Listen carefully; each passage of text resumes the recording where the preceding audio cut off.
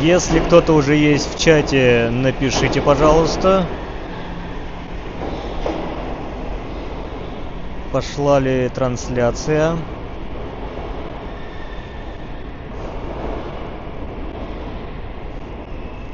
Так, Сергей. Нет никого. Окей. ВКонтакте, значит, пошла. Ну хорошо. По традиции начинаем из метро. У нас станция метро Площадь Ленина. Финляндский вокзал. Ага, так, и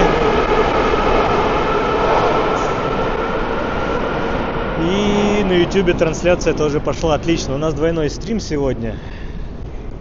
Так же, как и из станции метро Площадь Ленина, у нас два выхода. Один, и там в конце второй. Вот мы пойдем сейчас к Финляндскому вокзалу, поднимемся. Здесь у нас выход в город к Боткинской улице и Академика Лебедева. Вот, но мы пойдем... Так, YouTube работает и ВК у нас работает, отлично. Но мы пойдем вот к Финляндскому вокзалу, поднимемся. Там со стороны ближе к Неве. Как будто бы...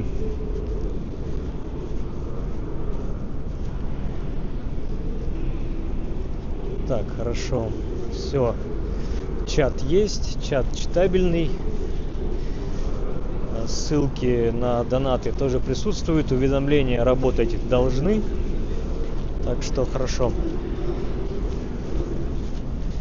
Такой неспешный в субботний у нас будет променад от Финляндского вокзала. Ну, как идея фикс, возможно, дойдем до Новой Голландии.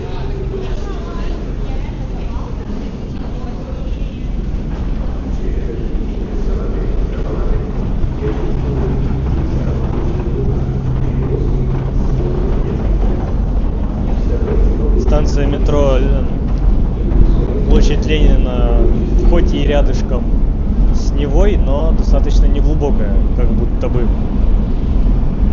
Так. Все здесь, кому это надо, всем привет. Всем, кто любит эти прекрасные прогулки, большой привет и в путь. Добрый вечер, желаю прекрасной прогулки. Да, всем спасибо. Друзья, не всегда смогу сейчас обрабатывать информацию из чата, поэтому если какое-то у вас важное сообщение, то все-таки welcome в донатике, там на весь экран откроется, кто задонатил, и ну и ваше сообщение, соответственно.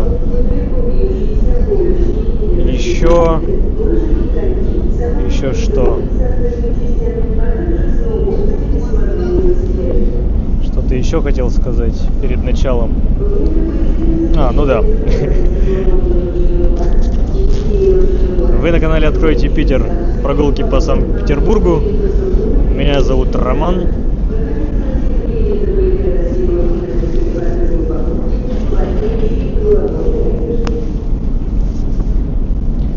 Так, Мария, добрый вечер. Да, еще вспомнил.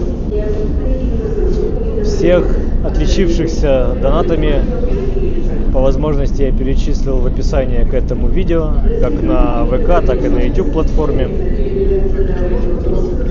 Так, Ярик, привет. Привет, Мария, привет, Ольга.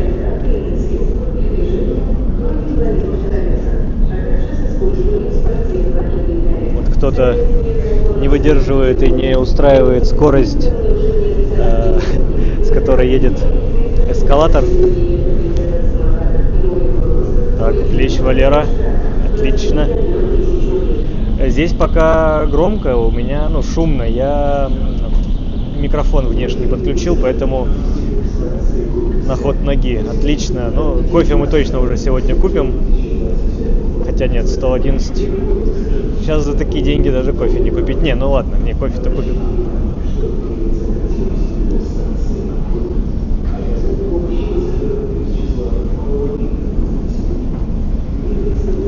Сегодня в город пришел циклон Чарли. Слушайте, у нас что-то как-то погода такая себе. Если если говорить за температуру, то 0.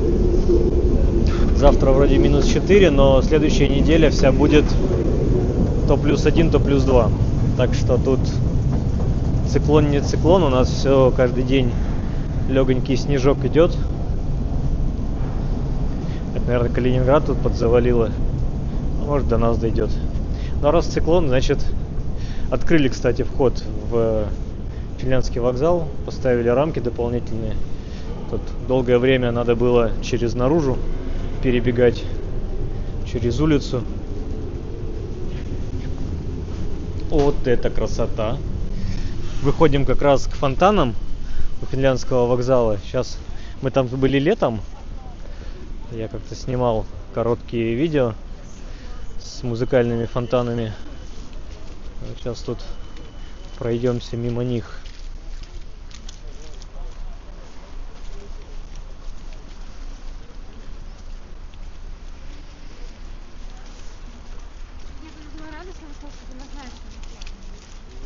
Часы. Уже 7:03, наверное, или как-то так. Почему-то отстают как будто.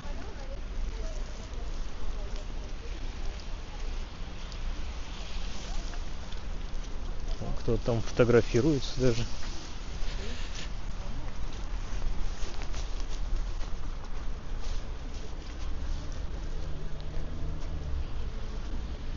Так, что у нас вроде широкий угол. Кому-то мыет глаз. Давайте таким образом поснимаем пока что.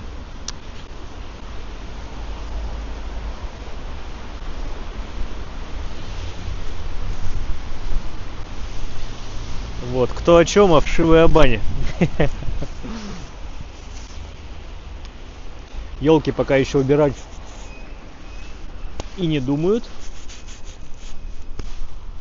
Подойдем к этой елочке.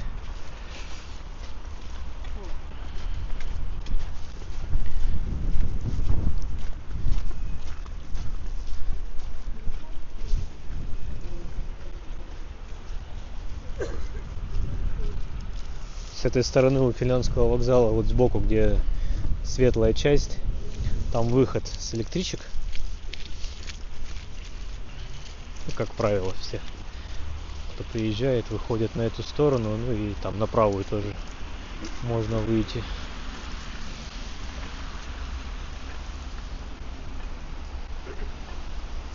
Так, дядь Коля, спасибо.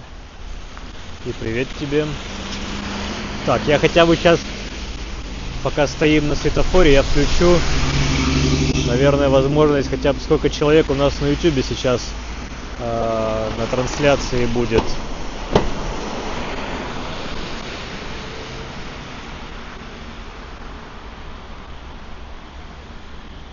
Не знаю, насколько это у нас актуальненько.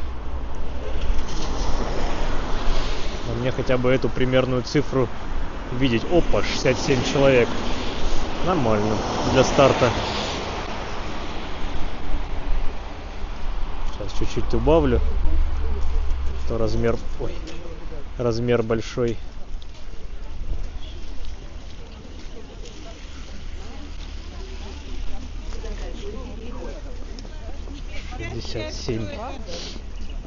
Не знаю, как мне выводить количество людей, кто смотрит на ВК. Нету такого плагина. Так, 67 надо бы правее.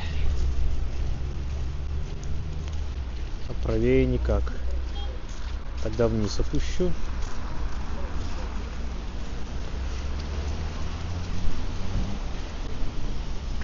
Вот пусть будет так.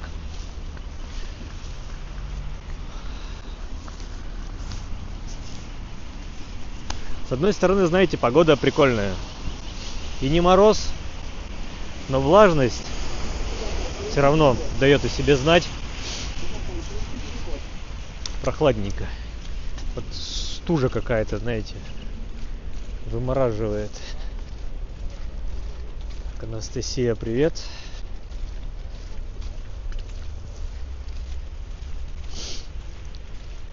Какой же был приятный райончик. Улица Лебедева, Финский переулок, улица Комсомола и бани напротив старого здание Финляндского вокзала.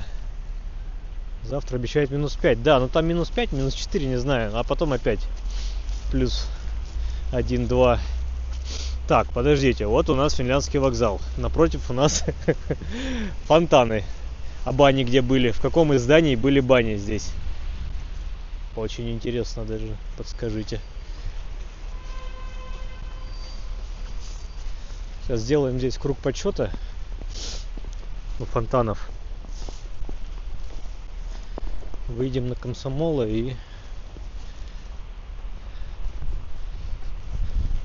по набережной не хочу идти. Там по набережной скучно. Да, у нас в чате нет елки. Так точно. Я думаю, уже нет смысла елку до марта держать.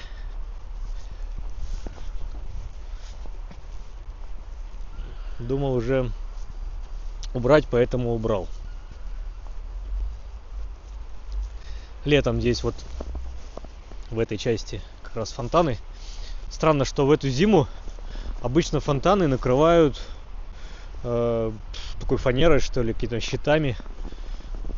В этом году только запаковали в целлофан и все. Ничего. Так, Юлия, да, всем привет. Лана. Да, вот прикольно вот эти все висючки на деревьях. Такие теплого желтого цвета. Так, Женя еще. Да, будет кофе, окей. Кофе будет.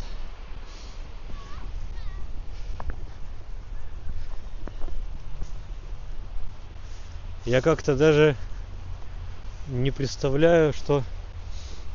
В общем, не было таких украшений несколько лет назад. Я за прошлый год не скажу, но мне как-то довелось здесь на Финляндском вокзале работать. Прямо здесь на набережной. Я здесь часто ходил. Так, что здесь? Классный Питер сказка. Бани были там, где боковой выход с вокзала. Там рядом площадь и магазин Экспресс был. Ну, это, наверное, в районе Финского переулка, да? Я так полагаю, в ту степь. Или прямо в Финляндском вокзале бани были. Я вот с этим не понял. Так, Ольга. У вас хотя и 0 градусов, а снег есть. Красота. Ну вот он снег, знаете, он тяжелый, он мокрый, он прям вот промокает. Он вот ночью подморозилось, да? Днем вот в этот +0, +1 корочка подтаяла. Здесь у нас здание администрации района. Там же еще какие-то службы типа налоговой находятся. Скрипит снег под ногами. Так, анонимус через Cloud Tips отправил донат, спасибо. Но не стесняйтесь подписывать. Здесь у нас, по-моему, Академия артиллеристов располагается. Тоже здание очень долго было под реставрацией в лесах. Вот в конце лета леса сняли. И теперь красивенькое, чистое, свежее. По-моему, не все окна, правда, поменяли. Так. Что я понимаю, что мне зря наушник в ухе. И вот совсем не зря микрофон внешний, потому что ветер сильный. Задувает. Сейчас бы вы меня не слышали, а только хрипы в микрофоне. Наверное. Так, еще анонимчик. Спасибо! Так, Алексей. Роман, после выходных тяжко работать. Кстати, интересный такой эксперимент был, конечно, по поводу рабочих дней. Вот эти 2 рабочих дня, которые мы выходили после новогодних праздников, они, конечно, какую-то, ну не то чтобы надежду, но, знаете, такой пробный период рабочих дней. Вышли, 2 дня что-то поколпачили, вспомнили профессию, вспомнили пароли, явки, нашли все проходки, посидели, чаи попили, какую-то работу поработали и снова выходные 2. Ну, интересно, потому что, знаете, когда после выходных, длинных выходных, у нас же были годы, когда достаточно длинные, больше выходных было, чем сейчас. Ну и врывались вот в эту трудовые недели длинные. Это, конечно, так, в конце улицы Лебедева была пышечная классная. С пышками, как в той самой легендарной. Пышки везде одинаковые, честно. Ну, на Академика Лебедева, конечно, мы не пойдем. Там в конце мне больше почему-то помнится не пышки, а тюрьма. Там такой маленький филиал крестов. Плюс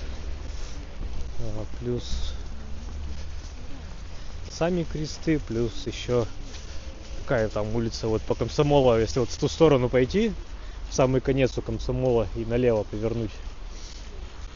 Там, где начинается Кантемировский проспект. Ну, где начинается, и вот по этой улице, перпендикулярно Кантемировскому, там уже тоже есть маленький филиал крестов. Так, всем привет. Лариса, добрый вечер. Александр из Мурманска, приветы.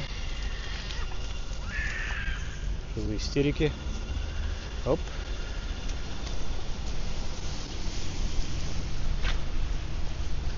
Так, а давайте по Финскому переулку я пройду. Кстати, сейчас будем двигаться. По крайней мере, вот этот интервал, вот этот маршрут, этот отрезок, как троечка. Как тройка, как шестерка. Я про трамваи говорю.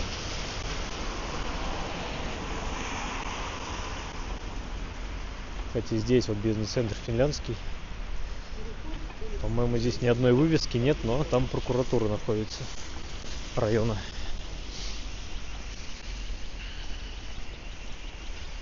Заканчивается переход. Нужен телефон прокурора. У меня есть.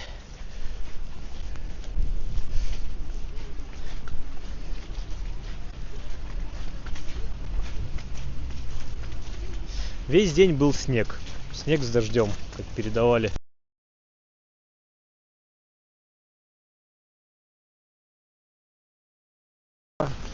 Проверка звука.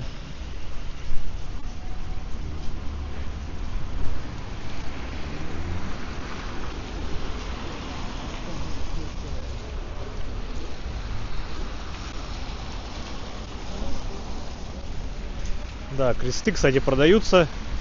Если у кого-то есть лишний миллиард рублей или кто-то готов проинвестировать, то, пожалуйста, можно такой инвестпроект приобрести, как кресты. Турма, 2 корпуса в виде крестов, соединенные между собой галерейным переходом. На территории есть храм православный, ну и другие хозпостройки. Так, вот здесь слева и были бани, но их снесли давно. Вот где я прошел, да, где остановка, там такое место, что действительно как будто что-то было. Я даже как-то старые фотографии находил, и там какое-то двухэтажное здание было такое с двухскатной крышей, как будто бы. Ну а мы сейчас уже на Финском переулке. Тоже еще из 90-х фотографии видел. По Финскому переулку трамвай ходил. А сейчас он как бы пешеходный, но видите, тут парковочный он, а не пешеходный.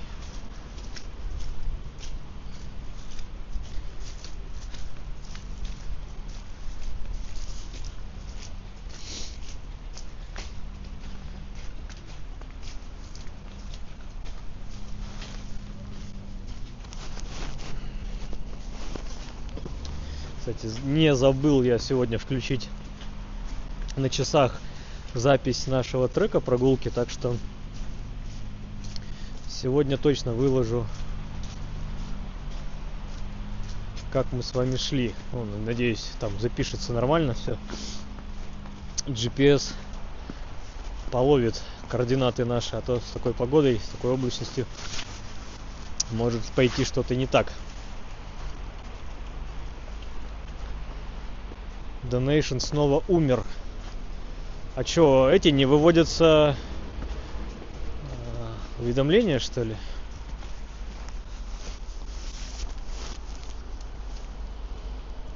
One second.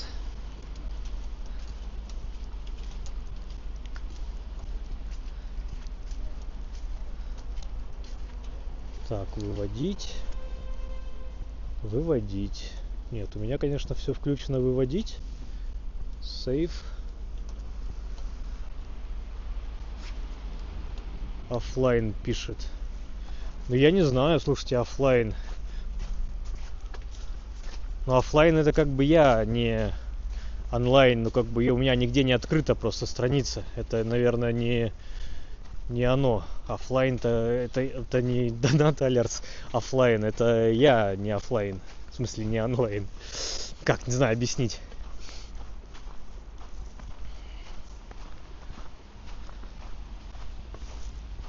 Там все переводится, все эти уведомления у нас на экранах всплывают, что Cloud Tips, что Donut Alerts. Я тут еще сидел, тестировал еще одну площадку, Donut Pay называется. Но и вроде первое это впечатление было такое положительное, что-то прикольное. А потом ожил, сорян. Так, я пока микрофон выключу. Ага. Послушаем шум дорог. Ну и, соответственно, будет брямки-трямки, если вы будете что-то донатить. И там озвучиваться будет донаты свыше 400 рублей. Так вот, про Cloud Pay. Там одна такая прикольная фишка была. Это возможность заказывать музыку на стриме прямо.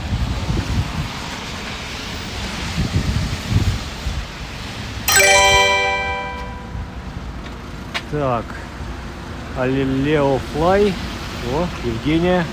Хорошей прогулки, спасибо. Всем привет, Роман, мое почтение.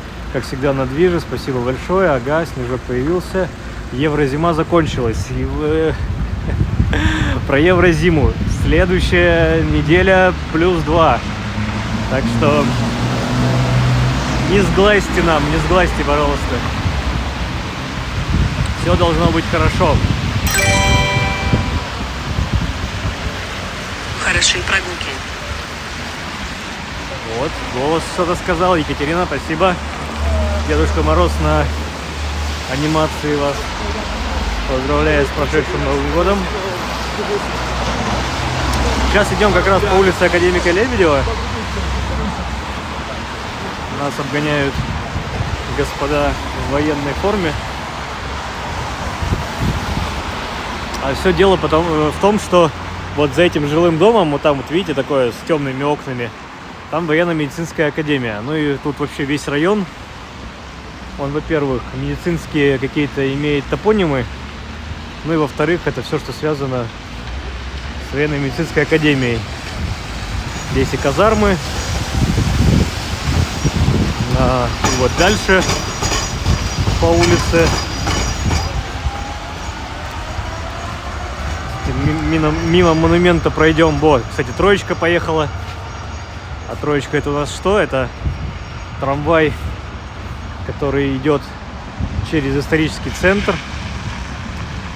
Так, Алена, сейчас почитаю. Роман, привет, и всем прогульщикам привет. Какой ты молодец. Теперь могу смотреть стрим в прямом эфире ВК. Ура, да. И не только смотреть, но и писать в чате. И этот чат и отображается на стриме, и я могу читать одновременно.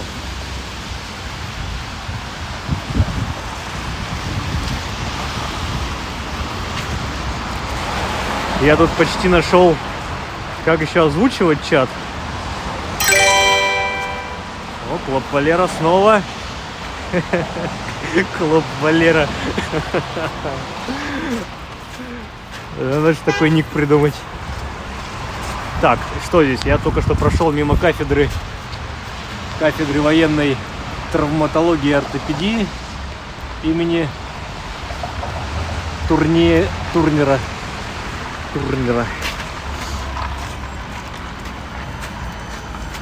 Короче, здесь на районе очень много военных.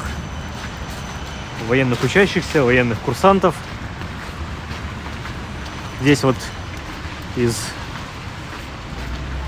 напротив территория там, по-моему, артиллерия. Академия артиллеристов. Плюс у них казармы на противоположной стороне Невы, там по Литейному.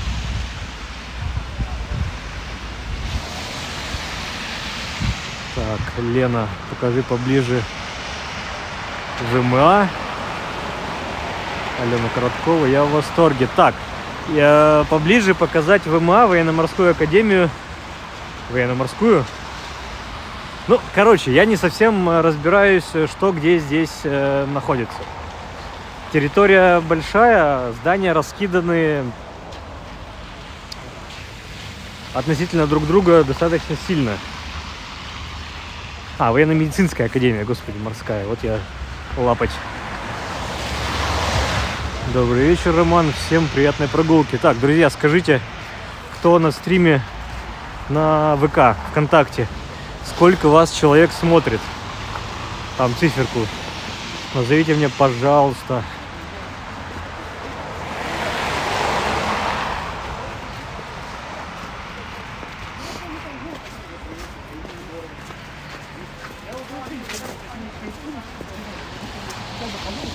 Идем мы сейчас в сторону Авроры, получается. Хорошо его еще хоть зачастую Вот. слышно. Плюс, кстати, еще здесь корпус тоже связанный с медицинским образованием. По-моему, имени Боткина что-то вот такое здесь. Александр М. Мурманск. Роман. Делайте хорошее дело, не бросайте. Не собираюсь. Я только, знаете, в какие-то моменты ловлю себя на мысли, что что-то я слишком часто загулял. Мне жена немножко это намекает, ревнует к вам, скажем так. Что, можно здесь кофейку взять, что ли? Что у них здесь? Раф, овсянка, бамбл. А вот цены на кофеек. Ну ладно. Цены на кофеек. Не-не-не, все отлично. Так, ладно, ждать не будем, пока прогуляюсь. Где-нибудь в следующем месте возьму. Так, еще раз. Так, 11 человек. Мы тут 11 штук. Классно. ВК, город Волгоград. Вечер добрый. 62 просмотра. 12 лайков. На ВК стрим гораздо лучше видно, чем в Ютубе. Тут ничем не могу помочь. И сам никак не могу на это повлиять. На качество стрима ВК и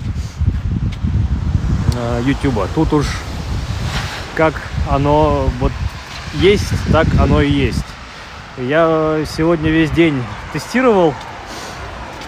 Даже чуть не забыл поесть. Заметил такой момент, что на ютубе нет-нет, да стрим отваливался, как бы, ну, сам просмотр, то остановится, то есть приходилось частенько его просто тыкать, запускать, ну, плей запускать, воспроизведение.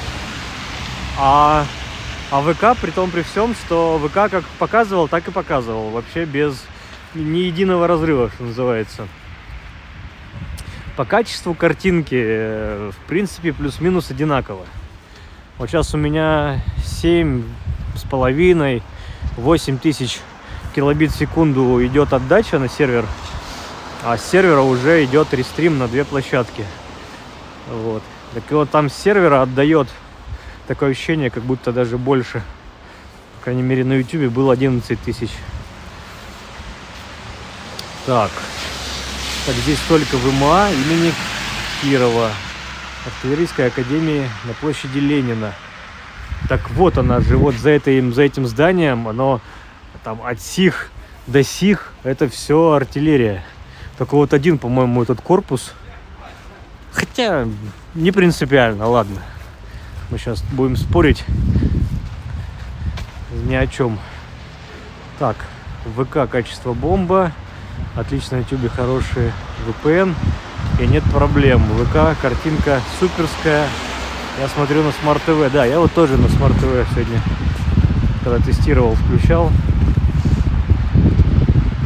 В принципе, на 4К, на большущем телеке все было хорошо. Ни единого разрыва.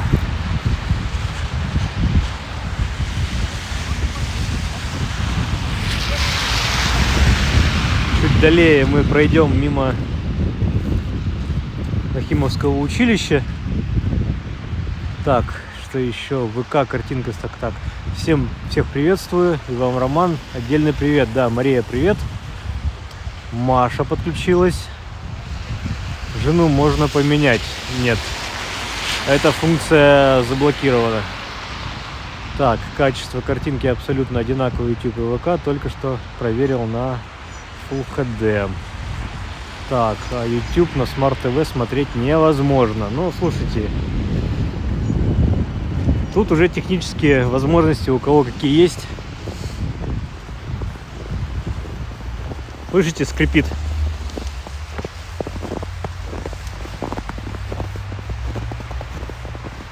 Вот такой снег, при котором надо прямо лепить снеговики. А мы подошли к монументу военным медикам, павших в войнах. Я так полагаю, что здесь предполагается возможность зажжения вечного огня. Снежком привалило венки.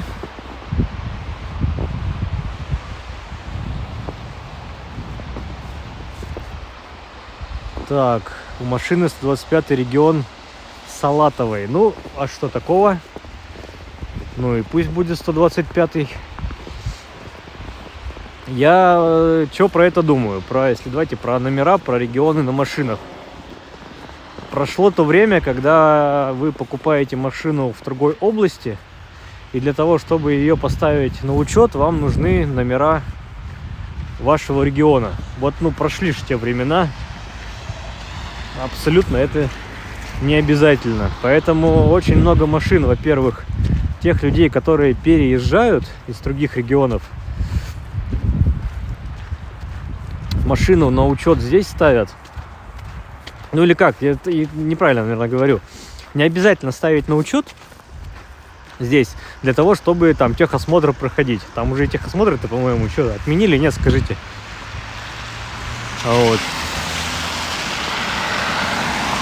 И так, Александр хвастается, что смотрит на YouTube 65 дюймов отличного качества. Так, здесь что у нас? Хочется сказать, что Большеохтинский проспект. Не, Самсоневский. Или какой проспект? Кошмар. Я без карты начинаю путать проспекты. Вот, про регионы. В общем, нет такой нужды, когда вы переезжаете, машину как-то здесь перерегистрировать, новые номера получать. В общем, очень много переезжающих. Много кто машину с номерами с других регионов покупает, привозят сюда и на этих же номерах продолжают здесь кататься. Поэтому регионов очень много. То есть для Петербурга это что у нас? 78-й. 178, 98 и 198, как минимум 4 региона. Еще одно время выдавались 82-е регионы. Это когда Крым наш стал. В Крыму начали выдавать 82-й регион. Ну и плюс этот 82-й регион начали выдавать в других регионах и областях. Поэтому в Питере еще 82-х много. Плюс 47-й и 147-й это Ленинградская область. Два номера одного региона. Так, еще я сейчас... Видите, у меня мелко чат, мне приходится останавливаться, чтобы читать. Так, прекрасный город, только что вернулась из Санкт-Петербурга. Привет из Екатеринбурга. ЕКБ, привет. Да. Ну и плюс. Много машин. Вот это 797 на каршерингах. Это всякая Москва. Ну, 198, понятно, Питер. Так, там далее у нас тоже. Так, у меня Bye-bye DPI стоит и на ТВ, и телефоне. В отличие от VPN не режет скорость. Слушайте, а у меня вот Bye-bye не заработал. Тут еще от провайдера очень много зависит. И Goodbye DPI и прочее. То есть у меня, например, ну скажем так, на одном адресе Goodbye DPI работает, там один провайдер, а на другом адресе не работает. И перебирал настройки, и 5-е, 10-е, и вот, ну, плохо, короче, работает. Плохо. Еще, что смысл-то чего сказанного? Очень еще от провайдера зависит, как ваш провайдер конкретный подчиняется Роскомнадзору в части урезания скорости или вообще функционирования Ютуба. Так, спасибо, Екатеринбург. Очень любит Петербург. 55-й Омск. Не видно наших в Питере пока. Ну окей, давайте. Ну, опять же, Омск достаточно далече от нас. Регион не очень часто приезжающий. Хотя, слушайте, это ж как повезет.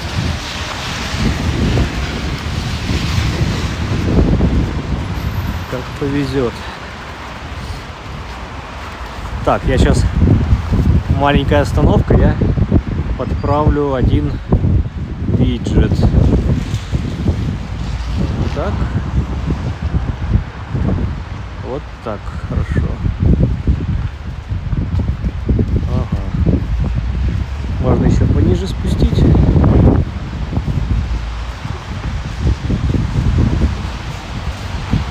Ага. Вот так пойдет. Пивом, как говорится, потянет. К разговорам о пиву. Вот здесь дом, мы проходим. Ну, блин, надо было дорогу перейти, вам показать. Такой экспериментальный домик в Петербурге советского времени. Но в нем квартиру купить, вот я вам его показываю, вот этот, с фиолетово-синей какой-то стеной,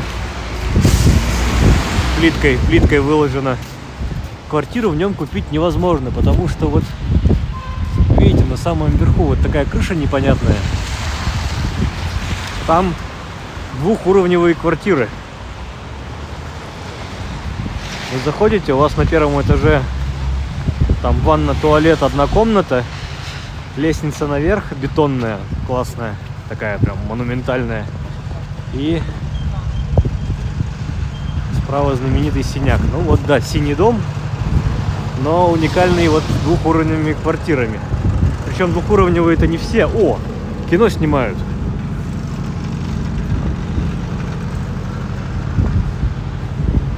Надо узнать. Что-то хлопец запрыгнул. Кино снимают. Кино, правда. Можно постучаться и сказать: hello, я хочу сниматься в кино. Где продюсер? Мне скажут: я продюсер. А я спрошу: а ты точно продюсер? Видите, тут целый ряд этих вагончиков. Возможно, снимали кино. Так, Юрий, может быть, вы что-нибудь про дом Синяк сейчас напишите интересное. Так, добрый вечер из града Петра. Вадим Капоне. Да, привет, привет. Мы массовка. А мы массовка. В одном лице, да? Я думаю, да вы с тобой.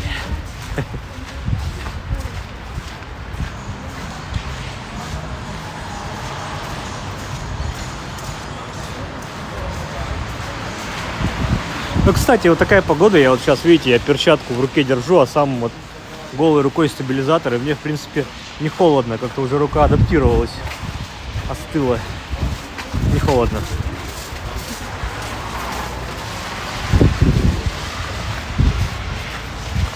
Вот, я почему по этот дом Синяк-то рассказываю, и там про планировку, я как-то один раз, громко будет сказано, что удостоился чести. Тут чести-то никакой в этом нет.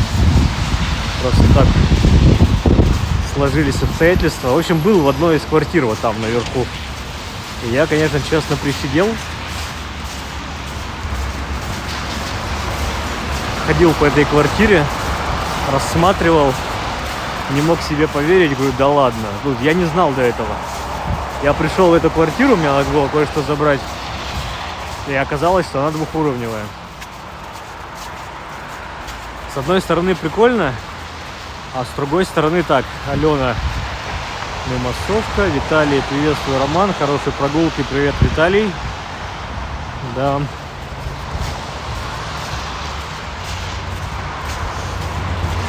И там действительно, ну, классно, прикольно. Такой как бы у тебя коттедж, таунхаус, как будто бы двухуровневый, но такая мысль закралась уже после посещения, что ой, пока ты молодой, это все здорово, весело и задорно. Так, сейчас я нажму кнопочку, чтобы нам перейти здесь. Тут у нас светофор по вызову.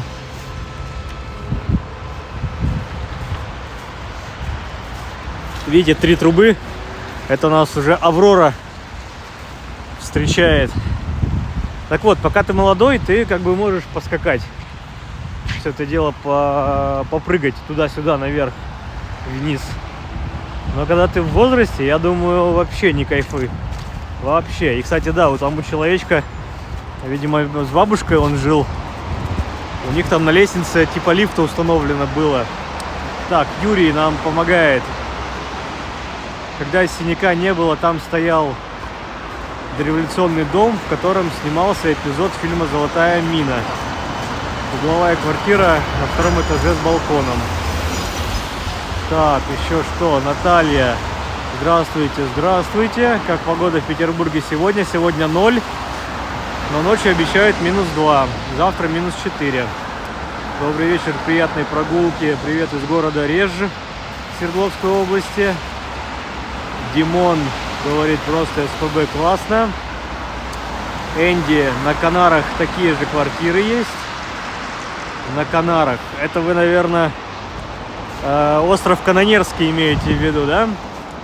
Да, там общага, там целый дом такой. Здесь, в доме этом Синяке, такие двухуровневые, по-моему, только 2 последних этажа. А на Канарах там целый дом. Я когда видео снимал про Канонерский, я мимо того дома проходил. Там вообще 3-уровневые квартиры. Там 3. Ты заходишь... Вот зараза. Спасибо. Ты заходишь в прихожую, у тебя там 2 лесенки. Одна вверх, другая вниз. И там очень странная планировка. Так, еще. Спасибо автору, подписалась. Всем добра, бобра. Пироговская набережная. Так. Ну понятно. Вид имеет. У нас здесь начинается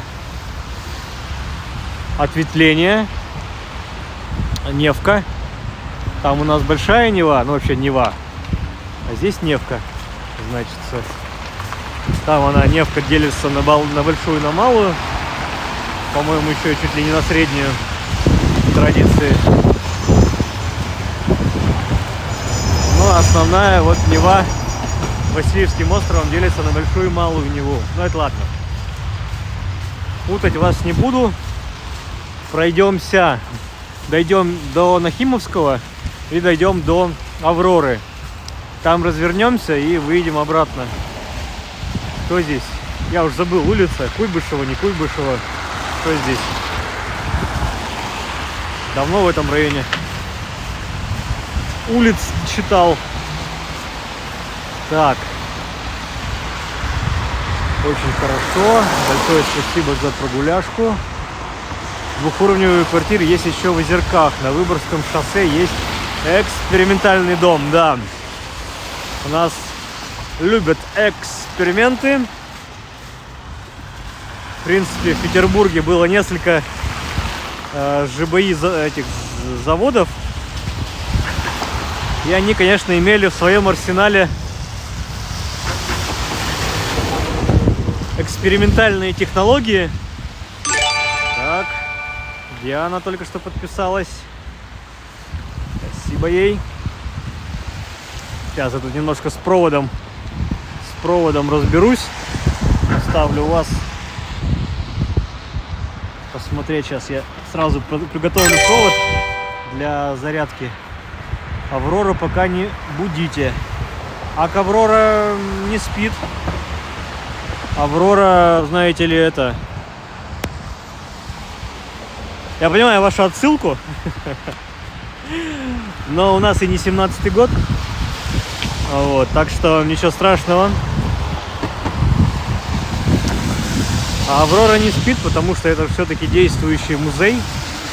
Там постоянно по ней бегают, ползают, смотрят. Так, что еще? На Крестовский дойдем. Хочу богатым себя почувствовать. Чтобы на Крестовском себя почувствовать богатым, надо не только прийти на Крестовский, но еще и попасть в этот ЖК какой-нибудь, один из. А там территории все закрытые, поэтому какой толк? Никакого. Ну и до Крестовского чисто физически не дойдем. Кстати, я так сейчас смотрю вот в ту сторону. Какая-то дымка на горизонте нарисовывается. Как бы у нас во время прогулки не случился снегопад.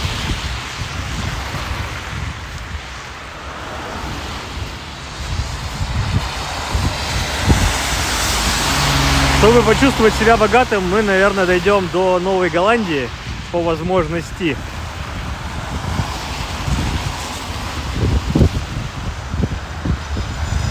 А может и не дойдем.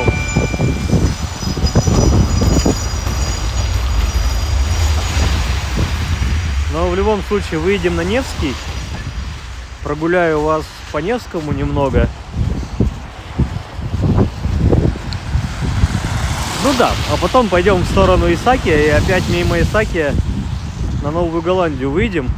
Но опять же, я не знаю, мы, может, туда придем, а там закрыто. Кстати, пожалуйста, если есть возможность, загуглите часы работы Новой Голландии. Я, может быть, сейчас поздно приду. Мы к ней подойдем, а там всех выгоняют. Вдруг.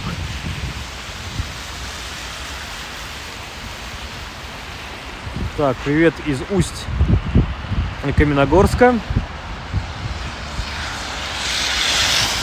Хорошо. Так, прогулки на Авроре по Неве есть сейчас? На Авроре. Отлично бы зайти в Новую Голландию. Мы не были там давно. Да, не были. Так. Двухуровневая квартира там наверху. Полный рост. Не встать. Да все там встать. Там нормально. Там очень прикольно. И в этом доме, вот в этом синяке, не купить квартиру. Вот если вот этот новострой с этим шпилем цветным, там квартиры продаются регулярно. Причем они классные, с видовыми панорамными окнами. Но и цена, извините, соответствующая. Да даже вот, где гостиница Санкт-Петербург, за ней там бизнес-центр и вот эти светящиеся жилые корпуса. Там на верхнем этаже продаются квартиры. Там квадратов по 300, с террасами квадратов по 100-150. И вы на террасе еще и бар можете себе сделать с барменом и джакузи и вот этим всем. До сих пор продается квартира, потому что цена неимоверная. Так, Новая Голландия до 23. Значит нормально, зайдем. Все, good. забились.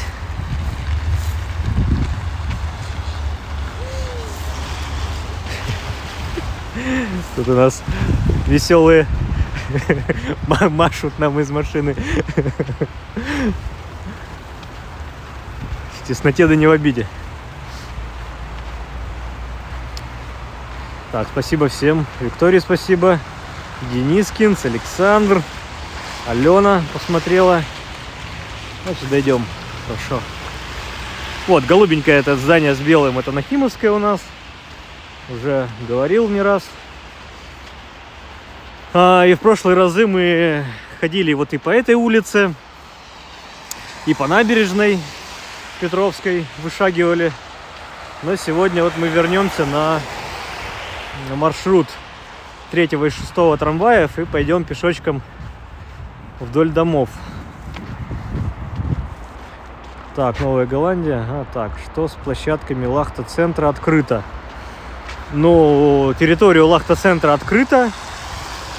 А какие площадки вы имеете в виду? Смотровые, которые внутри, которые наверху.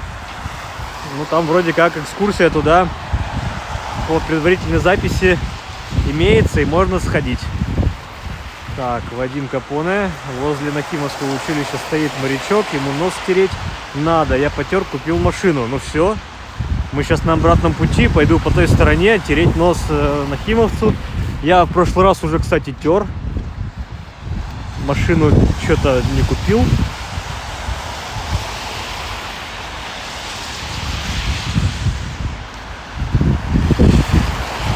А Аврора у нас на вечном приколе. Ну, не то, что она такая веселая постоянно, а ее прикололи в этом. На вечную стоянку поставили здесь, на набережной. Конечно, как показала практика с реставрацией, все, что прикололи, можно отколоть. Вот. Ее тогда утащили в Кронштадт на реставрацию, на кронштадтские верфи. Ну а тут вот боец несет вахту в оранжевом спас-жилете. Так, друзья, что еще? Привет из Эстонии. Так. Еще раз увидела великолепный символ Питера, крейсер Аврору. Так, давайте я камеру включу широким углом, чтобы все влезало. Вот, практически вся Аврора влезла. Нет, вся не влезает, надо отойти.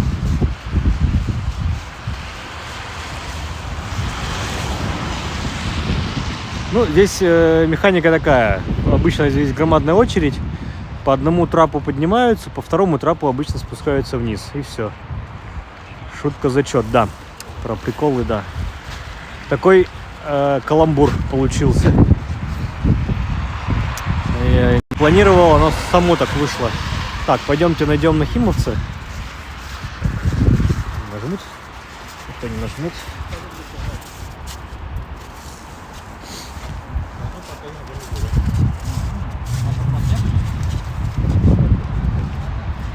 Так, где? А, все, вспомнил, где он. Он здесь вот должен слева стоять.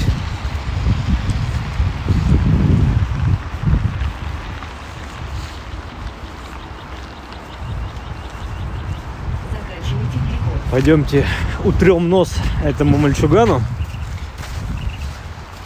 Так, и что еще раз? В Пскове снегопад. В Новой Голландии была, но летом. А летом в Крым поедем. Может быть.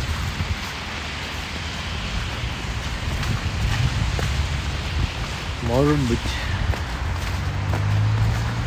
Вот Нахимовское военно-морское училище. Ну и вот молодой нахимовец.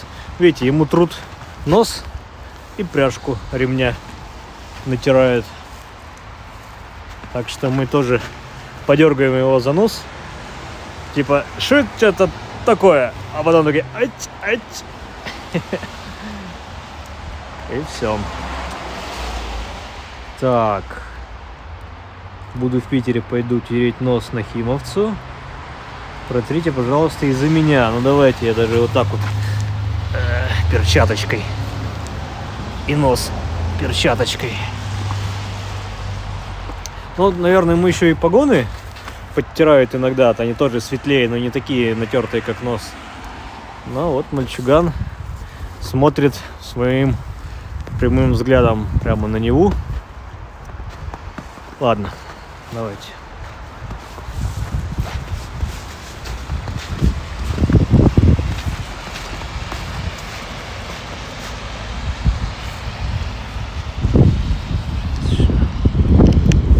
Так, шеф включил камеру, все хорошо. Так, спасибочки. В мае тоже потрем нос юноши. Юноша. Так, опять ветер. Как говорил, как пелось в песенке в мультике про кота Леопольда, неприятность эту мы переживем. Ну, то есть памятник самому товарищу адмиралу Павлу Степановичу Нахимову.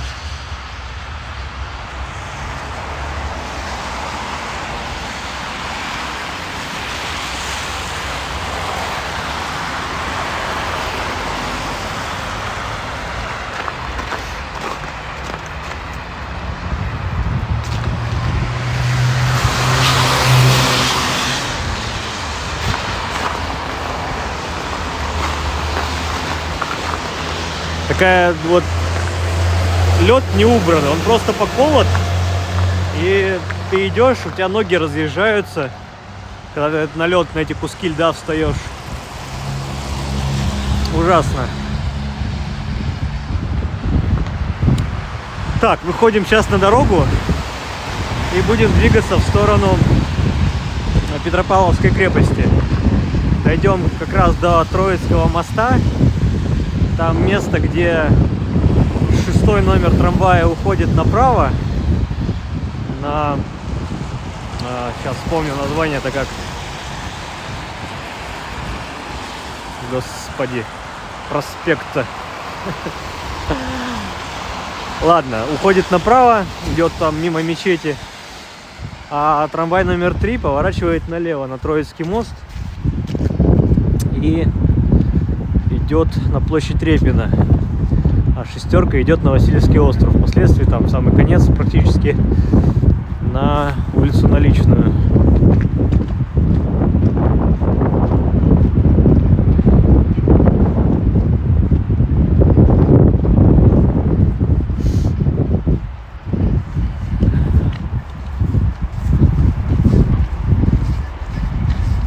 Как раз то ли 3-ка, то ли 6-ка сейчас там по мосту идет.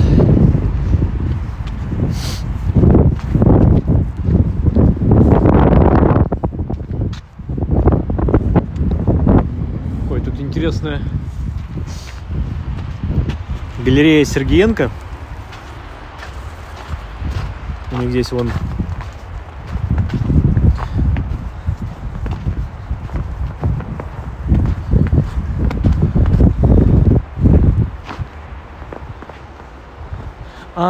это тот Сергиенко, я понял. У нас в городе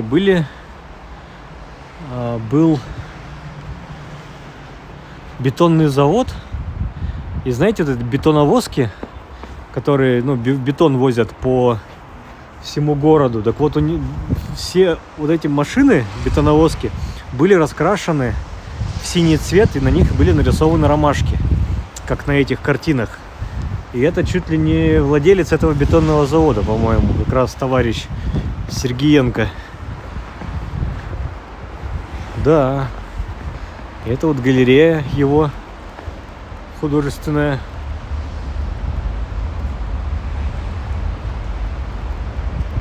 Раньше прямо у фасада Нахимовского училища стояли 2 зенитные пушки системы Линдера. Когда же их успели убрать?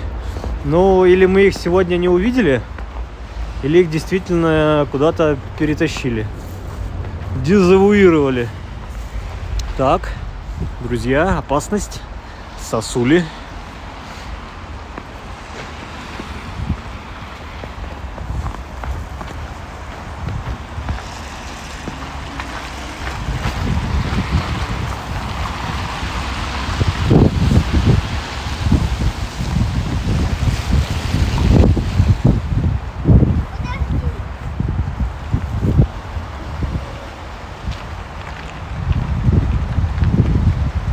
Так, Дед Мороз сдержал свое обещание, пришел смотреть. Сегодня он в комментариях угрозы кидал, что приду. Пришел. Смотри.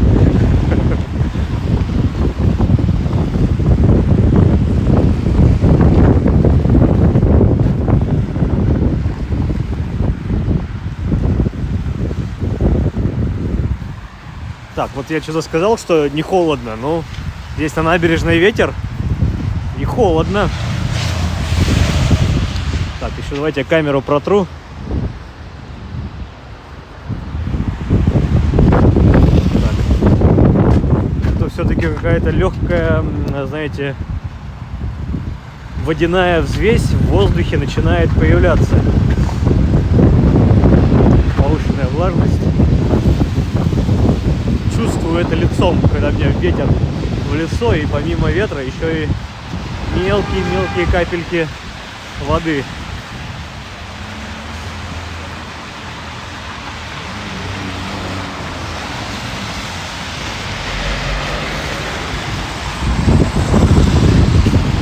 Так, уже целый час мы идем. На самом деле просто идем медленно. Обычно я вот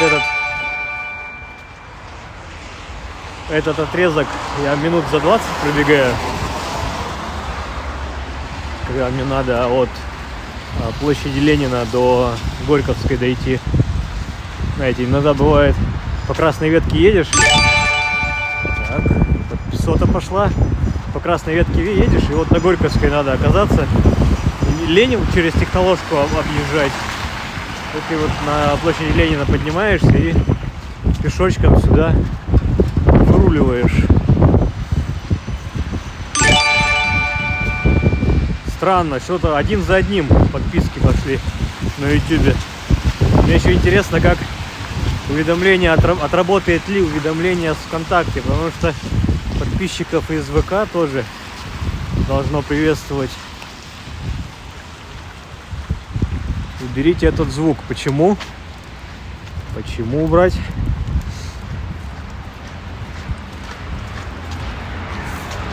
Я, по крайней мере, хотя бы на него отвлекаюсь и могу посмотреть, кто, прочитать, кто подписался. Так, да, я не ошибся, улица Куйбышева. Так, еще мы тут проходим срочно. Скоро у нас будет, да, 7000, скоро. Дом 1877 года. Внезапно.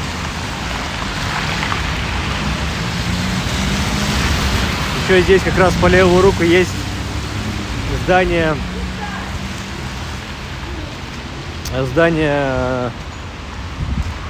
детской больнички, которая находится в бывшем, скажем так, особняке, прям дворце. Так, Юрий что-то интересное написал, читаю. Так, у этих пушек все любили фотографироваться. Я помню, меня фотографировали школьником, когда был. Понятно. Времени-то, конечно, прошло.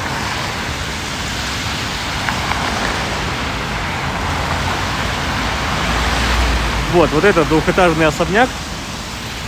Здесь сейчас детская больничка районная. Вход там, по-моему, был со двора. Вот детская городская поликлиника. А может быть, он был со двора только когда ремонт был. А нет, нету. А может, уже и здесь сделали. Потому что основная эта лестница вот здесь. Шикарная такая, парадная.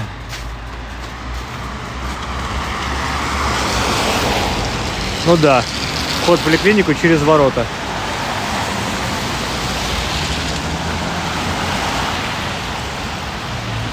На самом деле очень внутри плачевно. Состояние ужасное, удручающее. Так, что еще? Наталья очень стильно смотрится.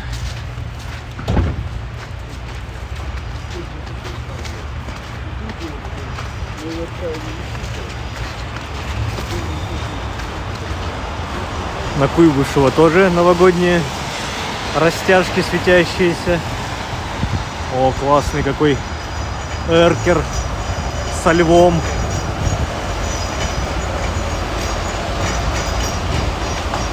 Шикарно. Вот обратите внимание, какой фасад у дома, да? Давайте я широкий угол включу. Я сейчас зайду внутрь, в арку. Так.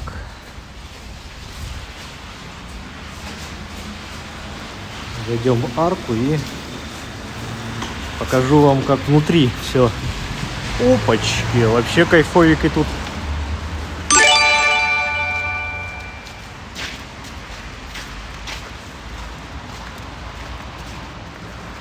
У них здесь какая-то своя стелла, как будто бы даже фонтанчик. И по самому верху, там по конькам, гирлянды. Все балконы в гирляндах. Вообще молодцы ребята. Шикарнейшие входные группы. Такой домик в свое время, скажем, был не для бедных. Далеко не для бедных. Высоченные окна. Так, здесь есть отличная пельменная. Добрый вечер, народу гуляет немного. Ну да. Опять же, подождите, я вас верну на землю. Все туристы и весь народ, все на Невском. Как только вы уходите там 50 метров от Невского, людей не будет. Вот будет так, как здесь. Потому что все сидят по домам. Ну, местные. А туристы все на Невском проспекте. И кроме Невского никто не знает ничего. А я вам показываю. Есть другой Петербург. Другой не в плане иной, нетрадиционный. А есть Петербург более в широком плане, где можно и что можно посмотреть и погулять, что самое главное. Он с одной стороны компактный, так, как-то лагает. Ну, может быть, мы в арку заходили, там связь похуже. Вот.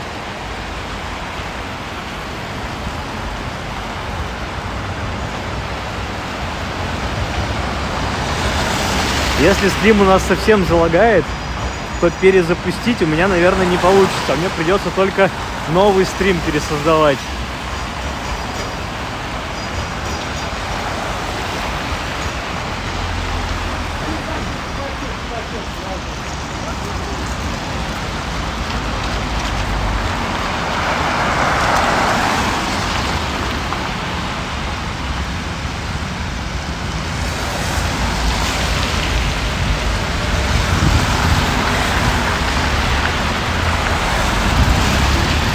Так, и геройств мы сегодня никаких делать не будем. До победы гулять не получится. Там, я имею в виду, вот как мы 3 с лишним часа. Я надеюсь, что мы как-то уложимся.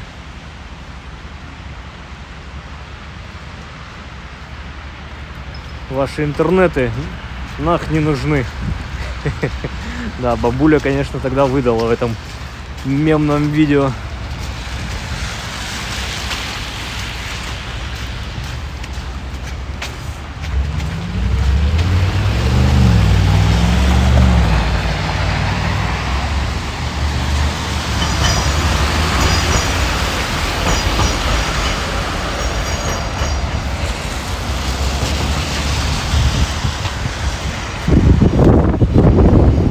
Ветер. Почитать. Так. Только вчера искал подробный канал. И вот он подобный. Спасибо большое. Приехал из Петербурга буквально вчера. Да. Как здорово, что все мы здесь сегодня собрались.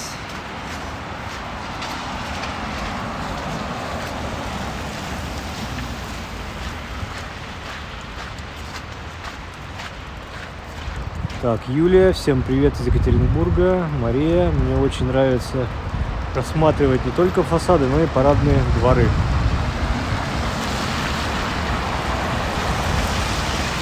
Лагало только в колодце, а так все ок, да. Спасибо, Денискин. Или как? Блеха-муха. Мелко читать тяжело. Денискин. Все. Надо запомнить. Опачки, здравствуйте. Пирожковая на Московском открывает свой филиал на улице Куйбышева. Недалеко от Петропавловской крепости, станция метро Горьковская. Так, я обратно переключу камеру. Вот так. Чтоб почетче было.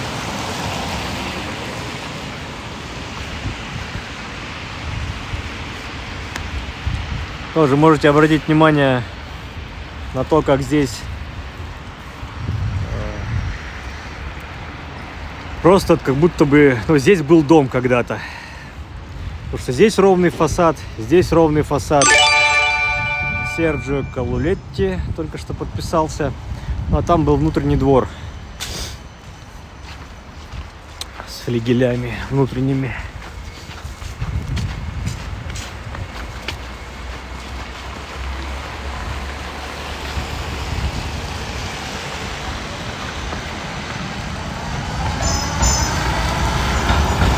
Да, не знаю, насчет туристов, которые разъехались по своим деревням, посмотрим еще.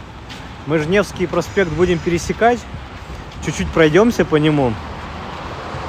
Мы сейчас как раз по Троицкому мосту через Марсово поле пойдем к Спасу на Крови. Вот там уже тоже туристы начинаются.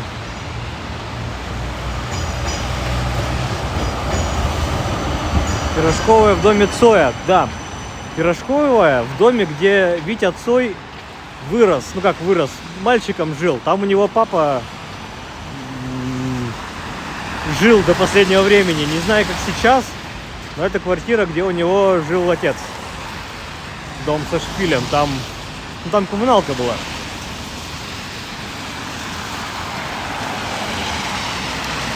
Особняк самой известной балерины. Поговаривают, любовницы Николая II, Сишинская. Сейчас здесь два особняка на самом деле. Находится музей политической истории. Рекомендую.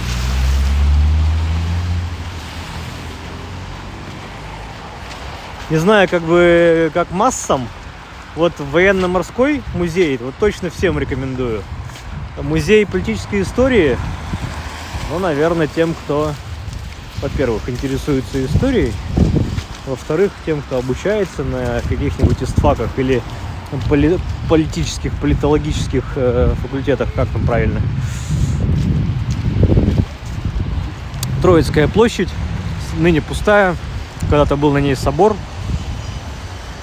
Единственное, что здесь от нее осталось, в общем, с тех времен это название Троицкой площади и мост Троицкий. Сейчас мы по нему пойдем. Опять у нас красиво украшенные деревья.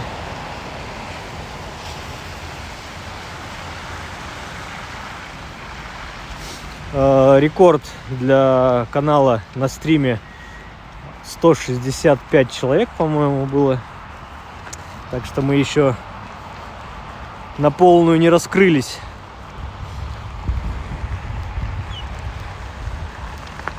Сейчас нам здесь придется поплутать на этих зебрах.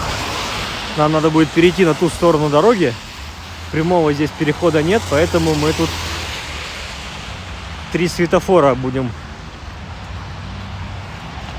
скажем так, по кругу обходить.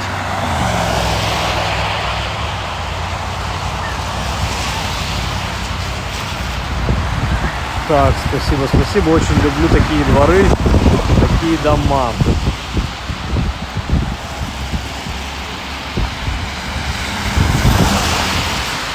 Впереди виднеется шпиль Петропавловской крепости с ангелом на самом верху. Это ангел, это флюгер.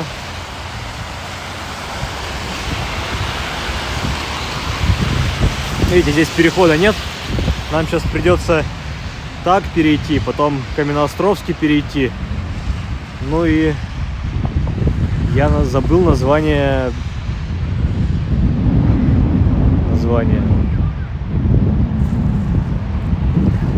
Сейчас осторожно буду вспоминать. Картинка лучше стала. Ну, тут камера получше включил. Ширик он такой, он вроде бы как бы и больше в кадр вмещается, но у него качество у Ширика похуже. Когда основную камеру, у основной камеры, конечно, качество лучше.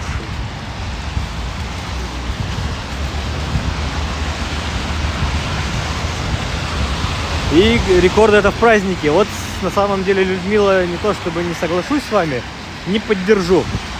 Вот этот рекорд был 165, вообще далеко не в праздник, а, по-моему, просто какой-то выходной день и все. Но я там гулял почти 4 часа, и вот этот 265 человек случилось ближе уже к 4 часу. Валера и Оклопа. А мечеть покажут издалека. Мечеть покажут издалека. Мы вот мечеть у нас надо направо идти. Как раз 6-й трамвай у нас в ту сторону идет. 3-й у нас поворачивает на мост. Вот видите, пути трамвайные. А сейчас перейдем дорогу, и, возможно, если будет видно мечеть, то я на нее как-нибудь сфокусируюсь.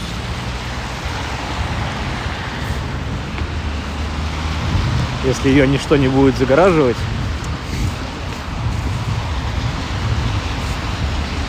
Ну, там, по-моему, деревья загораживают. Да. Ну, вот ее из-за деревьев не видать. Так что...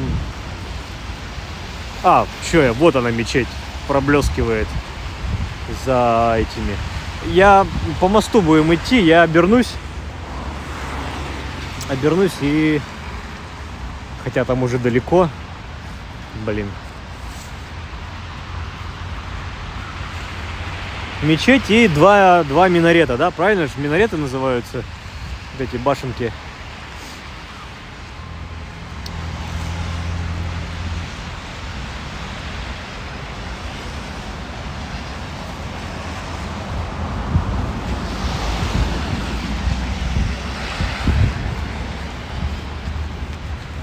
Я после того, как снимаю кататель,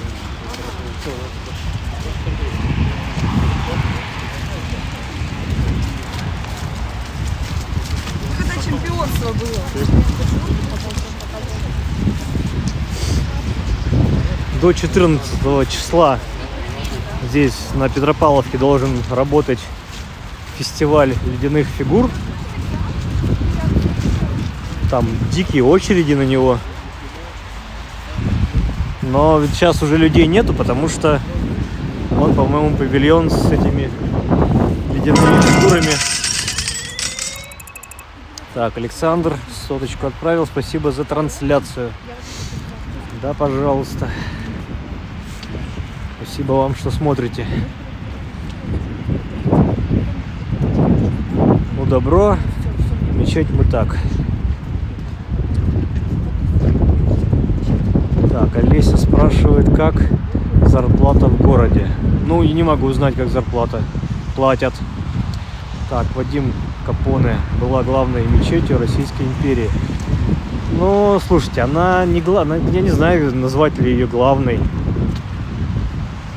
Там же история такая.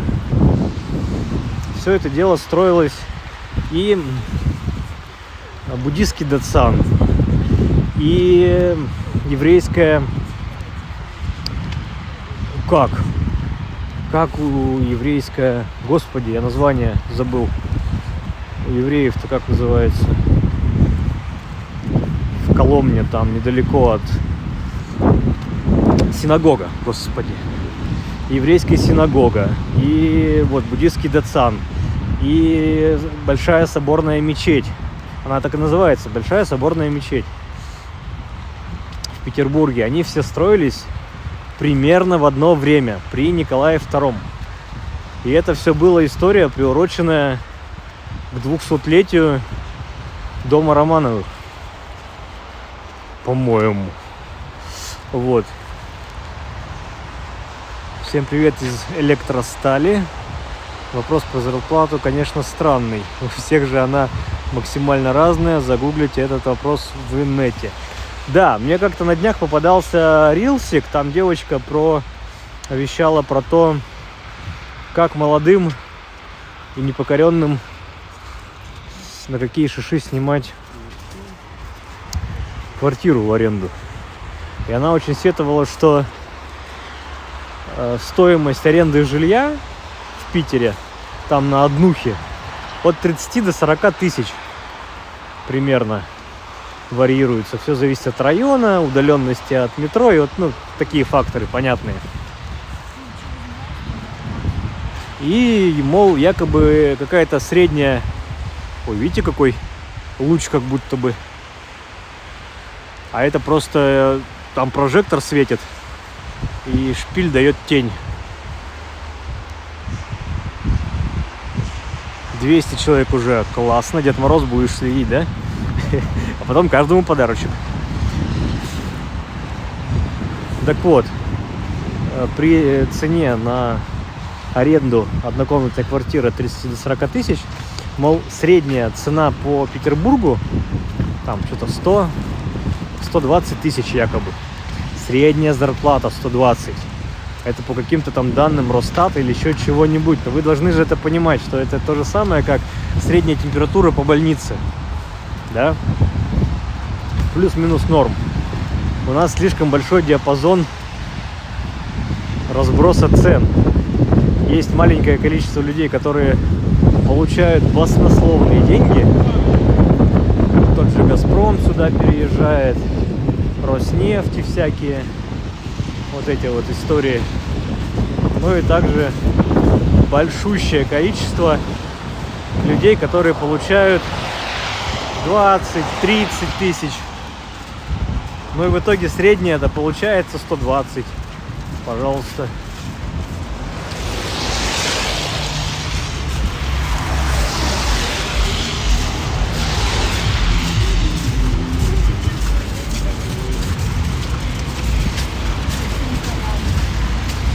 Тяжело сказать. Я вот, знаете, еще про цены, про зарплаты. Едешь такой в метро, а там в метро постоянно зазывают на работу машинистами. И они рисуют, что типа у тебя там зарплата, по-моему, типа, сейчас, там до 100 тысяч. И я видел картинку, где там было просто там написано, что, по-русски, но вранье было написано. Но по-русски было написано вранье. Так, давайте я вас поставлю.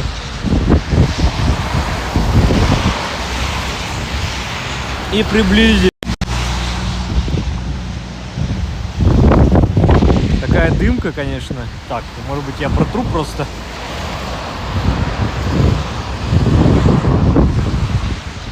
Так, фокус, вернись. Ай. Нет, это просто дымка. Стрелка Васильевского острова, голубым подсвечена, и елка напротив. Это у нас биржа, здание биржи, 2 растральных колонны справа-слева. Так, ладно, не будем здесь стоять, здесь брызгаются машины и...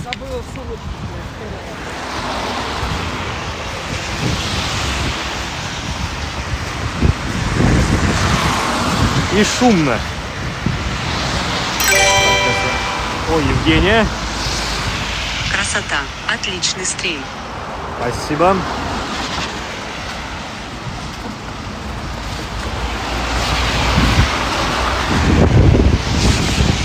Так, я однушку за 14 сдаю, но она не в черте города. Ну вот, смотрите, есть спальные районы. и города-спутники, как я их называю, тот же Кудрово, Мурино.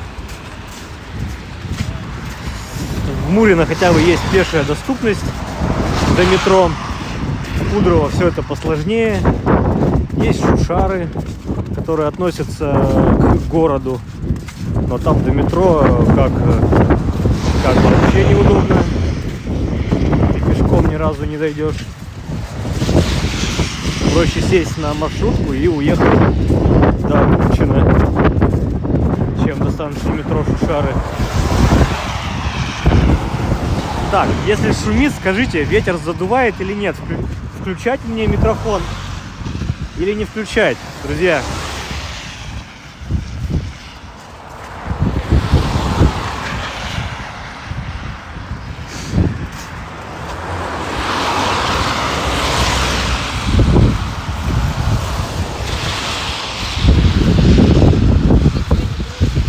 Так, задувает. Тогда микрофон включу, пока мы здесь идем.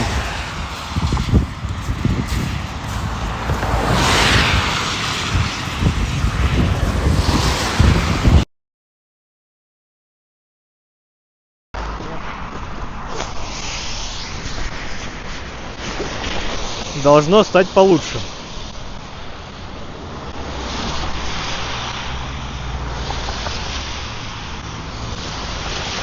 В Кудрово обещают строить метро уже 10 лет. И там даже начали делать еще в 90-е годы. Но не докопали буквально метров, ну назовем это метров 500. Там туннель законсервирован. И там, да, в 97-м году законсервировали его. Там в самом конце, где уже заглушка стоит, там на стене краской должно быть написано 1997.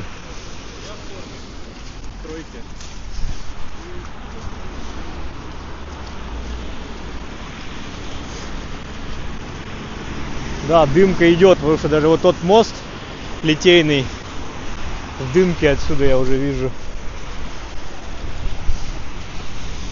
Может, снег пойдет вообще.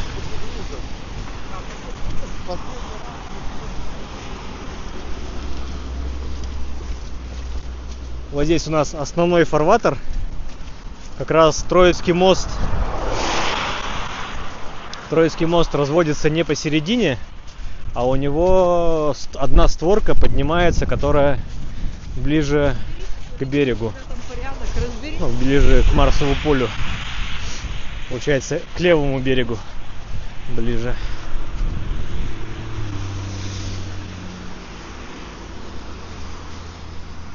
Так, в Кудрово обещают. Да?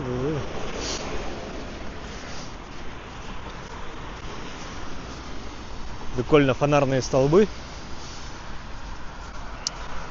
украшены.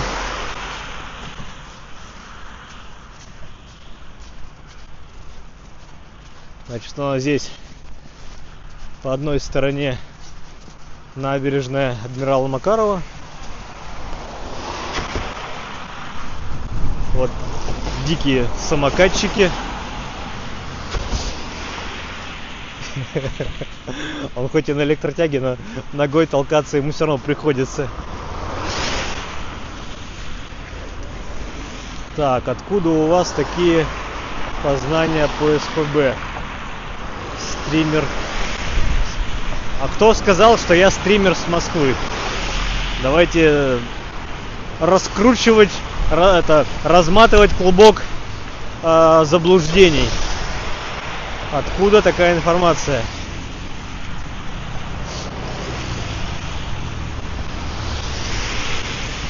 Это вопрос к Ивану.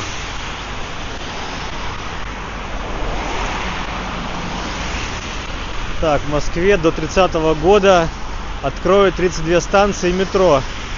Ну это же шутки юмор. Это когда в Москве открывают целую ветку за год. В Питере за 5 лет открывают одну станцию метро. Ну это, да, это, конечно, большой провал и упущение. Это большой градостроительный провал. Это, Ну, это провал губернатора, мне кажется, это ж...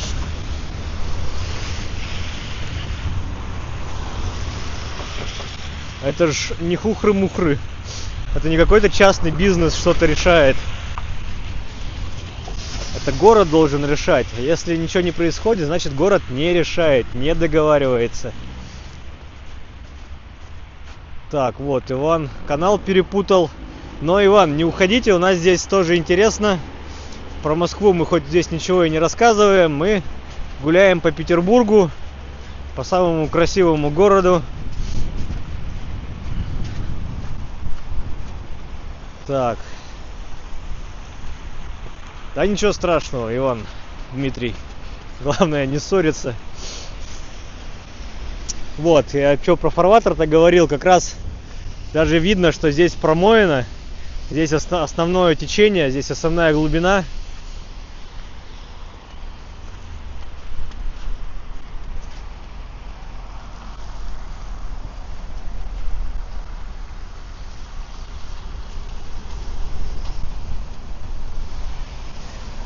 Так, да я согласен, не повезло с губернатором. Да тут с губернаторами. Тут же все с Валентины началось, как мне кажется. Хотя, чё, я не знаю. Все оно так относительно, все. Время покажет. Выводы делать рано. Кто прав, кто виноват. Какие цели, какие, но ведь... Много чего заложено еще, и начато делать еще в 80-е годы и в 90-е как-то еще доделывалось, но потом все законсервировано оказалось.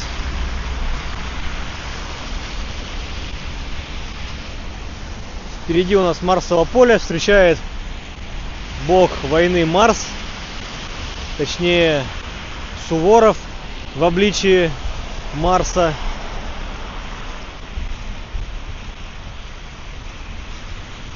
Володька Зарубин, всем привет. Привет из Ставрополья.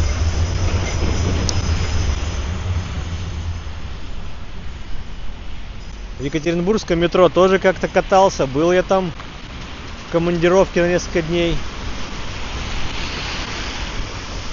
По-моему, у вас даже эти метрончики были из Москвы, что ли, из московского метро. Жетоны.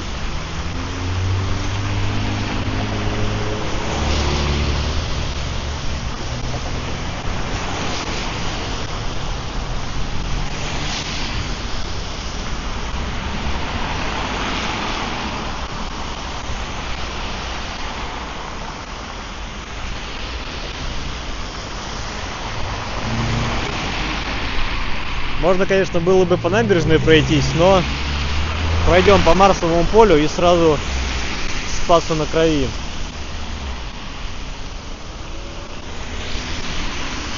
Мимо Вечного огня пройдем.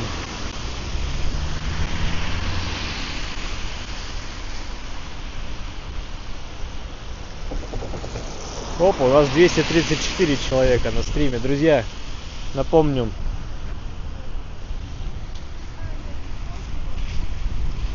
поставить лайк видео.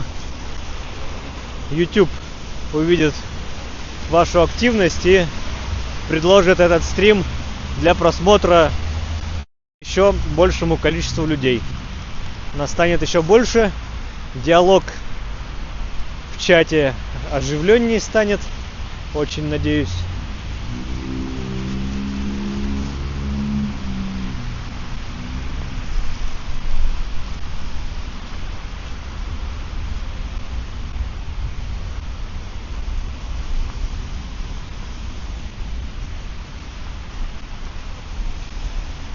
Так, что на днях жетоны московского метро отменят? В ЕКБ отменят, да? Просто в Москве ведь жетоны давно уже отменили, и все жетоны уехали в Екатеринбург. Дабы там их не печатать, не чеканить по новой. В Нижнем Новгороде тоже там по приколу просто продырявили жетончики, и все, уже готовые.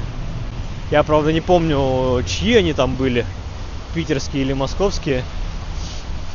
В Питере метрончики, ну я метрончиками их называю, это жетоны от метро, метрончик.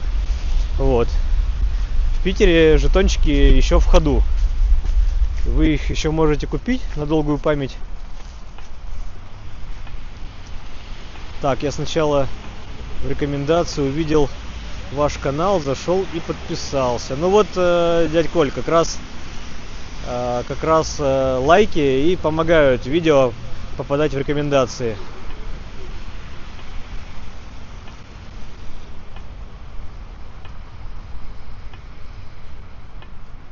Вот, значит, да, я все правильно помню. В Нижнем Новгороде жетоны из метро Петербурга, но продырявленные такие, просверленные по центру, причем их сверлили как будто бы вручную, потому что они все по-разному отцентрованы. Так, нам к вечному огню дойти надо сначала. Тут тоже елка на Марсовом поле своя. Ой, одену перчатку, что-то холодно руке. Все-таки ветер делает свое поганое дело.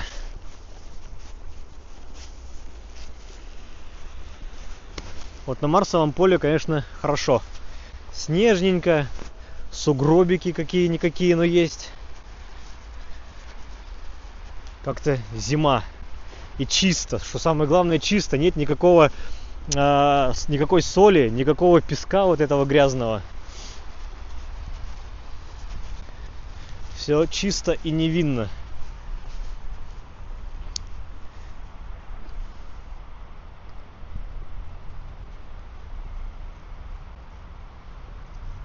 Так, вот Ангелина говорит, что обожаю вас смотреть, но если бы не было чата на экране, как-то раздражает. Ну, друзья, давайте я могу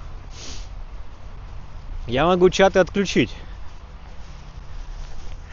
Тогда вы не будете, возможно, понимать, что я говорю и на что я отвечаю.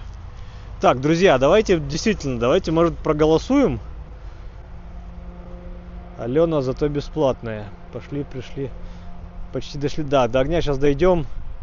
Как, откуда? От Уралмаша на Вторчермер. От станции космонавтов до станции Ботаническая.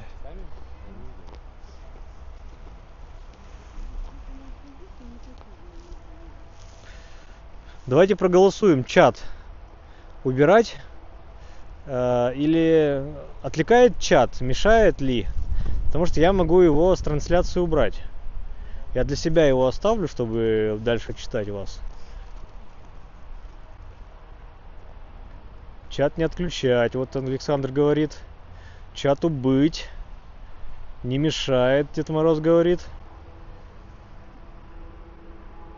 Екатерина протестует. Антон оставляем. Можно чередовать, тут непонятно. Ваня говорит оставить. Виктория не надо отключать. Алекс оставляем. Андрей не мешает. Вот Евгений убрать говорит. Один отключить, второй оставить. А в смысле один отключить, второй оставить? Это как?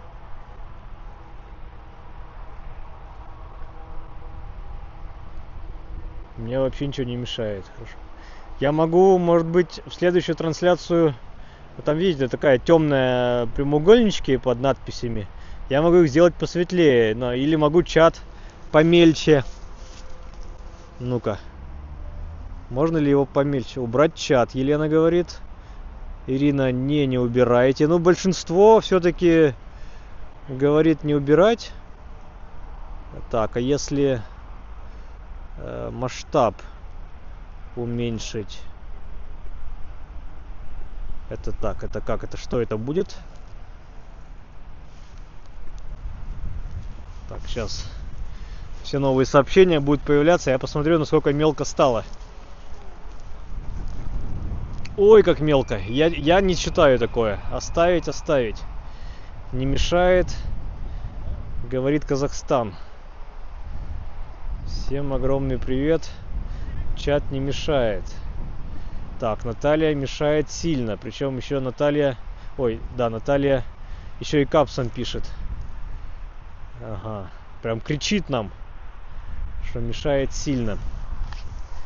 Так, я тогда не на всю длину, не на всю высоту сделаю, а чуть-чуть пониже. Вот так вот.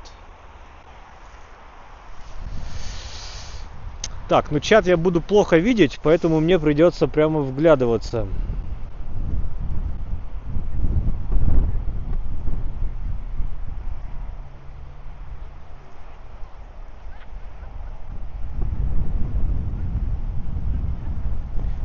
Если это у кого-то, да, если кто-то смотрит на телеке и там чат включен, то у вас просто справа еще этот ютубовский чат пишется. Это, конечно, да, это вручную вы отключаете этот чат.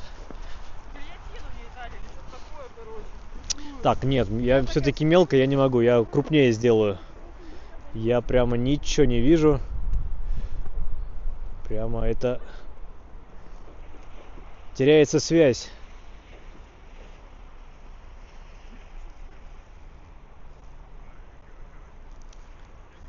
С народом. Так, надо до Вечного огня дойти, там у Вечного огня хоть стоять теплее было бы.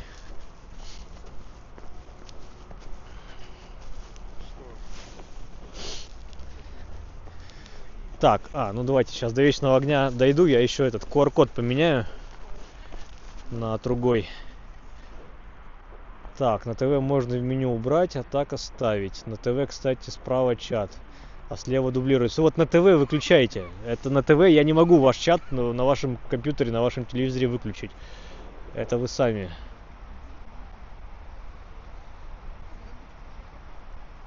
Давайте о архитектуре. Добрый вечер, давайте к вам, как вам удобнее. До свидания, хорошего вам. Так, Дед Мороз у нас отваливается. Хорошо, ладно. Недолго музыка играла, как говорится. Об архитектуре. Чего я вам такое скажу? Что знаменитые красные фонари на Марсовом поле больше не красные. Вот эти все столбы, которые вокруг Вечного огня, они были с красными стеклами. И Марсово поле, а цвет Марса это красный, фонари были красные. И их буквально этим летом, по-моему, этим летом, все поменяли, убрали. Так, кстати, выключаю микрофон.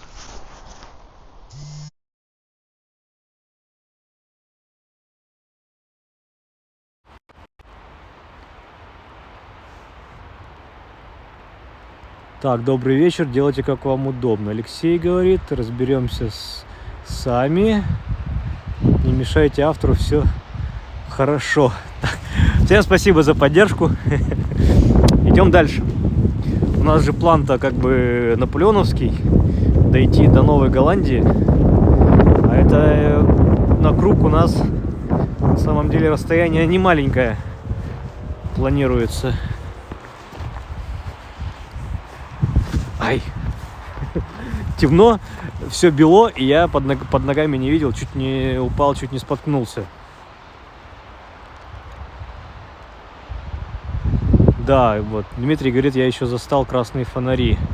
Привет из Самары, да, Андрей, привет в Самару. Дорогое метро в СПБ. Тут, возможно, вы правы, есть момент технологический.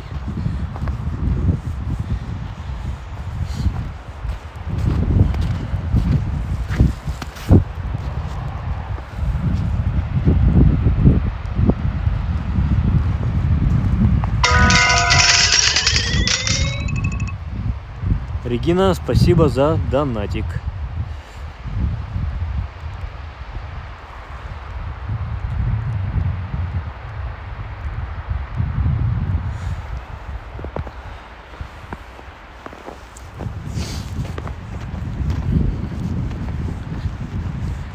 Вот, обычно все туристы здесь от этой точки поворачивают, видят Спас на Крови, идут туда. И мы также пойдем. Только я не знаю, сейчас тропинку найдем где-нибудь.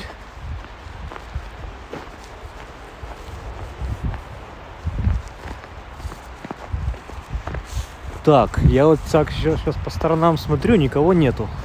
И у меня к вам будет деловое предложение. Я вас сейчас покину буквально на 2 минуты. А сам сейчас быстро сбегаю, слеплю снеговика.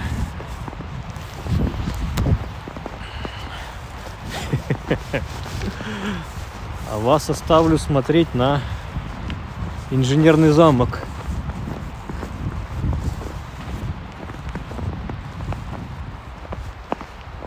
Так.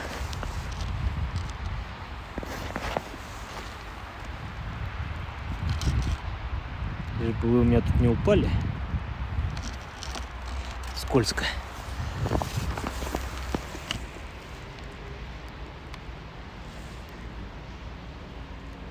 Так, две минутки.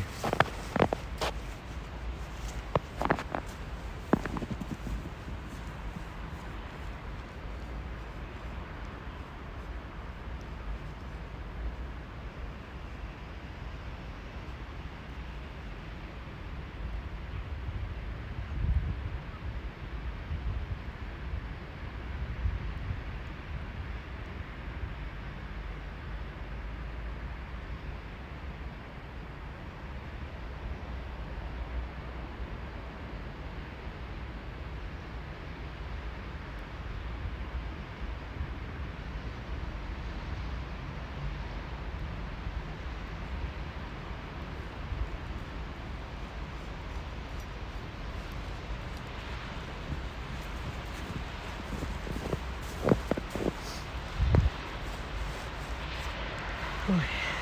Так, я тут. Гусары без лишних вопросов.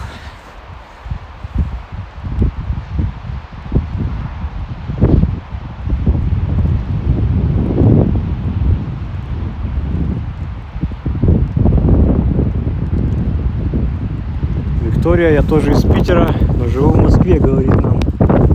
Угу. Хорошо. Чего? В разъеме обнаружена жидкость. Что такое? Как так?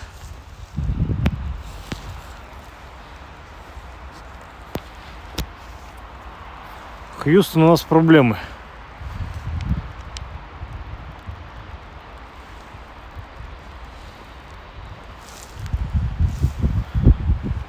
Какой-то там аварийный обход был написано. Мне такое сообщение телефон первый раз в жизни выдает.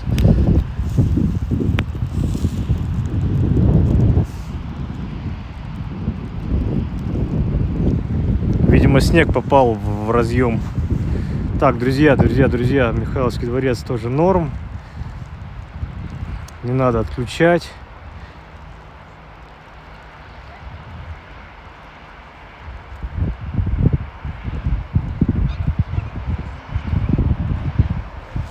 Ну, я тут так, аккуратно.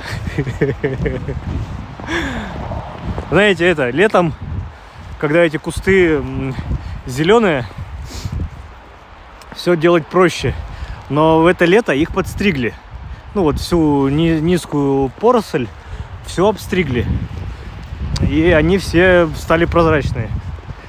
Это немножко добавило экстрима. Но что поделать? Ну, видите, тут на Марсовом поле никого не было, поэтому все норм. Так, Иза только что подписалась. Что? Марсово поле вот в современное время сейчас летом пользуется спросом у горожан как место отдыха. Все-таки любят сюда приезжать, посидеть на травке, устроить пикник, позагорать кто-то, причем прям так хорошо загорать. Так, Владивосток сейчас в Питере. Йоу. С какого устройства вы транслируете, если не секрет? С телефона. Так, главное в кустах Лица не видно. Главное тут чужое лицо не увидеть. Вот это да. Так, я чат все-таки увеличу, как было, потому что я не могу ничего прочитать на ходу. Мне приходится останавливаться. И это прямо...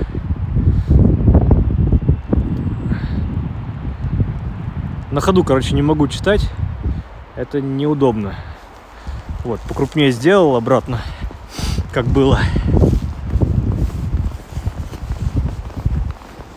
Все, сейчас к Спасу на Крови подойдем. Пойдем как раз по каналу Грибоедова. Пройдемся. И там уже выйдем на Невский. Пройдемся по Невскому до Мойки. Дальше там участок такой достаточно узкий на Невском. Но если будет немного людей, то до Большой Морской пройдем по Невскому. А так, наверное, на Мойке свернем. До Красного моста дойдем. По Гороховой на Большую Морскую. Какой-то такой план-капкан. Так, чат что-то не появляется. Вы ничего не пишете, наверное. Или это у меня что-то не выводится? А, нет, выводится. У вас снег, здорово, Москву заливает дождь. Даже почти весь снег растаял. У нас следующая неделя такая же. У нас следующая неделя дождь, +2. И +2 и днем, и ночью. Поэтому будет большая часть снега, конечно, смыта наверняка. Наверняка. Аллея разбитых сердец. Сейчас покажу вам. Сейчас я и покажу и объясню, почему она так называется. Видите, здесь вот эти деревья, они когда весной начинают обрастать листвой, это получается, что как бы две половинки сердца. А аллея ее разделяет, и вот аллея разбитых сердец. Так подстрижены, забавно просто, они не шариками, а полушариками, полусердцами. Дождь Беглову в помощь. Ну, на это коммунальщики все надеются, что оно как-нибудь само растает и не придется ничего делать. Но само уже ничего не растает. Идеально чат читается. Ну вот, опять же, про чат. Наверное, последний раз вернемся к чату. И мое отношение вам выскажу, что, во-первых, идет трансляция на две площадки, на YouTube и на ВК. Чат общий. Те, кто смотрят на ВК, например, и пишут в чате, они же в чате там не видят YouTube. Зато они видят то, что на YouTube пишут и, возможно, отвечают. То есть вы можете, находясь на двух разных площадках, между собой общаться и давать комментарии друг другу. Это раз. Во-вторых, стрим пойдет еще же в записи выкладываться на Рутюб, хотя бы тот же самый. Вот. И на Рутюбе хочется, чтобы люди понимали, о чем я вообще веду речь. Потому что я не всегда прочитываю вслух, да, озвучиваю тот вопрос, на который впоследствии отвечаю. Вот и все. А так хотя бы хоть какой-то контекст остается. Поэтому чат считаю нужным, чтобы на экране был для истории. Так, когда у вас было солнце? Солнце было пару дней назад. Было прям морозненько. Было морозно и было, соответственно, солнечно. А раз было морозно и солнечно, было северное сияние.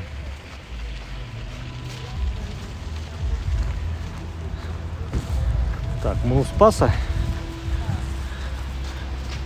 Спас тут. Опять леса какие-то, там башня в лесах. Мы идем мимо уникальной ограды Уникальный, кованый, чугуниевый. Ну, как бы кованый, это понятно, что чугуний не куется. Но вот она такая вся ажурная.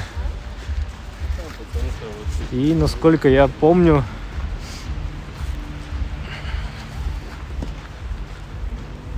технология утрачена. Повторить сейчас не могут. Вот там впереди будет 2 пролета. Ой, простите. Что-то икнулось громко. 2 пролета, вот мы сейчас будем проходить мимо. Они еще в 90-е годы утрачены вроде как.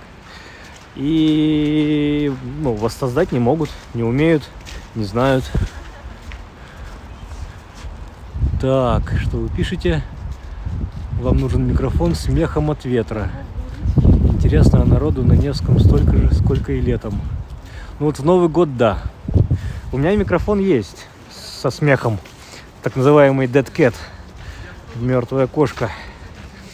Есть, но я не всегда включаю.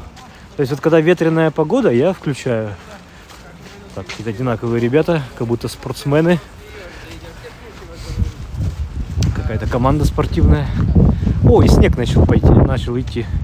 Так вот, когда ветер, я включаю микрофон. Когда нет ветра, я его отключаю. Или там, когда тихо, где-нибудь мы далеко от дороги, тогда, опять же, я его выключаю, чтобы город плюс-минус какой-то, атмосфера, звуки города были больше, лучше. Потому что у меня микрофон, он еще и с шумодавом. Так, эта решетка прекрасная в любое время года. Освещение красивое, ограда сказочная. Это же место из игры Hitman 2. Не играл, но если вы такой знаток и специалист, ну, наверное, вам видней. Вот видите, снег пошел. Видно на фонаре.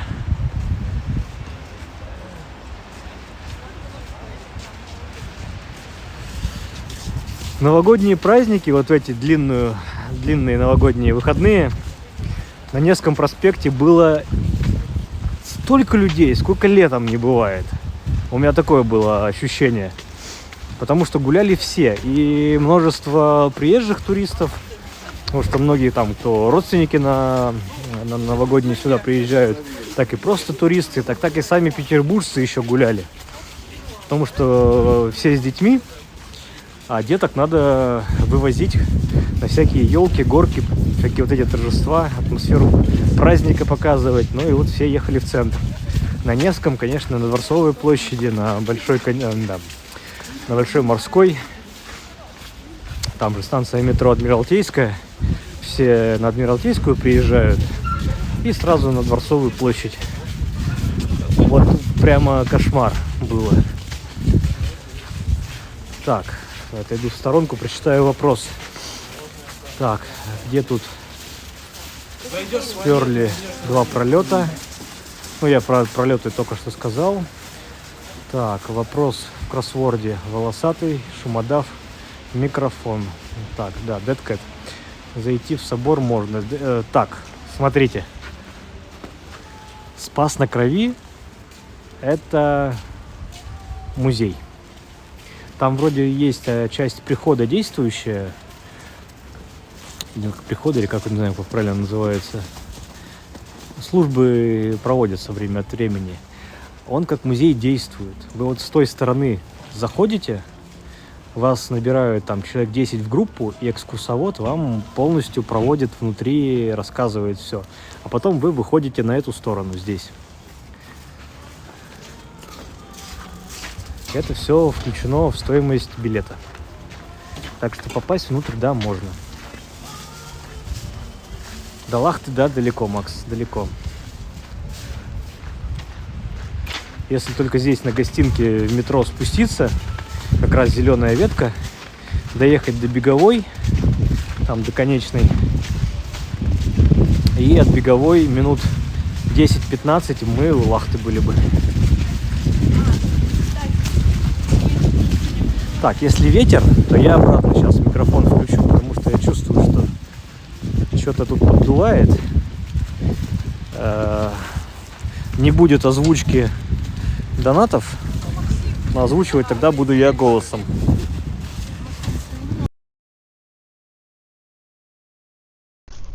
Звук должен поменяться.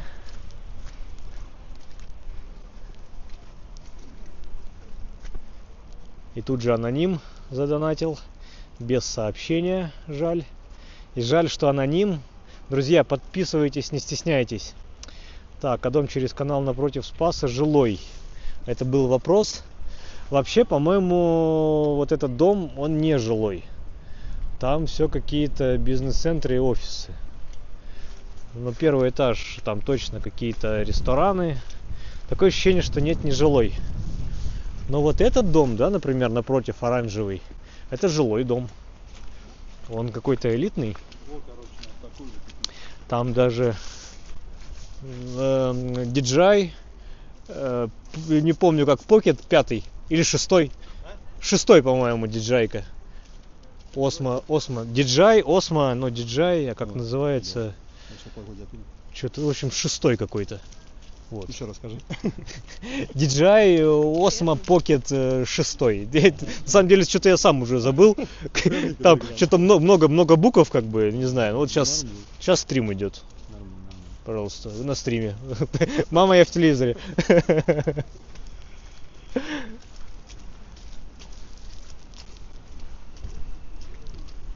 Сколько градусов? 0. Градусов 0.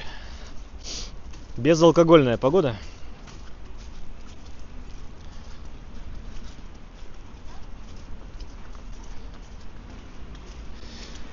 Так, вот точно из чата надо будет убрать вот эти все уведомления постоянные. Ссылка на Telegram и на вот это все. Надо их, ну, по крайней мере, не убрать, а сделать реже.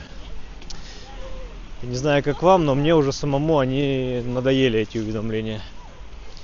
Так, приятно смотреть на родной Питер. Живу в Италии, и снег нам только снится. А нам-то как, знаете, читать про Италию.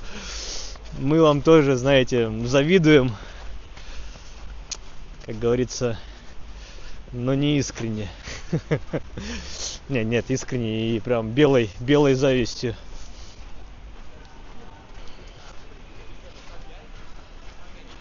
Так, тут какой-то конфуз на дороге случился.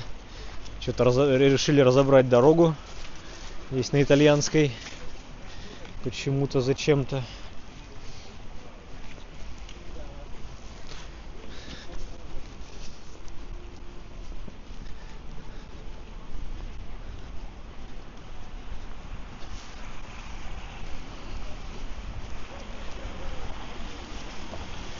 Так, а Вера, давно ли вы были в России, в Петербурге?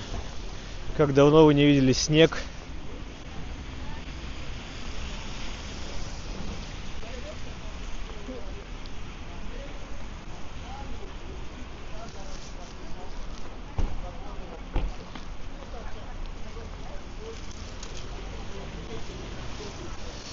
Так, Наталья, отвечаю вам, Боярский живет на Миллионной.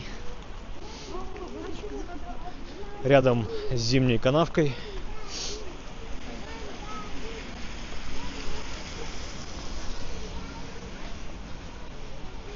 У него даже чуть ли не квартира там на первом этаже.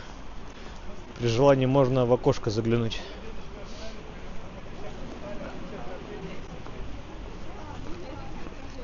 Так, надо обогнать женщин.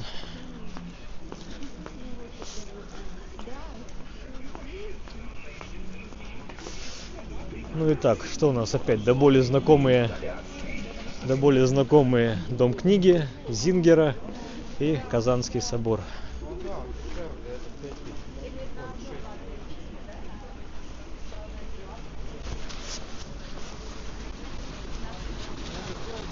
Так, летом приеду, говорит Вера из Италии.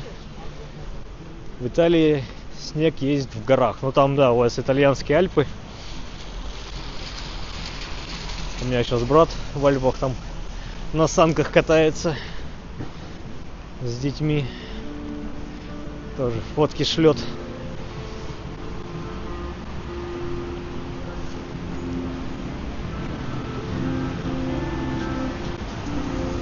Там он 1000 чертей выйдет и вам отсыплет, когда вы заглянете ему в окошко. Так, постоим, уличные музыканты. Видимо...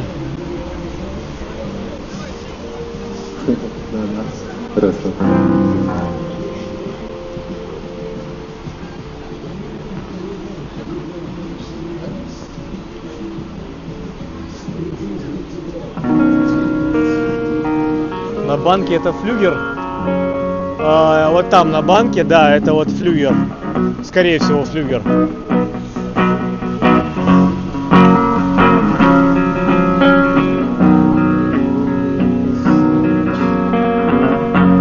Здесь у нас сразу вход в метро, канал Грибоедова.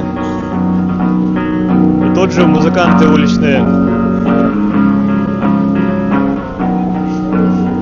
Вспомни тот вид, который нам открывался снизу, ярким пятном на море падал.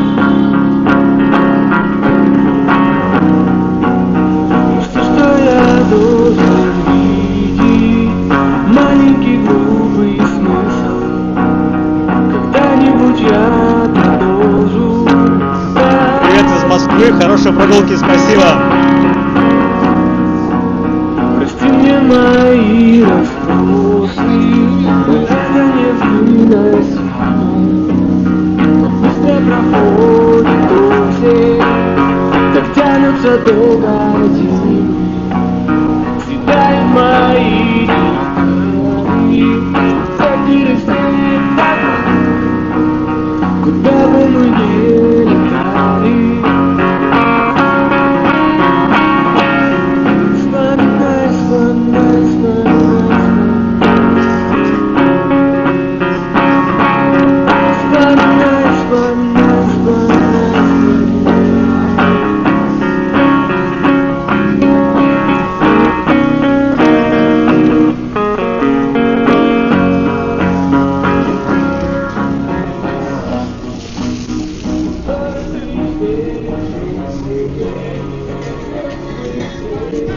Перебежим Невский, пока зеленый.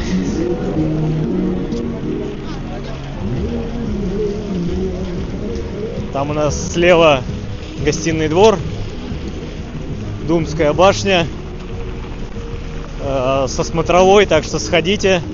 Самая высокая точка здесь на районе. Так, про Сбер и то, что не дает донатить. Не знаю, ничего не могу сказать. На Сбер можно просто сделать перевод с любого банка по номеру карты. Да, номер карты надо будет ввести вручную. Тут у меня никаких ссылок нет для того, чтобы на Сбер перевести. Зато было бы для вас и для меня без комиссий.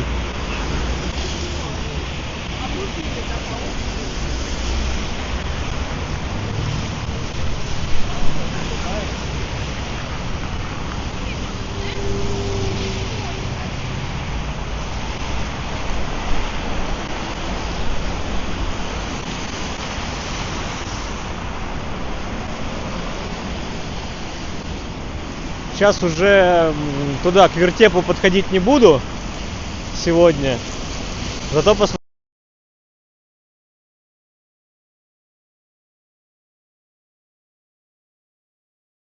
Проверка. Так, чем занимается народ? Лепит снеговиков.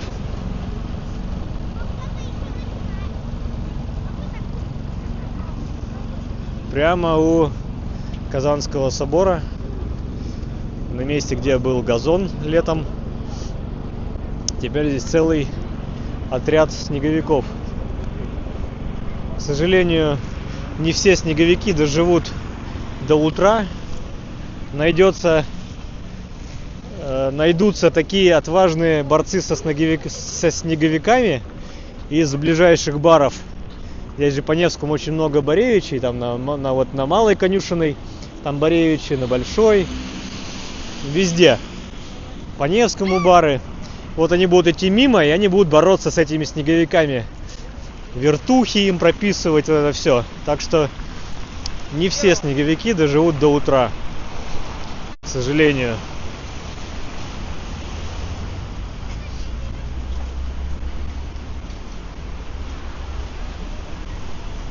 У меня так было, что во дворе тоже какой-то Новый год у себя во дворе, в котором я живу, просто слепили снеговика. Мы с соседями. Такие постояли, только отошли от него там метров 10. Идет через наш двор какая-то троица алкариков. И начинает нашего снеговика ломать. Тут, конечно, нам пришлось этих алкариков начать ломать. Но это верх наглости прям, по-моему, зашкаливал.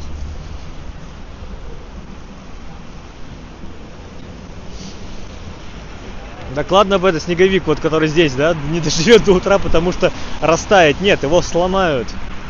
Найдутся такие товарищи, которым посчитают, что снеговик это отличный повод, чтобы свести счеты с зимой, видимо.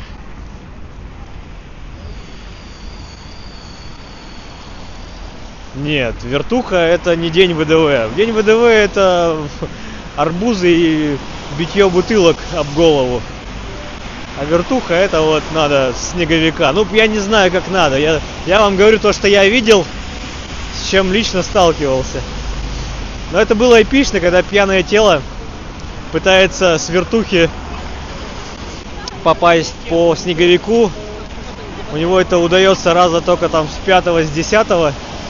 Он сам уже весь измотался, устал, побежден, но не сломлен. Еще одно из мест, где уличные музыканты, это вот здесь в начале Большой Конюшенной улицы, как раз то место, где пышечная. Вот вы меня там выше спрашивали в чате, где-то здесь есть поблизости пышечная. Это вот, пожалуйста, здесь. Я не знаю, зачем я кричу. Я себя, видимо, у дороги сам себя плохо слышу. Начинаю кричать, но с наличествованием, в общем, с петличным микрофоном, в принципе, я этого делать могу и не делать, да, вот даже если вот так вот микрофон поближе к роту поставлю, то, в принципе, кричать можно и не кричать. Так, Верещагина 50 тысяч, 99 тысяч, что это?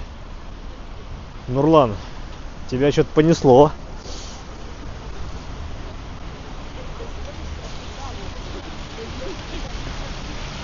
Так, Маргоша, привет.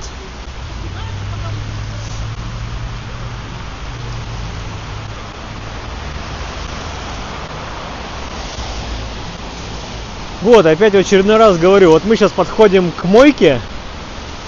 Так, звук нормальный, не рви, связки, все отлично слышно. Да я вот так сам думаю, потому что микрофон же тоже подстраивается.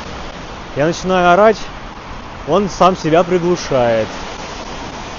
Но я-то почему начинаю орать? Потому что машины меня самого глушат. И мне кажется, что я себя хуже слышу из-за машин. И поэтому начинаю автоматически орать. Это надо как-то переучивать. Так вот, вернемся к мойке. Вот Невский проспект здесь широченный. А там через мост уже раза как будто бы, ну, по крайней мере, тротуарная часть, пешеходная часть, в 2 раза уже. Поэтому вот ту часть Невского я очень не люблю. И в эти новогодние праздники это было ужасно. Вот сейчас я смотрю, что здесь людей мало, поэтому мы пойдем дальше. До Большой Морской дойдем. А так, конечно... Так, всех привет, всех с Сибири, всех с праздниками. Это Никас Раша. Так, всем привет, привет. 2 часа 15 минут гуляем. Отлично, ни единого разрыва. Идем. Для тех, кто недавно подключился, гуляем по Петербургу. Начали мы сегодня прогулку от Финляндского вокзала, станция метро, площадь Ленина. Прошли через Аврору, прошли мимо Петропавловской крепости, через Троицкий мост перешли по Неве. И вот, миновав Марсово поле, Спаса на Крови, канал Грибоедова, вышли на Невский и движемся в сторону Новой Голландии. начался снег. Такой, знаете, мелкий противный снег идет. Здесь у нас направо пешеходная часть Большой морской улицы. Через нее можно попасть прямо на Дворцовую площадь, пройдя под аркой главного штаба. Световая инсталляция «Зенит». «Зенит» в этом году отмечает 100 лет. 1925 год. Дата основания клуба. Так, а что мы на Большую? Пойдемте до Малой морской. До Малой морской. Хотя нет, на Большую. По Большой пойдем.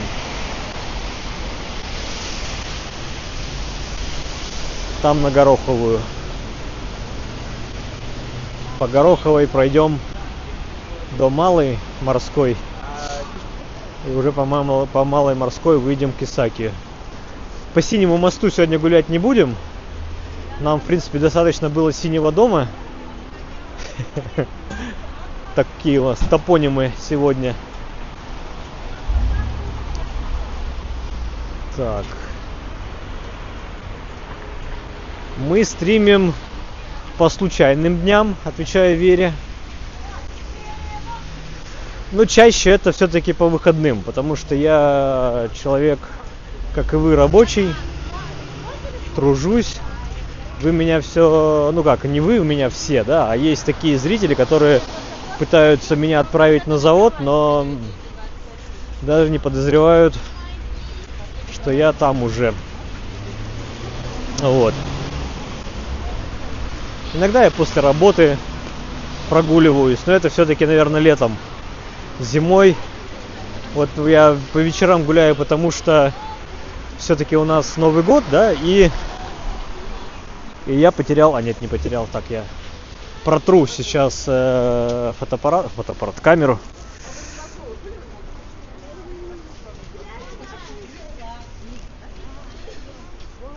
Я по вечерам гуляю, потому что все-таки у нас Новый год и иллюминации в городе новогодние. И, в принципе, вам интересно, да и красиво в целом город смотрится. Потому что темнеет у нас рано, часа в 4. Вот в декабре, в самые длинные, точнее, длинные ночи, самые там в 20-х числах декабря у нас темнело где-то в 3 дня уже. Сейчас темнеет после 4. После 4. Так, остановлюсь, прочитаю чат. Что-то я тут пропускаю. Так, а на Малой морской улице обедал в кафе «Два перца». Угу, хорошо, может быть, сейчас пройдем мимо двух перцев.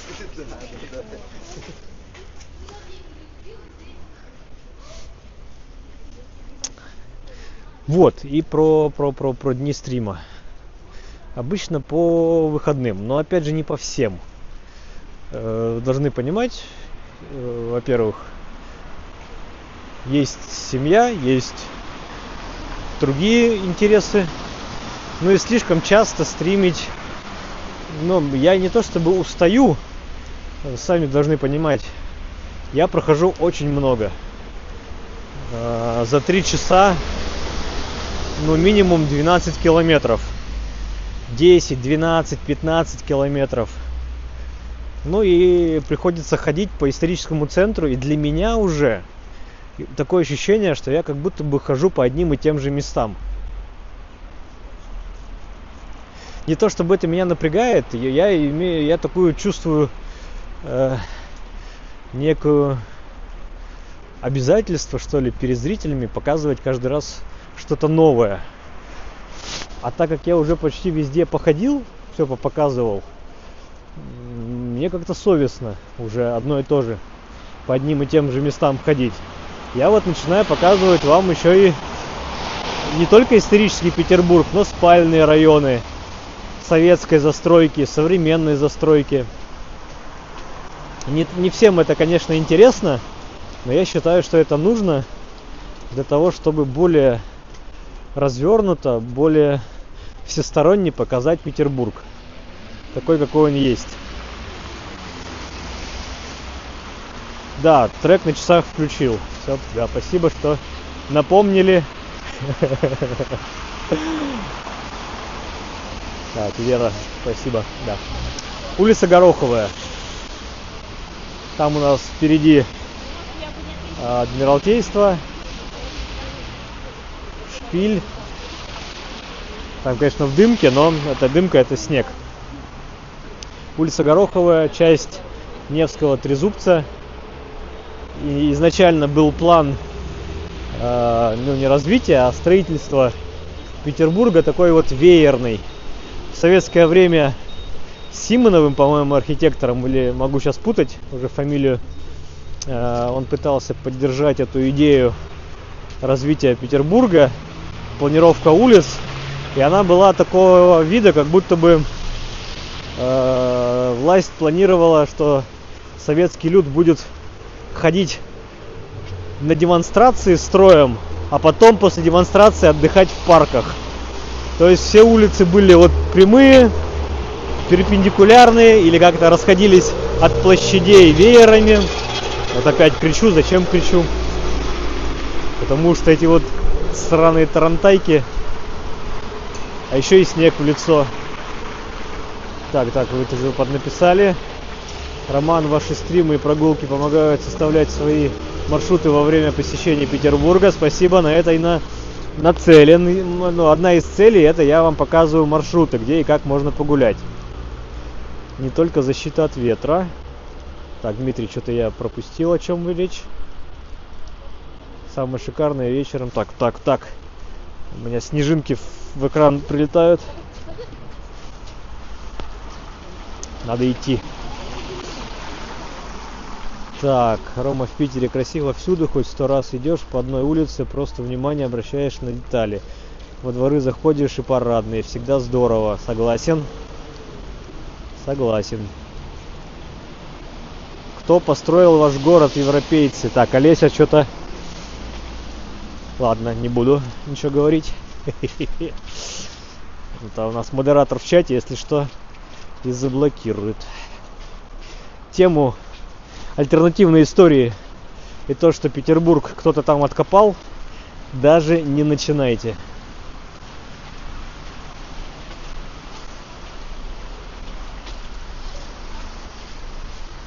Там впереди светится фонтан в парке. Летом это фонтан как фонтан, водичка, а зимой в Новый год его вот делают таким громадным светящимся практически арт-объектом.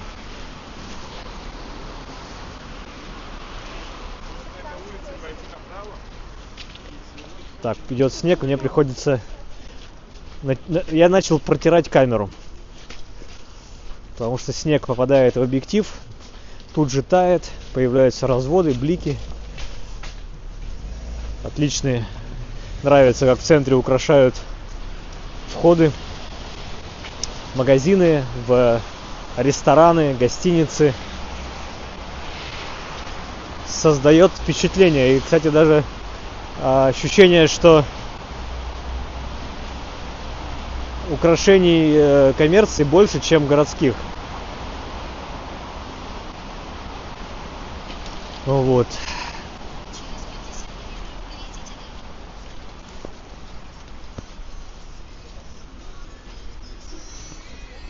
Так, я что-то про 2 перца забыл. И не обратил внимания, может, уже прошел.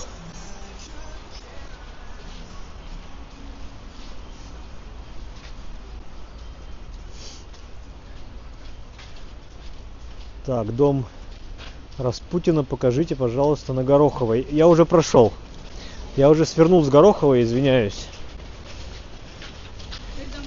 Уже не покажу. Так, что у нас микрофон работает.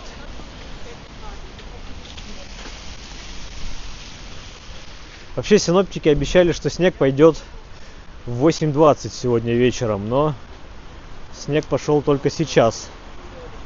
Ну и до Новой Голландии нам тут, в принципе, не так далеко. Сейчас мы минуем Исаакиевскую площадь.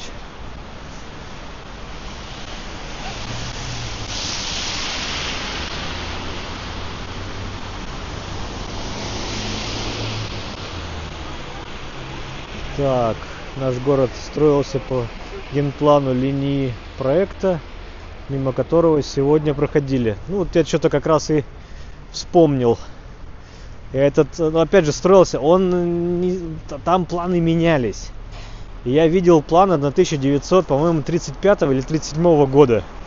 Это касалось развития больше юга города, как раз где должен был стать административный центр Петербурга. Там же как раз Ленинский проспект, вот в ту сторону, все в сторону залива. Вся история уходила. Блин, какой снег-то сильный. А еще самое, что противное, это не просто снег, он как будто бы с дождем.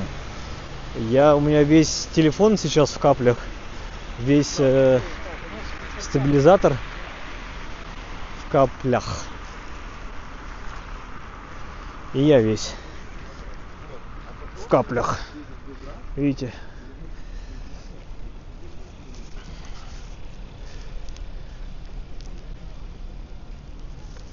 Да, картинка. Собор, конечно, величественный, громадный. Всякие эти альтернативщики считают, что Монферран собор нифига не строил, а только откопал. Слышал бы это Монферран, да, как говорится.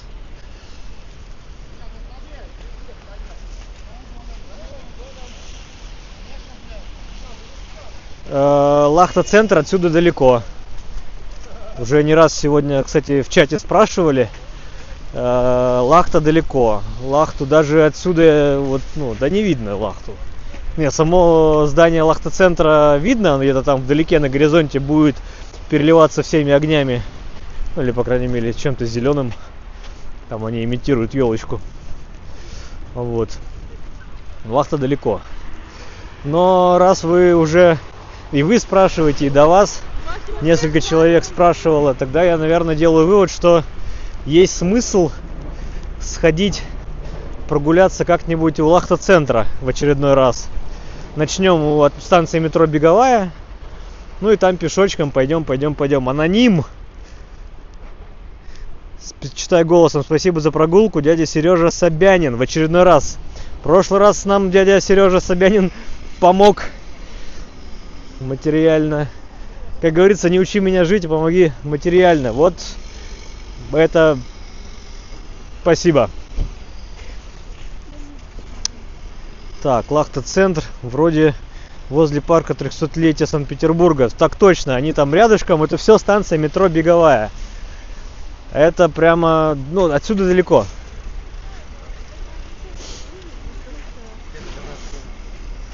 Отсюда далековато. Так, светофор, стоим, смотрим, глазеем по сторонам.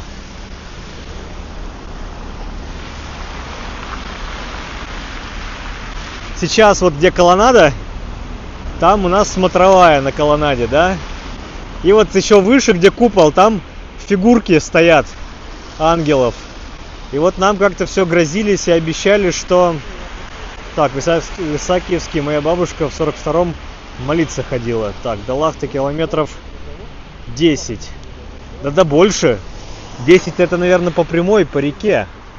А если все в обход, то, конечно, больше. Так вот, про этих фигурки. Нам все грозились и обещали, что начнут пускать еще туда, наверх, к этим фигуркам. Но так и не пускают. Теперь там еще и низ купола, теперь в лесах.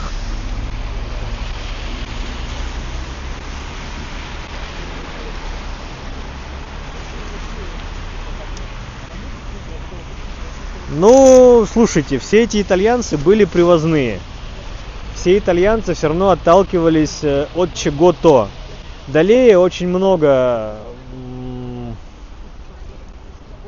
архитекторов и скульпторов, которые строили Петербург, они были русскими, они были со славянскими именами и фамилиями, но они для того, чтобы больше денежек получать, они меняли фамилию на итальянскую. Поэтому в истории остались с итальянскими фамилиями. Так, а что такое? А можно ли тут перейти? Я не знаю. Че, я побегу тогда. Тык-тык-тык-тык-тык-тык-тык-тык-тык-тык-тык-тык. непонятный светофор. Абсолютно.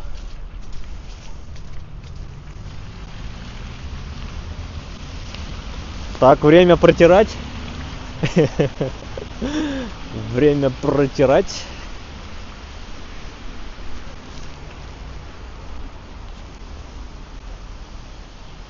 Так, что еще вы написали? Был в Александровской Тарховке. Не был в Лахте. Так, я не знаю, вы эту Лахту представляете, как будто какая-то там прям вау-вау-вау. Но на самом деле, давайте так. У меня на канале есть отдельное видео. Прогулка у Лахта-центра по набережной. Найдите, не поленитесь, пожалуйста. Даже, по-моему, там чуть ли не 2 видео. Там и яхтенный мост есть, вид с яхтенного моста. И есть 2 прогулки. У меня одна пешеходная прогулка там у Лахты. Ой, ветер. А вторая прогулка, я на самокате там катаюсь туда-сюда. Посмотрите, там, в принципе, вы все увидите, все поймете. Сейчас зимой там, достаточно грустненько, вам скажу. Там и летом-то не весело, потому что там, еще такой местечко набережное только обустраивалось. А сейчас зимой-то и того подавнее грустно. Парк 300-летия тоже грустно сейчас. Туда надо летом, весной, когда все цветет. Так, светофор с адаптивным управлением.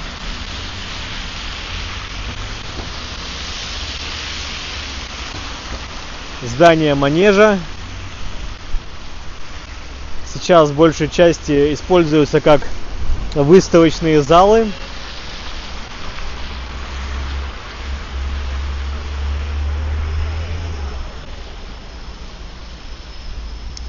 Юрий говорит, бывал в Сестрорецке. Интересно было погулять. Сестрорецк тоже сам по себе курортный район. Парк Дубки. Пляж с вечно промозгло дующим ветром. Место, где облюбовали себе кайтеры, которые, кайтеры, по-моему, называются.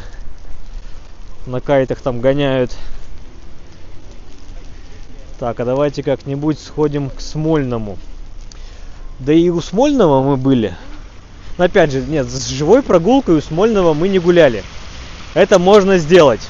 Это да.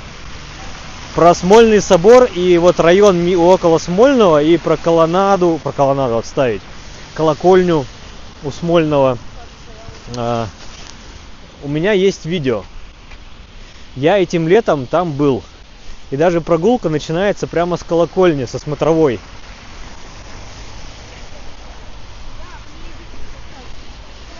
Там шикарный парк у Смольного. И это все летом я показывал. И летом там и надо гулять. Зимой, опять же, такое, соу-соу. Вот Новый год, да, интересно. Так, в Пушкине несколько парков.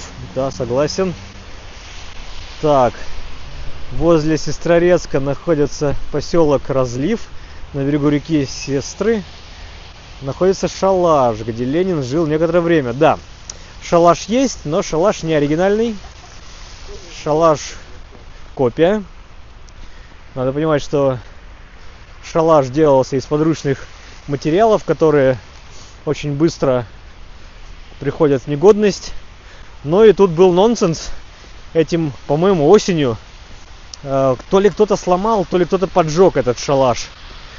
И Следственный комитет или прокуратура даже успели возбудиться, точнее дело возбудить по порче какого-то там якобы исторического объекта.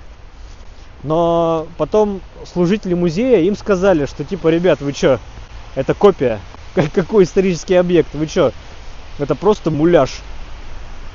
Мы новый сделаем и все, как бы там из соломы накидаем и все. Но зато у нас вот, я не помню кто, то ли прокуратура, то ли СК, чуть ли не уголовное дело успела возбудить. Вот.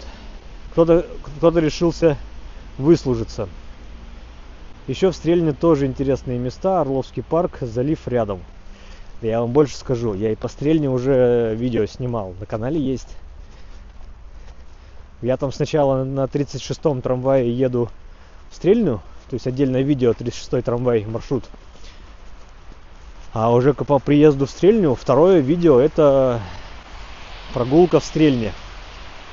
Прям начинаем от яхтенного клуба и туда в центр Стрельни, как раз к Орловскому парку иду. Там я пропустил пару объектов, но как не без промахов. Кстати, вот мы сейчас идем по... Ой, по-моему, это Конногвардейский или какой бульвар? Как он правильно называется? Под нами, точнее, ну, в общем, по тому месту, где мы сейчас с вами идем, раньше был канал, Адмиралтейский канал, который связывал, у нас же вот пряменько раз, и Адмиралтейство. И по прямой мы попадаем к Новой Голландии. И здесь раньше был канал, по которому как раз, видимо, заготовки судостроительные уже доставлялись по каналу. Так, привет из Алматы от Владимира, привет. Архитектор Тразини, который Тразинян, он же русский. Так вот, я вот о том и говорю, Олеся, ну что вот вы там, все итальянцы.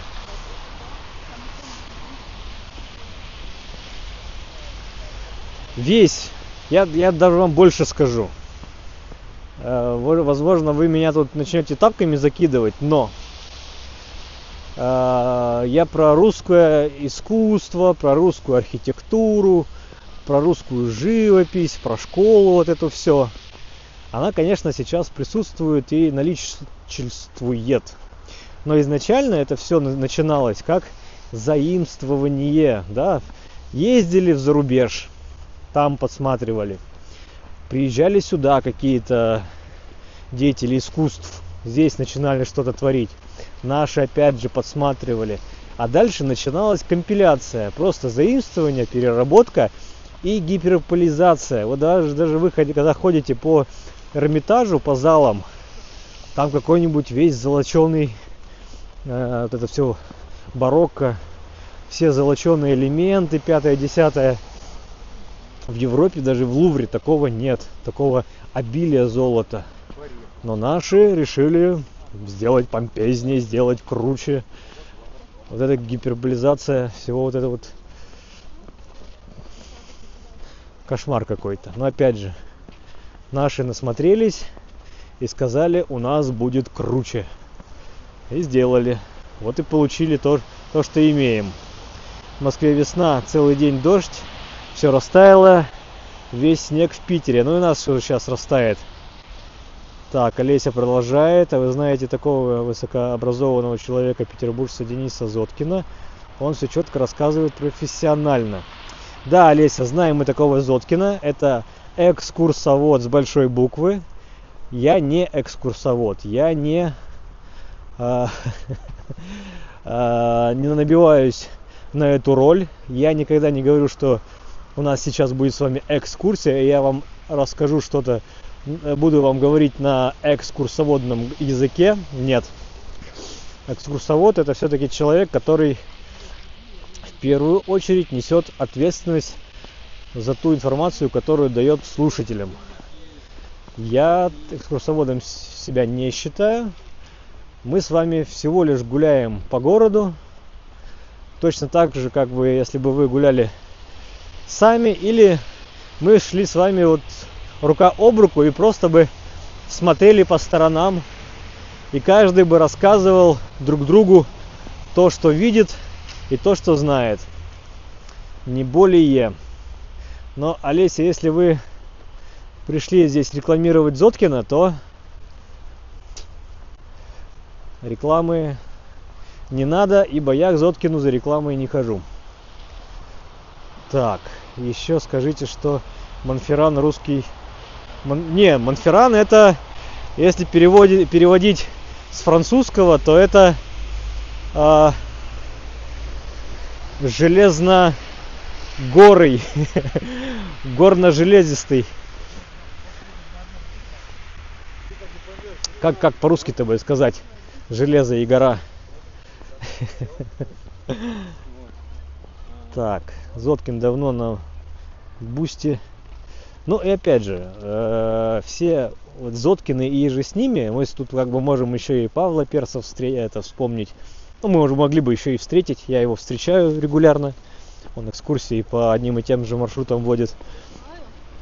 Это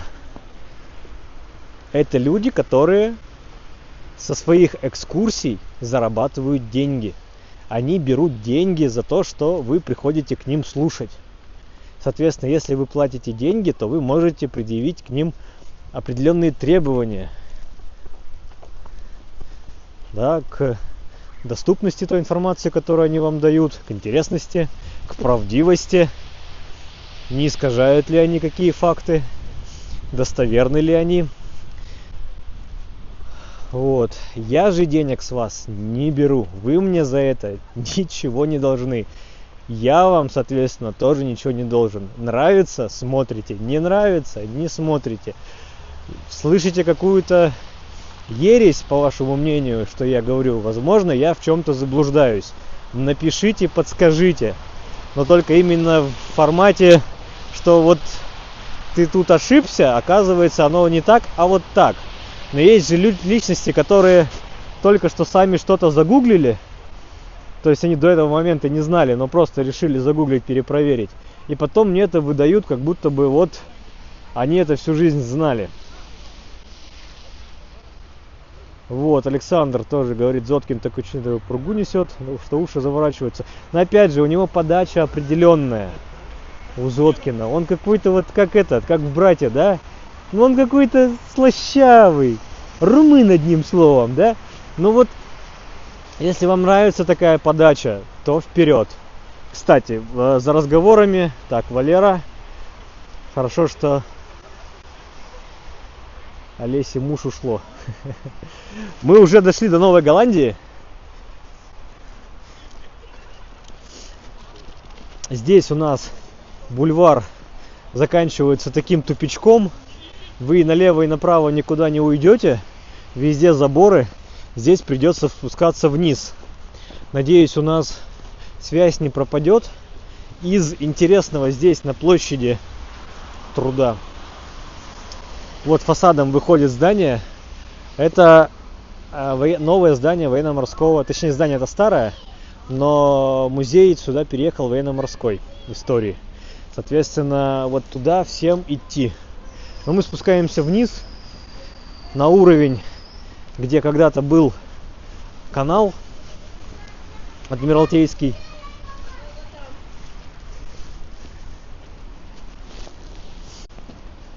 Вот осталась вот эта арка.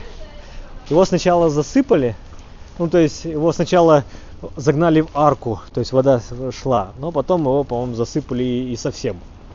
Сейчас зайдем внутрь. Здесь под площадью такой проход.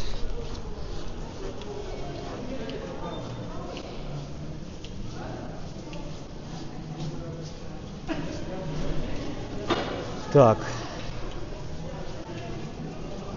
Ну и здесь историческая надпись в туннеле под площадью напоминает нам об том, что здесь был прокопан Адмиралтейский канал.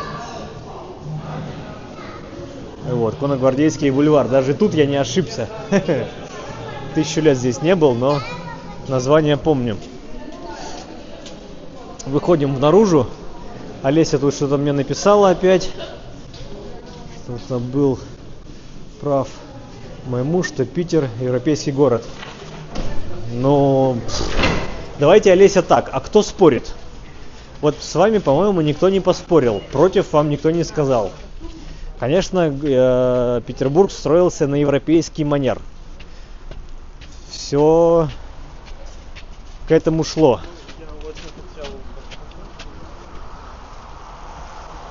Так, одно из романовских заведений, ну как, Великокняжеский дворец, И вот мы в очередной раз не попали, но на первом этаже, здесь вход по центру, есть здание почты. То есть, если вы хотите оказаться в одном из великокняжеских дворцов, то вот, пожалуйста, можете зайти на почту и посмотреть, как все там обустроено. Лепнина, высоченные потолки, мраморные лестницы. Вот это все. Так, где в Европе такие сверхширокие улицы? Ну, спор ни о чем. Я не знаю, зачем Олеся эту тему начала. Вообще какой-то... По-моему, никто не спорил. Точно не по азиатскому манеру строилась. Точно не по ближневосточному. Конечно, были плотные контакты именно с Европой. Половина Романовых все имеют корни из Европы. Что в этом такого? Так, что-то Елена несет пургу. Ходить восхищаться. Олеся, вы о чем? Олеся, очнитесь.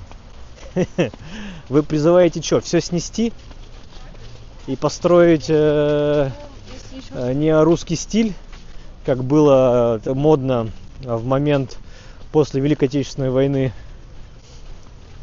Потом какой-то момент было египетский стиль. Опять же, понятно, что пирамиды не строили, но в оформлении европейские мотивы четко прослеживались. Вот. А Олеся, вот это ваше все надо, не надо, это каким-то нацизмом попахивает. И я задаюсь вопросом, а судьи кто? Кто должен решать? Вы ли? Ладно, мы на Новой Голландии. Мы на Новой Голландии.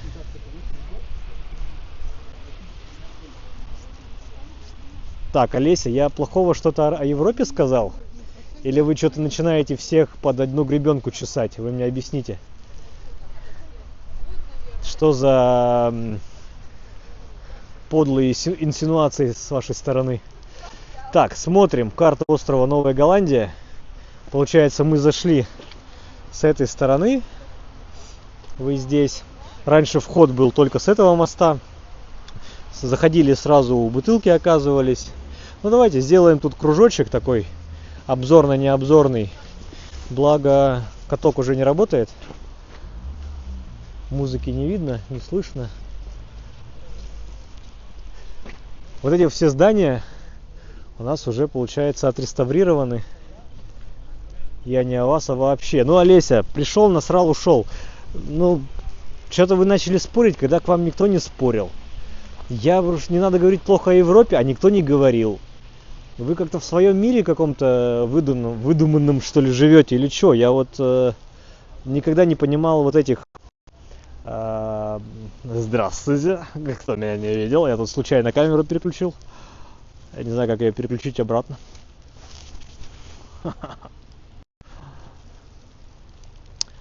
Так, ребята, давайте жить дружно, наслаждаемся прекрасным Петербургом. Это украинский хейтер, вы это не понимаете. Так. Украина это Европа, ну я понял, да. О Европе ничего не надо плохо говорить, соответственно, не надо говорить и плохо о...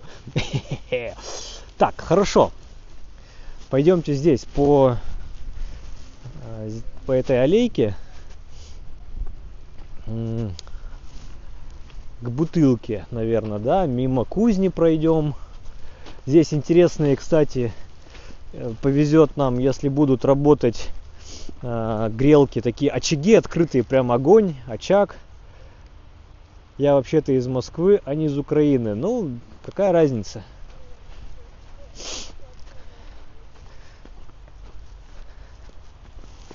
Какая разница? Так, молодец, Роман. За разговорами все-таки дошли до Новой Голландии. Да, дошли. И вот у них здесь каточек. Я вот не знаю, совру или нет. Вот сейчас каток здесь находится наверху. Там, ну, когда будем обходить, там я еще вам покажу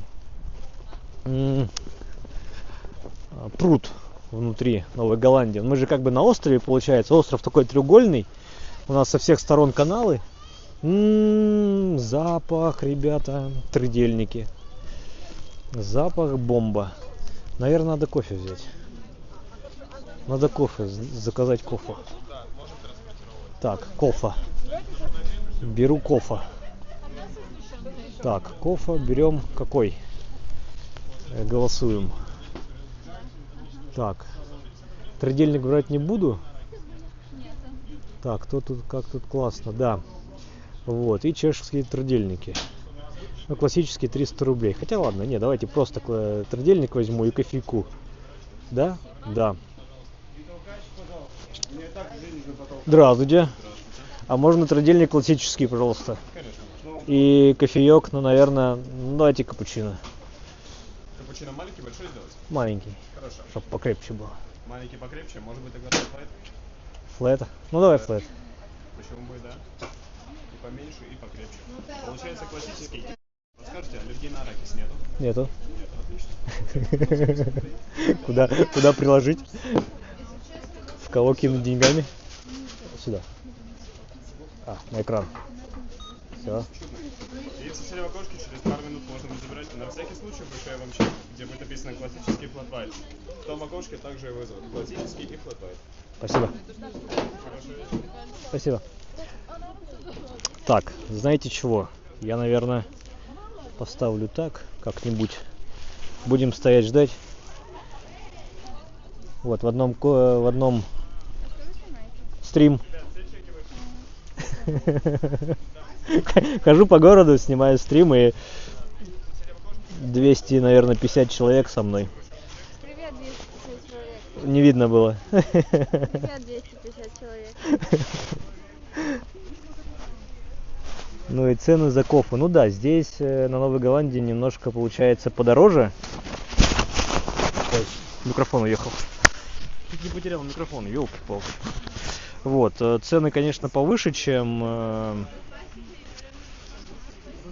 в обычных кофейнях в городе. Все-таки место ориентировано на отдыхающих, на приезжающих, ну и хотела сказать, что альтернатив нет, но альтернативы есть, потому что там в той же Бутылке много кафе, ресторанов, баров. Что-то часто. Что-то много, я вроде один заказывал. Так, а флэт? А, все еще. Так, включи широкий угол, чтобы больше вмещалось.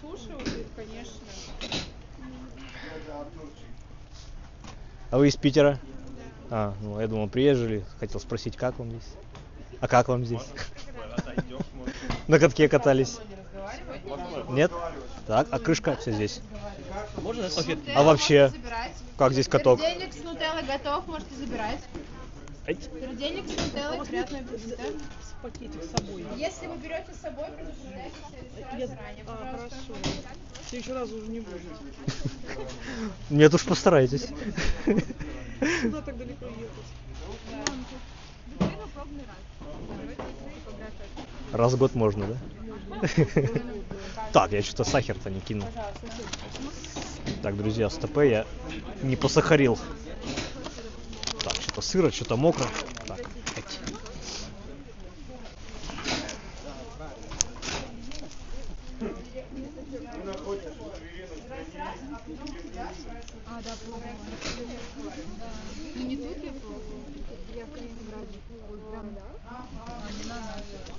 не на вас. Да. Прямой. Подписывайтесь тоже. Канал Откройте Питер.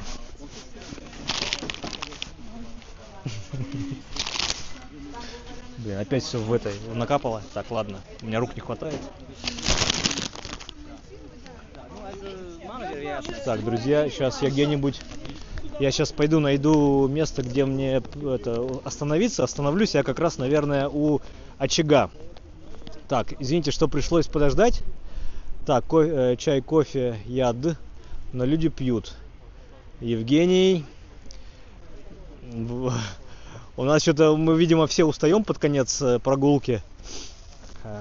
Или я только.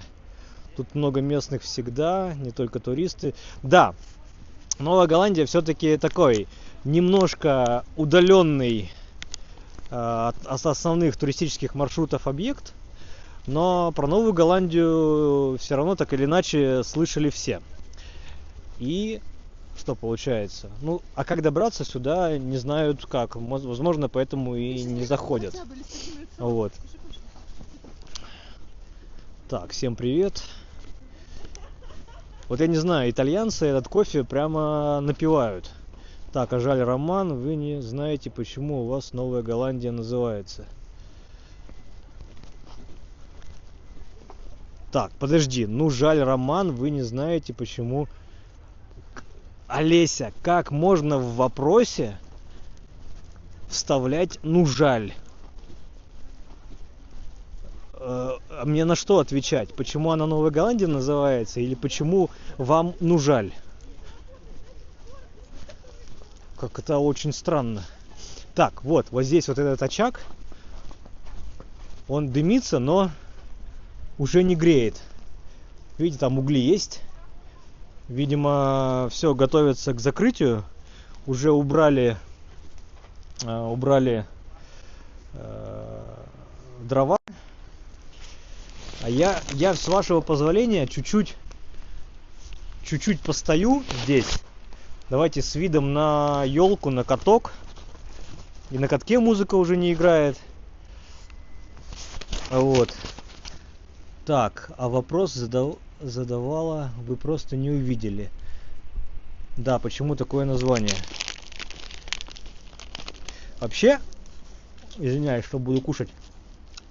Вообще, при наличии интернета, вы же все-таки как-то то ли за компьютером, то ли телефон все равно в руках имеете, всегда можно загуглить. И я бы в целом мог бы сейчас это сделать. Предельники, кстати, вкусные, прикольные. В отличие от, знаете, как в... Ой, господи. В Выборге. Там крендели. В Нидерландах. А где Старая Голландия? В Нидерландах. Это все петровская история. Петр ездил в Голландию учиться корабельному ремеслу.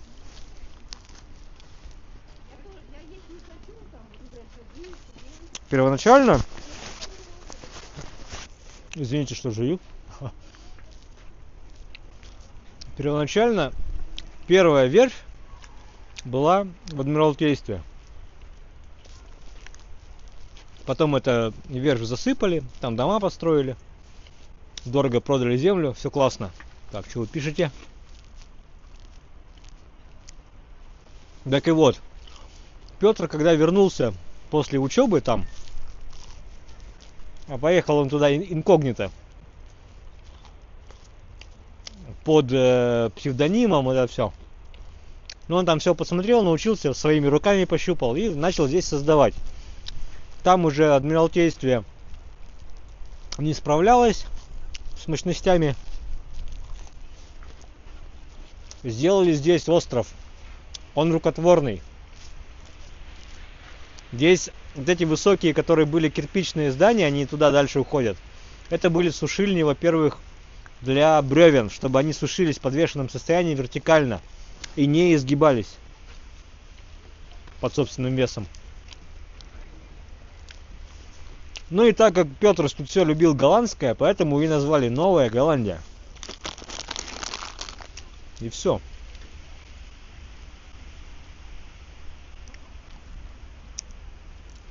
Так, Алена тоже заметила. Олеся, вот я вашего вопроса не заметил, потому что я как раз покупал трудельник чешский трудельник. Европа. Ваша любимая. И кофе, flat white. Flat white. Рассказываю, что такое flat white. Это обычно что такое капучино? На одну порцию молока у вас 2 порции эспрессо. Вот во flat white 2 эспрессо на одну порцию молока. И все. Он классный, он с арахисом, он с сахаром. Само тесто класснейшее. Так что чешские трудельники классные. У них есть всякие еще с арахисовой пастой, с нутеллой, там еще с чем-то, с чем-то, с чем-то. Стримлю на iPhone. На прошлом стриме мне советовали 16 Pro Max.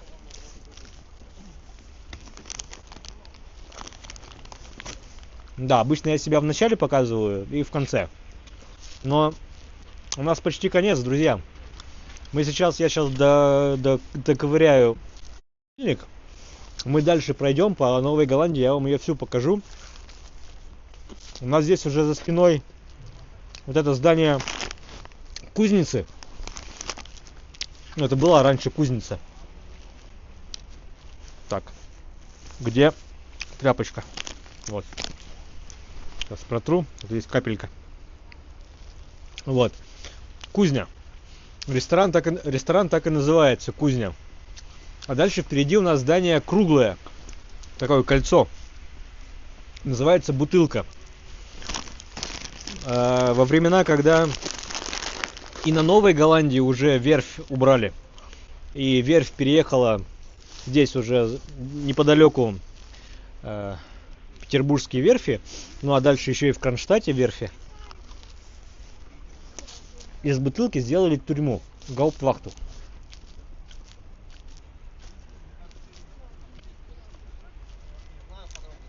Снег сегодня идет. Отвечаю Blood Travel. Снег сегодня шел весь день. Потом к вечеру снег прошел. Я стримить-то не хотел. Думал, снег идет сегодня весь день. Но увидел, что снег закончился, и я побежал стримить. Но вот пока мы с вами идем, видите, вот это все, это не дым, не камера какая-то, ничего. Это снег идет. Еще из интересных инженерных сооружений здесь, на Новой Голландии, подземные туалеты. Не к столу будет сказано, но я человек такой. Здесь прикольные 2 туалета. Вот слева и справа. От нас. Вы заходите и спускаетесь на 2 этажа под землю. А то и на 3, по-моему. Ну там метров на 5, на 6 под землю спускаетесь. И там туалеты. То есть вы находитесь на уровне воды, которая в канале. Так, друзья. Бутылка, как и бутырка. Ну да. Вот снег начался, уже некрасиво. Уже некрасиво, потому что снег постоянно забивает камеру. Вначале мы шли, вот там было хорошо. Так, Secret Den пропустил, наверное, мое сообщение. Привет из Вологды и отдельный привет от Деда Мороза. Да, у нас в Великом Устюге ведь резиденция Деда Мороза. Приятного аппетита, спасибо. Роман, спасибо за прогулку. Вам огромный плюс за стрессоустойчивость. Олеся, я могу и матом, если что, я был готов вас как ветер в Петербурге дует со всех 4 сторон. Я мог вас на все 4 легко. Только дайте повод. И это не потому, что я такой плохой.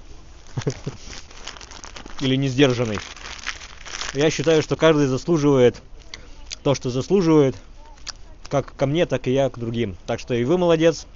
И вы не перешли ту грань, за которой было неизбежное. Вот у нас на прошлом стриме был такой Сергей. Вот он эту грань перешел. И был честно и откровенно послан на юг.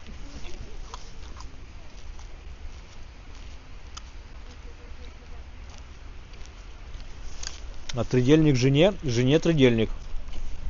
Аноним, спасибо за 2 евро. Жене мы обязательно тридельник купим, когда сюда или куда-нибудь в другое место придем. Я уже почти доел, уже чуть-чуть осталось. Друзья, чуть-чуть потерпите. Буквально минута-две. И пойдем сразу дальше. Пока я отвечаю на ваши вопросы. Нет. Она была все-таки больше морских, военно-морская. Вот так назову, военно-морская турма.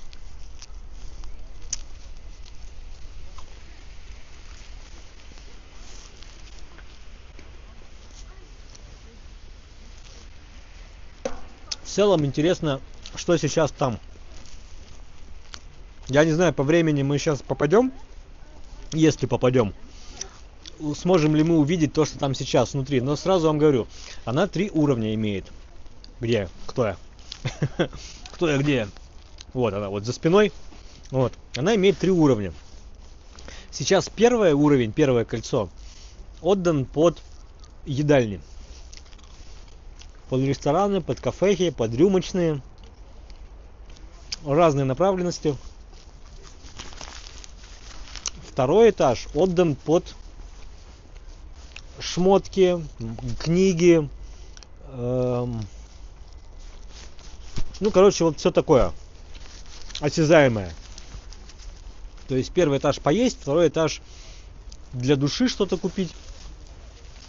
Третий этаж отдан под какие-то, под мозги, да, под какие-то студии, под какие-то... Сейчас подойдем, я прочитаю, что там. Потому что что так это быть голословным. Да, Новая Голландия, но по крайней мере еще что плюс, что здесь вот эти все... Ну-ка, тепло-то идет, хоть нет? Да. Я еще вот, смотрите, здесь это вот жаровня. Тепло, можно руки еще погреть. Там еще угли догорают, дымок легкий идет. Вот, но когда вы сюда приходите, ну, днем, вечером, здесь полыхает огонь. Вот это сама железяка, на которой у меня сейчас стоит телефон, она горячащая. Ну, то есть это вот вся железяка дико нагревается. Вот. Так. К вопросу о том, как в Петербурге с погодой. Смотрите. У меня сумка, она вся сырая. Видите, вся блестит. По ней стекает вода. Так, продолжать. Вот. И чего еще хорошего здесь, как вот и на Марсовом поле, когда мы шли, здесь все-таки не сыпят дорожки никаким песком, не развозят никакой грязи, никакой соли, просто нормально почищенный или утоптанный снег, и все. Чисто, красиво, по-зимнему, слава богу, потому что, еще раз повторю, про Новый год, когда разговаривали, вот в моем понимании Новый год без снега не может быть. У меня был такой культурный шок, когда я на один из новых годов приехал в Калининград из минус 30 в плюс 10. Там снега не было, там был зеленый газон. И для меня, как это, вот где это Новый год? Ой, кофе тоже допит. Стаканчик выброшен в урну, а не куда-нибудь под дерево. Ну и что? Вот здание бутылки имеет... Ой, как дымит, видите? Дым. Тут еще что-то догорает. Ну-ка, если хотите пропахнуть... О! Вот. Но уже так себе догорает. Ой, ладно. Так, поэтому все выглядит чисто и красиво. Да. Слава богу. Ладно, история не про Калининград. Это здание трехэтажное, по-моему, здание коменданта было. Если кому-то интересно, я сейчас рассказывать не буду, но вы всегда можете это в интернете посмотреть. Ну, просто не про стрим, не в прямом эфире. Это Зоткин там ходит. Почитал что-то, рассказал 5 минут, потом опять почитал, рассказал. Вот смотрите, здесь историческая хроника. Основание Новой Голландии 1703 год. Закладка Адмиралтейства. Основание Петербурга. Извиняюсь. Вот. Крюков канал. Территория. Вот. На территории Новой Голландии появляется пруд. Появление нового Адмиралтейского канала. Вот это вся история. Ты. Строили. И построили. Вот. Проект здания тюрьмы. Архитектор. Так смотрите, бутылку сразу как тюрьму строили. Вот вам и ответ. Пожалуйста. Само Голландия. Генеральный план острова. Архитектор Сава Чеванский. Русский, наверное. Так. Ну, в принципе, тут почитать всегда можно. Так, и здесь что? Здесь тоже вы находитесь здесь. Ну и плюс разные карты разных годов, но одной и той же местности. Как развивалась местность. Тоже, в принципе, интересненько. Так, все, дойдемте все-таки до Новой Голландии. Ой, я вижу у нас в городе уже не одно местечко, где вот эти фигурки. Так, я все-таки тряпку-то когда-нибудь потеряю. Так, протираем. Щелкунчик у нас везде присутствует. Вот, здание Бутылка. Двор-то закрыт. Мы внутрь двора и не попадем. Так, ну давайте сейчас попробуем зайти и сделать круг. Так, во-первых, смотрите, первый этаж. Это все, как я вам и сказал, едальни. Второй этаж, это все книги, дизайн, мода, туда-сюда. Третий этаж, красота, здоровье. Еще, оказывается, четвертый этаж, но это под крышей, видимо, самой. Там рабочее пространство, штаб-квартира Новой Голландии, отель. О, кстати, отель есть. Пожалуйста. Балет, студия красоты. Так, ну давайте, первый этаж. Что там, видно что-нибудь? Там уже разборчиво стоит. Ну давайте я вас заведу. Вот, новый двор. Там была елка, ну и там какие-то были все под Новый год устроено. Так, если не будет пропадать, то мы с вами сделаем полный круг здесь по кругу. Как ни странно, да? Есть своя, это, видимо, что это здесь, культура. Конфеты продают, брауни, культурная птичка и прочее. Так. Что, мне, наверное, здесь надо включить широкий угол. А он и так включен. Так, ну идем. Вроде связь есть, связь не пропадает.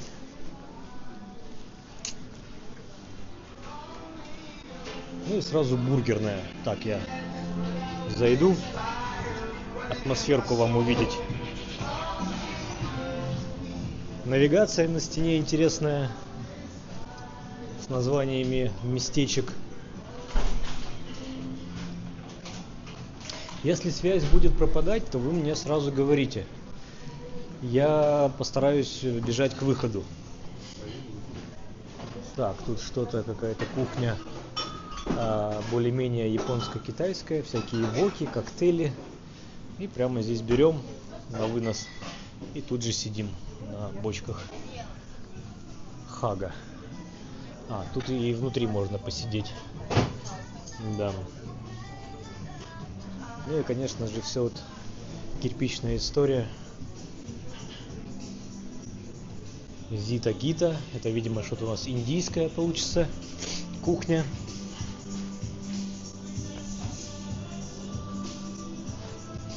У нас прогулка превращается в фуд-стрит обзоры.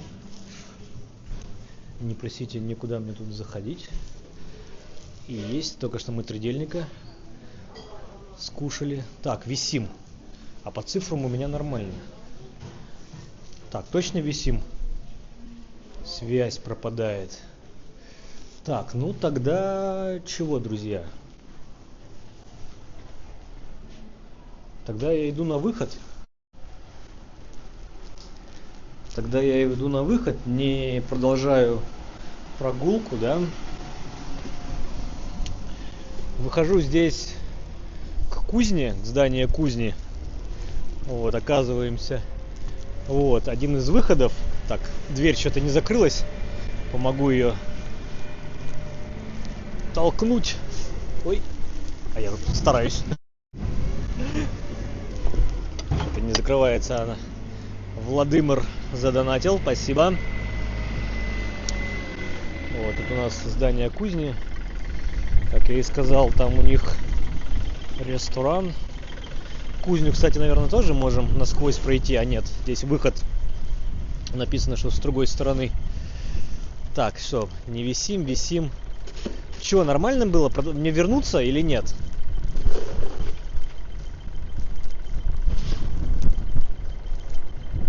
Начинает тормозить. Ну давайте, нет, друзья, тормозит, значит не пойдем.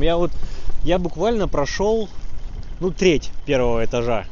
Вышел здесь, там еще таких же 2/3. И я вот что-то думал, что если было бы нормально, то я бы и на второй этаж поднялся, по второму бы прошел. Давайте что, вернуться мне? Как вы считаете? Пройтись по Голландии?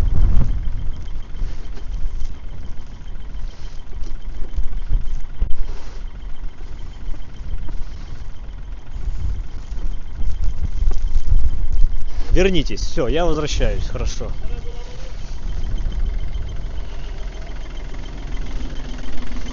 Я там заодно погреюсь, как будто бы.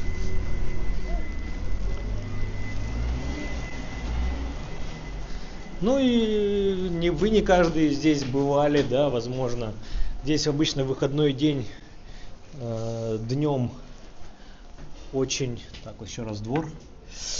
Очень многолюдно, и одна большая проблема — найти место, где вы можете сесть. То есть с посадками тяжело, ну, в смысле, ну, нет, если вы захотите, вас посадят, ну, в смысле, не здесь, да, а чтобы здесь где-то приземлиться, огги быстро. Так, давайте по ценам сразу вас ориентирую, а если что, по традиции ставим на паузу и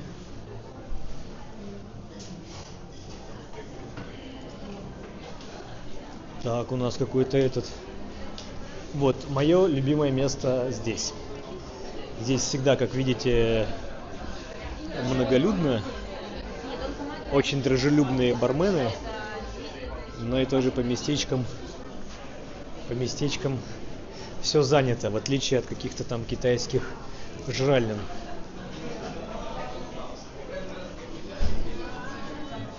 Так, грузинское кафе Дзамико. Ну и посмотрите, как это все дело, история атмосферно. Места свободные есть. Вот. Бара нет, гранаты есть. Все хорошо.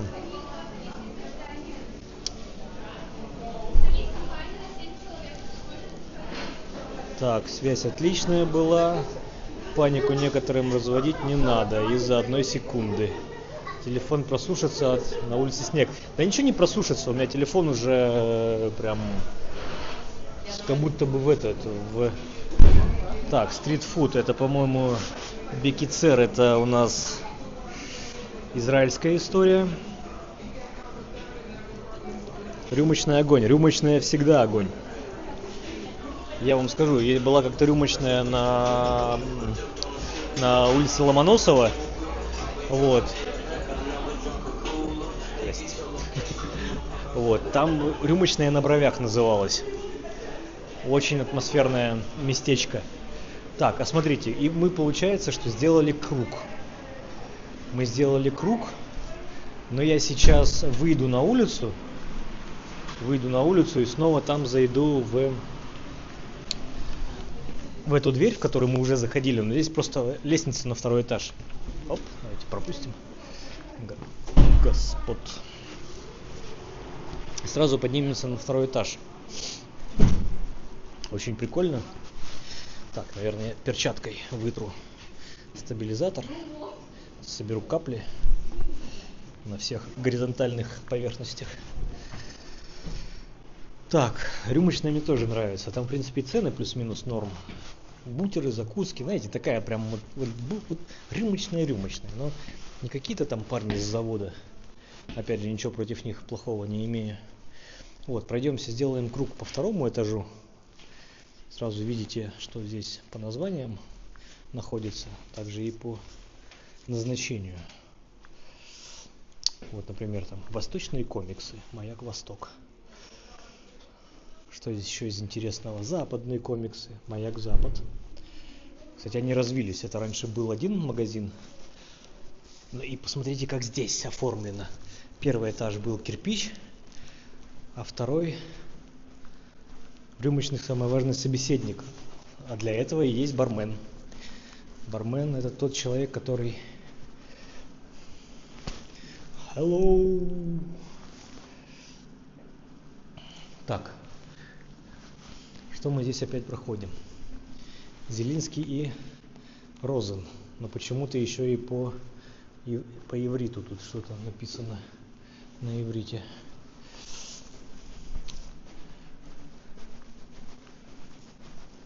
Людей уже нет. Уже тут дело все к закрытию.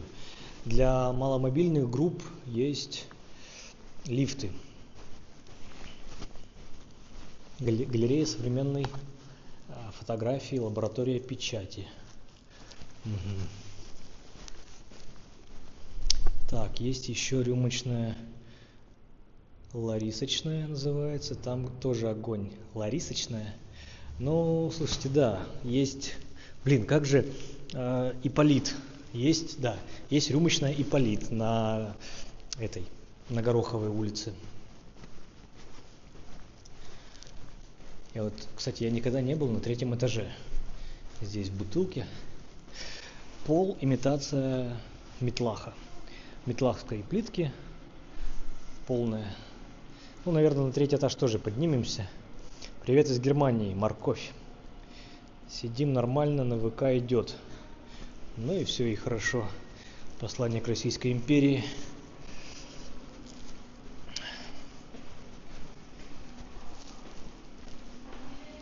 Прям все свеженько, кстати. Даже вот вы посмотрите на эти запорные механизмы. Они, понятно, что это новодел, но они в дореволюционном стиле выполнены. Так, что это такое? Уста к устам. Одежда.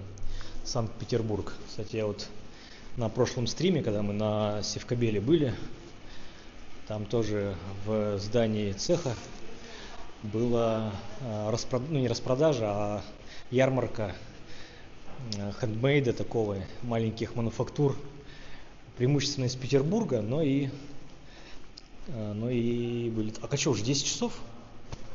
А сколько время? Друзья, сколько время, скажите мне? Уже 10 есть?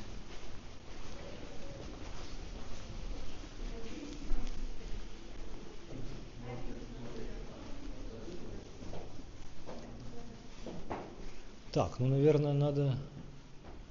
Я круг сделал. Сейчас поднимусь чуть-чуть на 3-й этаж, чисто так, глаз закинем и начнем выбегать уже отсюда. Классная проводка. Таких в медных трубах, как будто в медных. А они правда медные. Дорого-богато. Вот, на 3-й этаж я сам не поднимался никогда. 22-24, ну да, видите, все закрыто. А Новая Голландия... Ой, лавочки, спасибо. Опять же, такие же... Ну, не такие же, но металлические указатели. Ну и вот вы понимаете, видимо, раз это была тюрьма, то вот эти все двери, то есть у нас вот сюда это окна во двор, вот, а налево это что, были все камеры, что ли, получается. А сейчас мы с вами ходим, любуемся всем этим делом. Прикольно. Так, по Московскому проспекту интересно гулять. По Московскому не везде. Я хочу на Московском Новодевичий монастырь сходить. Там по монастырю пройтись. Так, ну дальше уже не пойду, спускаемся. Там еще остался 4-й этаж, но он уже прям под крышей. Там нам не будут рады, это раз, и нечего смотреть, это два. Идем к выходу. Так, мы с YouTube смотрим вас всей семьей. Спасибо. В Германии YouTube работает неплохо. Да. Так, выходим. Нам еще надо догулять, досмотреть все объекты, которые здесь на острове Новая Голландия присутствуют. Так, надеюсь, здесь выход есть. Где-то был здесь рядом, по-моему. Вот, наверное, я здесь. Я не знаю, выйду или нет. Но должен. Хоть. Ага, все отлично. Выходим. Опять дверь не закрывается. Так, не ларисочная у Ларисы. Там вкусные чебуреки и сидр с пивом. Вот, ну может у Ларисы, да. И этот Ипполит. Так, я вот здесь насквозь пройду, интересно. Очень мне интересно. Вход с обратной стороны. Так, ресторан, 5-10. Что-то обувь ее смотрят. Нет, ладно, тут не будем заходить в кузню. Обойдем просто. Так, что еще? Ага, хорошо.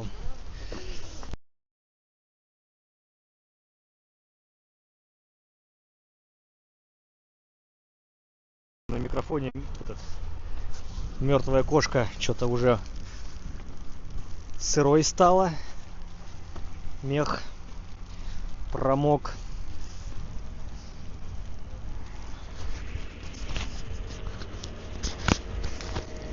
Опачки, так, пропускаем.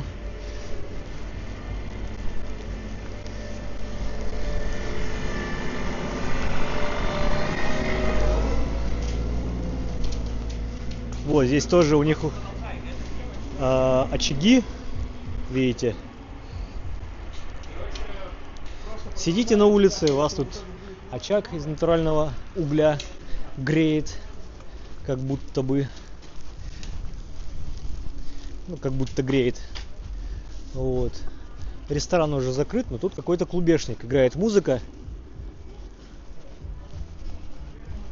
Стильно, модно, молодежно. Кузня кафе. Фейс-контроль на входе. Мы его не пройдем. С камерой, конечно, не пускают. Ну ладно. Елочка. Опять снег. Видите, прямо в камеру, прям ветер.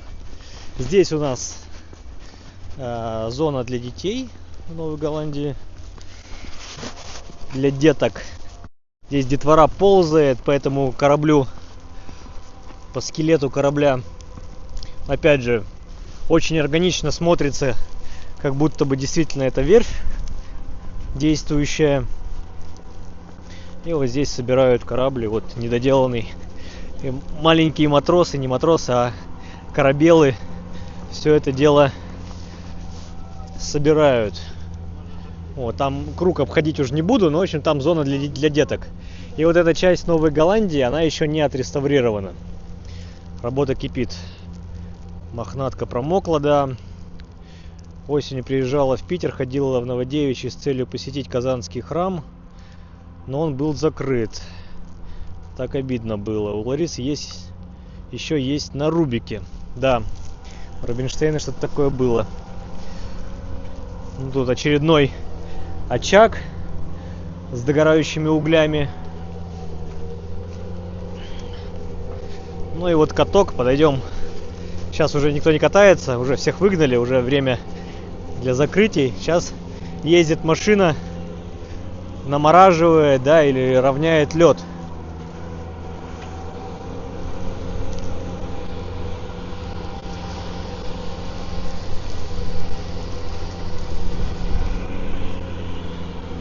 Кто хочет такую работку? Сидишь себе, по кругу ездишь. Классно.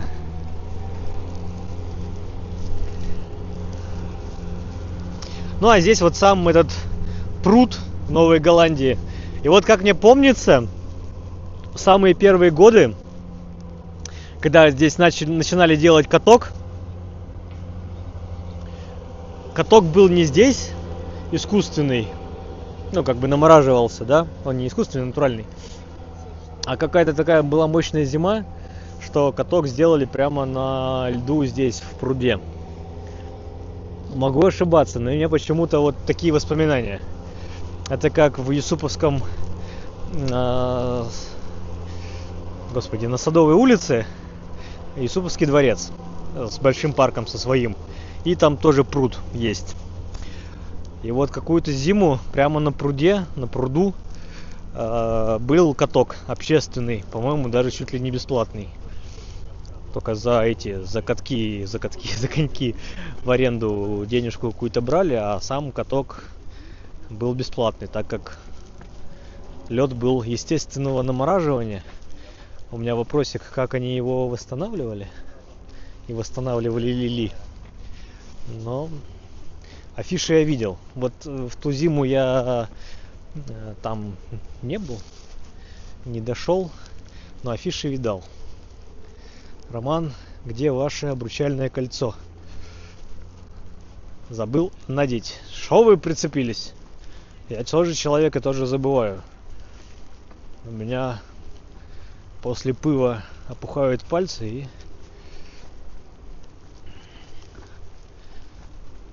Или когда что-нибудь мастеришь, тоже снимаешь, потому что мешает. Или когда ходишь в зал, чтобы оно не царапалось, а всякие железяги зальные тоже снимать приходится, потому что жалко. Вот. Алена говорит, что помнит такой каток. Так, что? Дом 12. Спецэффект. Спецэффект тут прилетел в камеру. Друзья, я планировал сегодня часика 2 погулять. Но в итоге у нас... А где можно выйти? Тут. Вот. Но получилось, что немножко больше. Вот. Собственно... Получилось и получилось. Ну что, как вышло, так и зашло. Так что вы мне пишете. У вас вот снег, а в Москве дожди и слякоть. Ну да. Приятно видеть, много пар ходят за ручку, да. Мой любимый город, моих любимых классиков Пушкина и Достоевского, да. И я помню такой каток. Давайте так. Я все равно сейчас пойду в сторону метро. Я могу стрим закончить прямо сейчас. На этой замечательной ноте. На фоне птички из Новой Голландии. Это, кстати, их...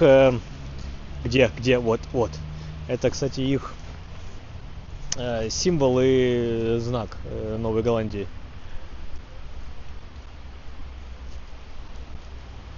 Набережная Адмиралтейского канала. Тоже интересно. Здесь прямо на набережной живут люди. Там дальше школа. Ученики на переменах могут ходить отдыхать или прогуливать уроки на Новой Голландии, на газонах. Так, норм прогулка. Друзья, я говорю, могу сейчас здесь прекратить все это вакханалию. Но так как я все равно пойду сейчас к метро, я могу взять вас с собой. Но тогда мы пойдем немножко другим путем, нежели мы шли сюда. Потому что что нам ходить по одним же и тем же улицам дважды, да? Казалось бы. Зачем? Только надо найти переход. Потому что эта площадь труда какая-то не очень дружелюбная. Так, лучше сейчас поберегите оборудование в такую стужу. Стужи никакой нет, Александра. У нас 0 градусов. Так, прогуляемся, Игорь говорит. Отличный стрим, спасибо. Я еще не прощаюсь, друзья. Так что даже и не думайте отключаться.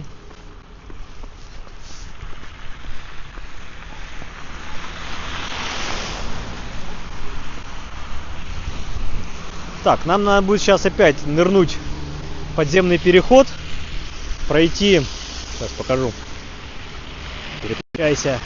Вот, сейчас ныряем в подземный переход, и где-то с той стороны нам надо вынырнуть. Правда, я не знаю как. Идем дальше, идем. С удовольствием идем до метро. Да, идем к метро Адмиралтейская, это ближайшее отсюда. А хотя что? Можем до Адмиралтейской, а можем до Сенной площади пойти.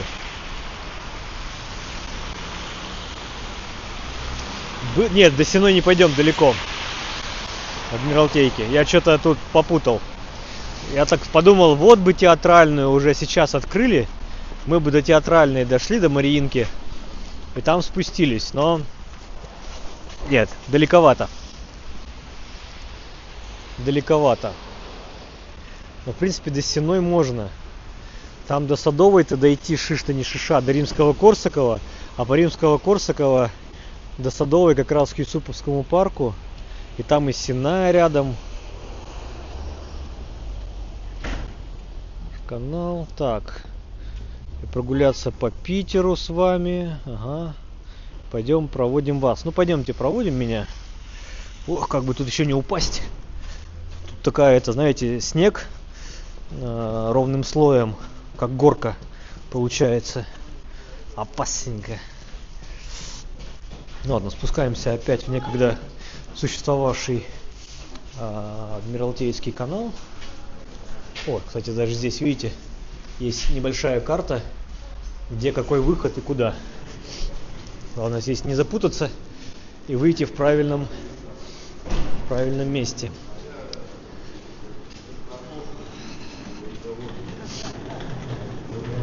Такая площадь под площадью. Дворец труда, кстати, да, это Николаевский дворец. Выйдем сюда. Нам на конногвардейский... О! Кокошник надо? Их тут есть. Вот. 10 тысяч шагов выполняем. Я вам больше скажу. У меня уже, наверное, сегодня количество шагов перевалило за 20 тысяч. Так, и чего? А как мне туда перейти? Ну, будем... ну, вы поняли, что будем делать. Я вам закрою глаза, вы этого не увидите. Подходим к стенам Центрального военно-морского музея.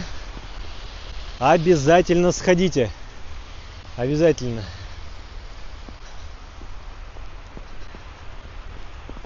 Так, на 50 тысяч не, мы не нагуляем. Я после стрима в телеграм-канале, в группе, в комментариях под анонсом этого стрима выложу. Ой, ладно, друзья, пойдемте по длинному пути. К Адмиралтейской не идем. Сейчас подойдем к Поцелуеву мосту. Вот. Как-то пропетляем мимо Мариинки к проспекту Римского-Корсакова. По проспекту Римского-Корсакова выйдем на улицу Садовую, а по Садовой мы выйдем на Сенную площадь. И там уже наше метро. Надо вытереть объектив. Ага. Так, давайте я... Так. Я хожу 3 часа 42 минуты. Да, 3 часа 42 минуты. Сейчас 22:40. Ну, конечно, за 20 минут у нас не получится пройти, но идем, друзья. Совершенно буду не против любой копеечки, которую вы сможете задонатить. Я не помню, какая там минимальная сумма, но даже минимальная спасет, как там 12 стульев было, вождя пролетариата от неминуемой гибели. И вот видите, мы идем вдоль этого здания, оно длинное, оно длиннющее. О, даже Петр здесь у нас. Надо было перейти дорогу. Тут какие-то изображения кораблей. Императрица Мария, фрегат Меркурий. Окно. Вот, он длиннющий. И вот этот музей чем хорош? Вы не как вот в Эрмитаж приходите, и вы можете налево, направо, вверх, вниз, в любой зал пойти и, ну, как бы, некую преемственность поколений потеряете. То здесь музей, Центральный военно-морской музей, организован таким образом, что вы от истоков идете к современности.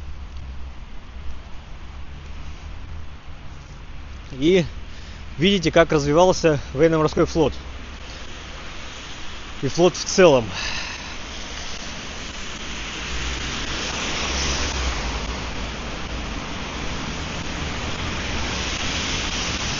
Поведу вас совершенно не по парадному Петербургу. Мы сейчас в районе Коломна, так называемый. Район Коломна. Если вы спросите, почему он так называется, ну, скажу одну из версий. Потому как, когда строился Петербург, когда... Так, а что я сюда перехожу? А, ну да, здесь переходим. Все, бежим. Бежим. Вот, когда строился Петербург, то сюда, в Петербург, перевозили очень много мастеровых из других губерен. Ну и так в том числе губерен из Подмосковья.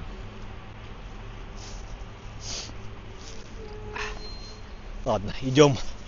Вы это не видели? Исакий. Вот. А в общем,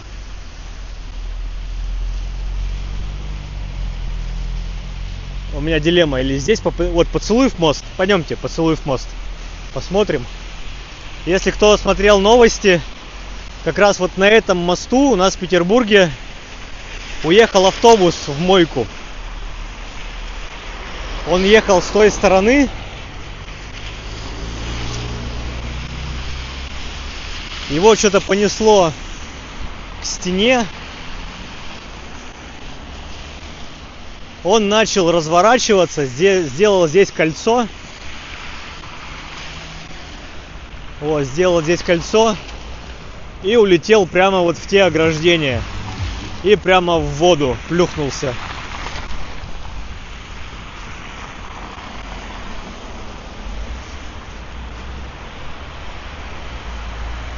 В мае прошлого года отец.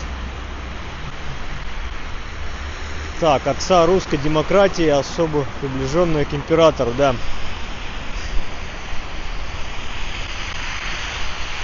В мае прошлого года. Как летит время, кстати. Ну, ограду восстановили, да, она абсолютно такая же. Давайте приближу. Абсолютно ничего не выдает. Абсолютно. Як так и было.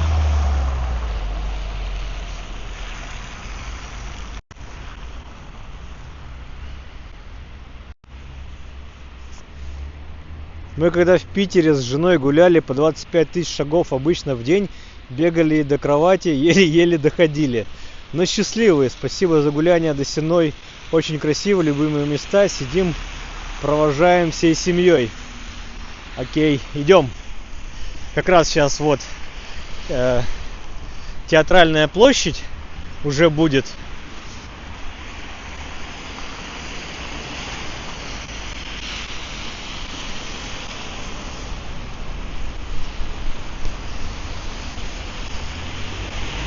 Театральная площадь. У нас Маринка. Выйдем прямо к старому, так скажем, к основной сцене Мариинского театра, к исторической, к первой.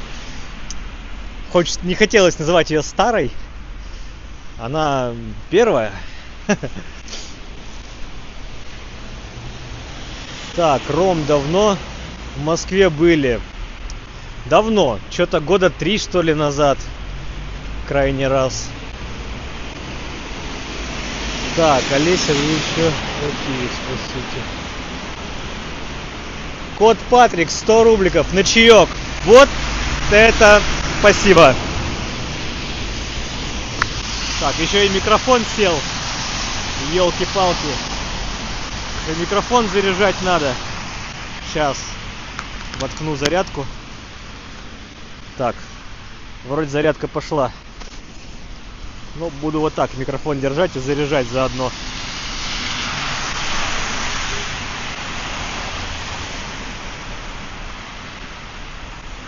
Так, Ленин. Что за Ленин? Так, Олеся. Для тех, кто плохо смотрит чат, там регулярно ссылка на телеграм-канал прилетает. Все ссылки также есть в описании канала. Спасибо за вопрос, хороший. Также ссылки на другие площадки есть в описании к этому стриму. Также ссылка на телегу. В телеграм-канале все анонсы и ссылки на новые видео, а также их родители. Та-та-та-та-та-та. Маринка. Главное здание первое, и за ней новое здание Маринки. Так. Нифига себе, рекорд 50 тысяч. Дошли с Невского до Удельной. Ну, я как-то от Александра Невской лавры дошел сначала до Нарской, а потом до Автова. То есть я вдоль обводного канала шел, а потом по проспекту Стачек от Нарской. Но это было летом, после работы. Такое. Не то, что такое себе развлечение, но тяжело. Особенно, когда с непривычки. Но я вот люблю гулять по Петербургу. Поэтому, наверное, отвечая на вопросы, а почему я этим занялся, ну вот я люблю гулять по Петербургу. И в какой-то момент я подумал, что а чё, я вот просто так, скажем так, в одно рыло-то гуляю. И вот теперь вы со мной. Вот вход в Маринку. Обычно все здесь скапливаются, все заходят, выходят. Всем интересно.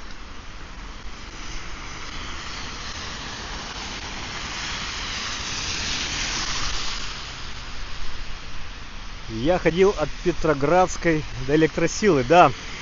Если вы посмотрите исторические какие-нибудь там хроники дореволюционные, когда вот перед 17-м годом все эти революционеры, аноним 200 за проезд, отлично. Помню, в прошлый какой-то стрим тоже за проезд кто-то передавал. Так, что-то у меня, подождите, распутаю провод. Перекрутилось.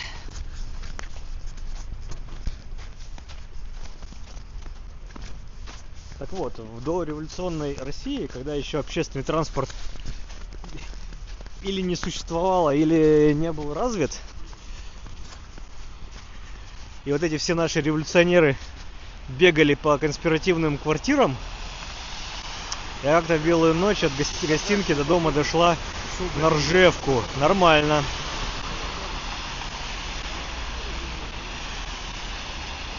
Но вы, наверное, говорите про блогера, канал про видео. Да. Стас что-то скрывается от государства. Римский-Корсаков, пожалуйста, знакомьтесь.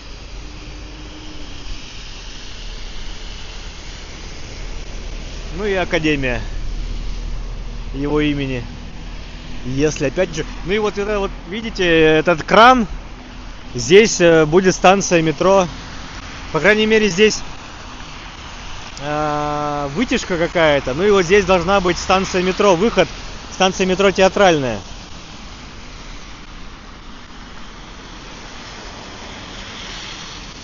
Там сейчас за Мариинкой канал очень красиво украшен. Была в декабре, да. Крюков канал. Ну, я уж, друзья, я на Крюков канал не пойду. Мы там уже прогуливались с вами перед Новым годом. Как раз шли от Фонтанки по Крюкову каналу. И как раз шли в ту сторону, но вот между старым и новым зданием Мариинки. Сейчас вот на Римского-Корсакова выйдем. Повернем налево. Елки-палки, показали памятник Глинки и Академии имени Глинки. Я что-то с Римского-Корсакова, извиняюсь, сейчас перепутал, потому что иду к проспекту имени Римского-Корсакова, Глинки, да. Я что-то оговорился, заговорился, прошу простить, понять и простить. Анастасия, спасибо. Вот видите, вот я за такое, вот вы, как по мне, все правильно сделали, без наезда, без хамства. Просто есть такие комментаторы, которые типа, ой, блогер, хуёгер, чушь несет, тут прав, тут не прав. Просто когда идешь и сходу о чем-то говоришь, да, тебе еще приходится ведь думать о чем-то наперед. И тогда в эти моменты начинаешь оговариваться. Ну, оговорился человек, ну что, поправь, просто по-человечески, как Анастасия. Да.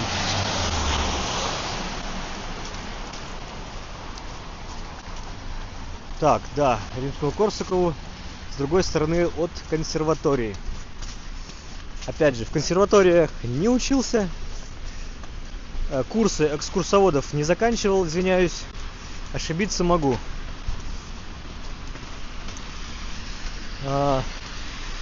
Опять же, мой косяк, себя вину не снимаю. Забыл сегодня второй телефон. У меня был план взять второй телефон и на нем открыть карту. И хотя бы иметь под глазами в руках карту. И прямо на местности хотя бы подглядывать, какой-то шпаргалку иметь. Но вот я телефон второй забыл. И просто есть какие-то моменты, ну, которые или выпадают из головы, из памяти. Так, подождите, вот тут много написали. Владимир Зоткин теперь за границей мотается, про Петербург давно не снимает. Самый трэш был в блокаду. Недавно от одного коренного петербуржца услышал рассказ про его деда, который в блокаду ходил пешком на работу из Кузнечного переулка на Фарфоровскую, а вечером обратно. Вот, да, что-то мы эту тему-то я не договорил. В блокаду в Петербурге работал только трамвай. Опять же, понимаем, трамвай только по рельсам. Трамвай доставлял еду. Трамвай убирал снег. Трамвай отвозил к линии фронта. Ну, Ленинград был под оккупацией. К линии противостояния отвозил военных, увозил раненых, боеприпасы. И это все делалось на трамвае. Другого транспорта в городе не было. Трамвай работал от электричества. Электричество по льду, по дну Ладожского озера с другой стороны подводилось к Петербургу, потому что в Петербурге не хватало топлива, чтобы электрические станции работали. Очень сложно было. Ну и, соответственно, людям приходилось ходить пешком, да. Ну и до революции, когда люди, эти про заговорщиков-то я начал говорить, тоже, это я не знаю, сколько надо часов было идти. Там где-нибудь вот из района Электросилы на Петроградку, там вот эту квартиру заговорщиков, там где они собирались. Ну, заговорщики неправильно, да? Ну, заговорщиков, ладно. Чтобы там какую-то одну новость притащить. Это жестко было. Так, да, мы поняли, не торопитесь. На дорогу смотри, не споткнись. Так, проходные дворы будете снимать. Юджин, вы про сегодня, про проходные дворы или в целом? Так, Олеся, другой блогер лицо свое не показывает, а вы молодец, Рома. Олеся, вы уже это видели, я видел это ваше сообщение. И про другого блогера сказал. Так, еще Алена, Юджин, они есть, много видео. Посмотрите видео на Ромином канале. Да, Юджин, про проходные дворы, что вы имеете в виду? Сегодня проходные дворы, вообще проходные дворы Петроградки, проходные дворы Васильевского острова, проходные дворы Невского проспекта. Развейте мысль, слишком общее понятие. Так, опять же, мы по Римского-Корсакова двигаемся, пересекаем канал Грибоедова. В целом, вот про в целом Олеся, Алена Короткова из ВКонтакта вам уже подсказала. Действительно, у меня и уже много на канале видео, прям по-моему, есть отдельный плейлист. А может быть нет, может быть плейлист не в Ютубе, а на Дзене, проходные дворы. Там у меня проходные дворы Васильевского острова, где я иду насквозь все линии от 1 там до 24. И такой челлендж был не выходить на проспекты. То есть у нас 3 проспекта идут параллельно друг другу. Это малый, средний и большой. И перпендикулярно им линии. И вот сквозь проходные дворы, через все линии, надо пройти так, чтобы не выйти на проспект.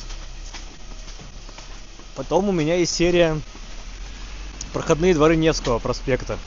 Там, конечно, тяжело назвать проходными, но дворы, которые ты идешь, скажем так, параллельно Невскому проспекту, но дворами. Вот. Что еще проходного? Ну, где-то по Петроградке мы гуляем. Там обязательно проходные дворы. Я где-то что-то срезаю, где-то что-то обхожу. Вот. Так что в наших прогулках оно так или иначе бывает. Только не всегда это в режиме онлайн, да, как сейчас. Вот. Просто сейчас, по ходу нашего движения, я не припомню такой... один двор есть. Но нет, туда мы не пойдем. Так, понял, спасибо. А что такое Дзен? Олеся, Яндекс.Дзен. Если вы из Москвы и не знаете, что такое Дзен, у меня мысли появляются нехорошие.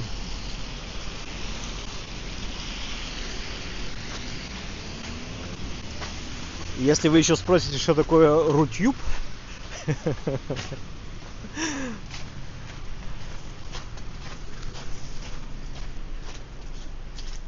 так, а какой блогер лицо не показывает?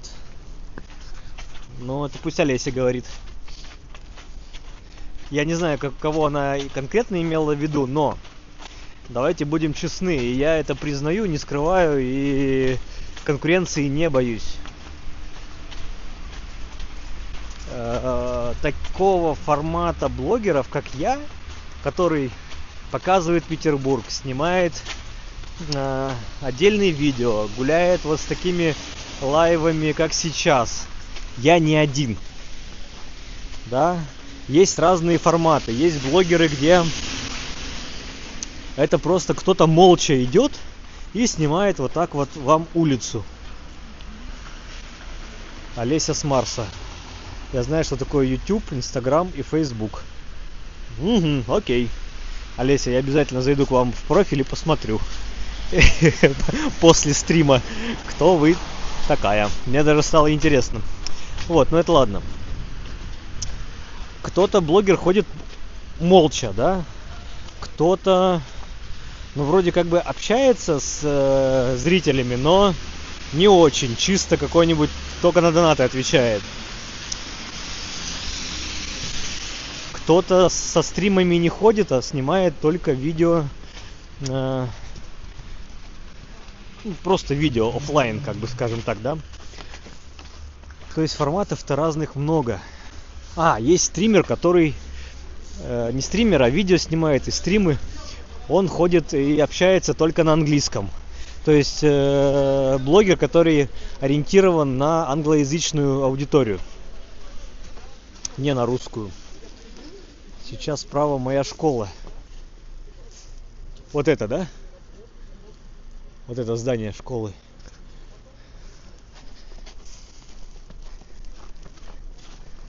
Каждый ищет самого стримера свой формат. Ну, вот я с форматами играю, например, да. Я пробую, я смотрю на отклик. В принципе, что-то от настроения зависит. Например, чтобы сделать видео просто оффлайн, ты же потом его после редактируешь, сидишь. Тебе надо время на это. А вот стрим, я по большому счету, вот я прошелся, да, вот оно как получилось, так и получилось. Ох, ворота деревянные, еще старые. Мне кажется, ну, смело их можно назвать историческими. Они тут испокон веков, ну, самой постройки дома, наверное.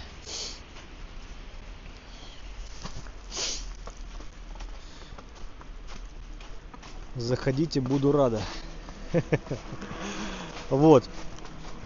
Да, заходите, все равно там ничего не найдете. Понятно. Стримеры разные, подача разная, да. Голос разный, тембр, интонация, вообще все разное. Но одним нравится одно, другим нравится другое. Поэтому что я могу сказать?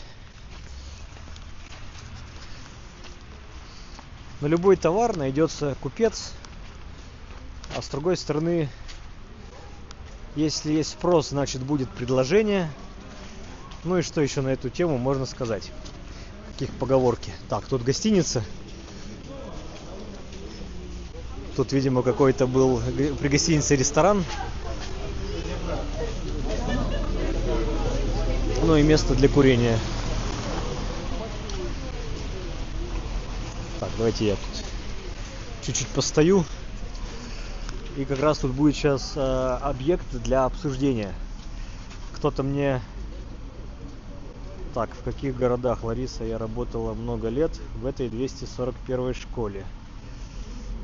Так, Лариса Кромина. В каких городах вы что имеете в виду? Я вот если вы у меня спрашиваете, то я говорю все про Питер. Про Петербург. В одном из стримов кто-то в комментариях сказал, что типа: о, мусорки, смотрите, стоят прямо на дороге. Так я вам скажу, что эти мусорки только что выкатили из этого двора. Они на самом деле стоят внутри двора и никому не мешают, и глаз никому не мозолят. Но из-за того, что, смотрите, здесь еще на самом деле достаточно широкая арка, но бывают арки достаточно низкие, узкие, и мусорная машина просто не может в эти арки заехать. Поэтому в Петербурге, вот как здесь арка, например, впереди. Екатерина, 200 рубликов, спасибо. Вот, например, как эта арка, вот сюда никакая мусорка никогда не заедет. Поэтому все давно придумали, что вечером, когда по графику мусорка должна проезжать, эти контейнера просто вывозятся дворниками. И машина уже подъезжает сюда, забирает мусор. Ну и дальше эти контейнера обратно закатываются во дворы.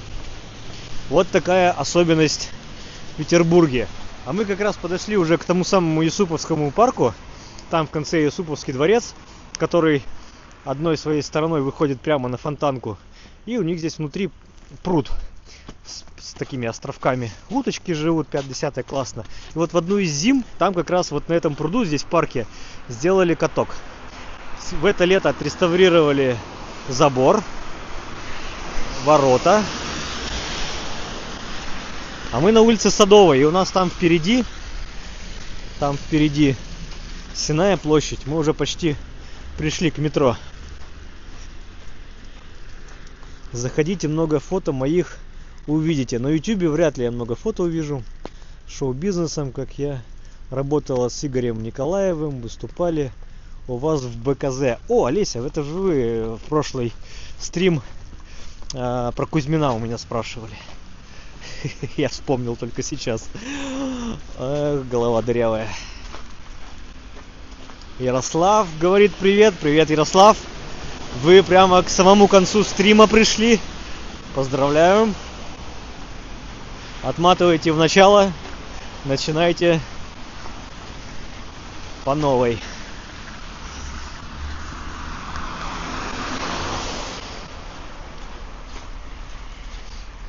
Вот здесь как раз по улице Садовой идет трамвай номер 3.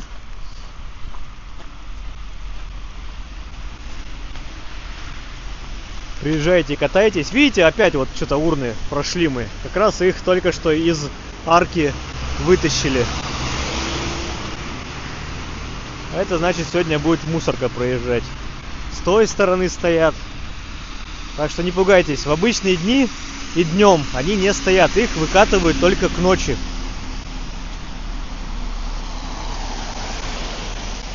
ВКонтакте я есть. Ладно. Аноним 100 рубликов. Спасибо. Итак, 4 часа. Но мы почти на рекорд идем. Мы, конечно, сегодня по количеству одновременно на трансляции зрителям на рекорд не тянем. Не было, скорее всего, такого. Но вот по времени 4 часа я не планировал. Я планировал часика 2. Но, как говорится, пятилетку в 3 года. Надо дать план стране. Выполнить и перевыполнить. Но вот мы сегодня что-то Это как обычно, слушайте, это раньше как на гулянку собираешься и такой: сегодня пить не буду. Не буду пить, все, сегодня не пью. И в итоге в этот раз ты так нахерачиваешься, как никогда. А когда идешь на гулянку, думаешь, надо сегодня прямо вот чтобы прям... И нифига. Или не пьянеешь, или еще чего-нибудь. Вот так же я сегодня. Планировал 2 часа и не больше, а в итоге мы идем уже... 5-й час уже идет, как мы гуляем. 4 ровно, 5-й час идет. Сегодня дождь был. Так, в Гатчину приехать не хотите. Юджин, в Гатчину... Мне кажется, вот все парки надо летом. Зимой грустненько. Зимой, во-первых, надо в светлое время. Во-вторых, с этими всеми перекладными туда надо ехать на машине. Пока я на машине ехать не могу.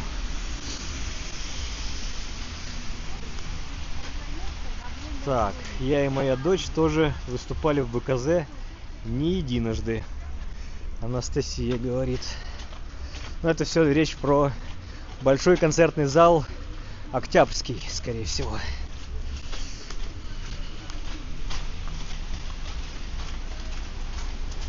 Спасибо за прогулку. Роман терпения, да. Да я, слушайте, я могу понегативить и тут же забыть. Я близко к сердцу ничего не принимаю. Вот, но частенько те, с кем я спорю... О, драка, нет? Ну, по-моему, шуточная. Мне интересно. Крови не будет.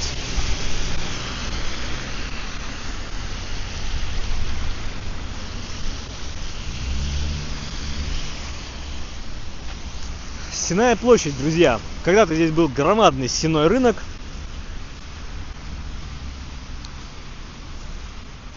Отсюда и название. Так говорят, как не пьешь, ты нас не уважаешь.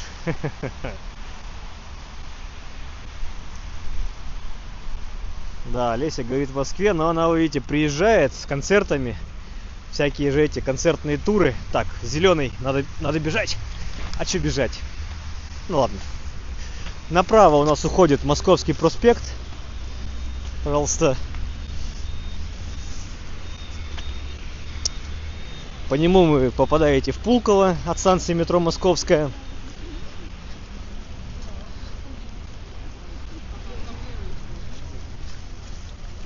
Сенная площадь — это площадь 3 метро. 3 ветки здесь у нас пересекаются. У нас обычно в Петербурге, ну, не как в Москве, метро развито. Обычно, если какие-то ветки пересекаются, то это только 2. Но вот единственная станция метро, где сразу 3 ветки имеют пересечение, это здесь у нас на Сенной площади. Фиолетовая ветка, синяя и оранжевая. Метро Сенная, Спасская и Садовая. О, фух, вспомнил. Улица Садовая, улица Сенная, площадь Сенная. Ну и, видимо, Спасский собор когда-то был вот на ентом месте здесь. Если хотите представить, то площадь была сформирована зеркально. И вот видите, там портик такой с колоннами. Садовая улица идет. И собор стоял, вот он имел вход именно вот такой же. Вот он был симметричный. Тоже так же под углом относительно Садовой, под 45 градусов. Все это дело тут находилось.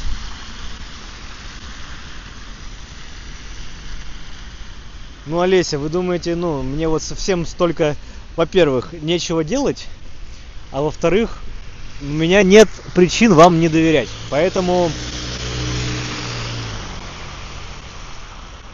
были и были. Чего? Все хорошо. Забавно, что здесь, видите, одно здание, и вот там второе с синим верхом. То есть там у нас станция метро Садовая или Сенная, ну короче, синяя ветка, а это оранжевая. И они вот 2 рядом. А фиолетовую ветку, чтобы попасть, надо вот там в подземный переход спуститься, и вход прямо под площадью. Ой. Вертелся по кругу в течение часа. Ну, конечно, это шутки, юмор, что действительно вот на Садовой, на Сенной, на Спасской можно там по кругу ходить. Ну, потому что 3 ветки, говорю, 3 станции, и ты действительно можешь ходить по кругу. Вообще никаких проблем. Итак, господа, друзья, товарищи, сопрогульщики мои. У меня, видите, микрофон уже на проводе.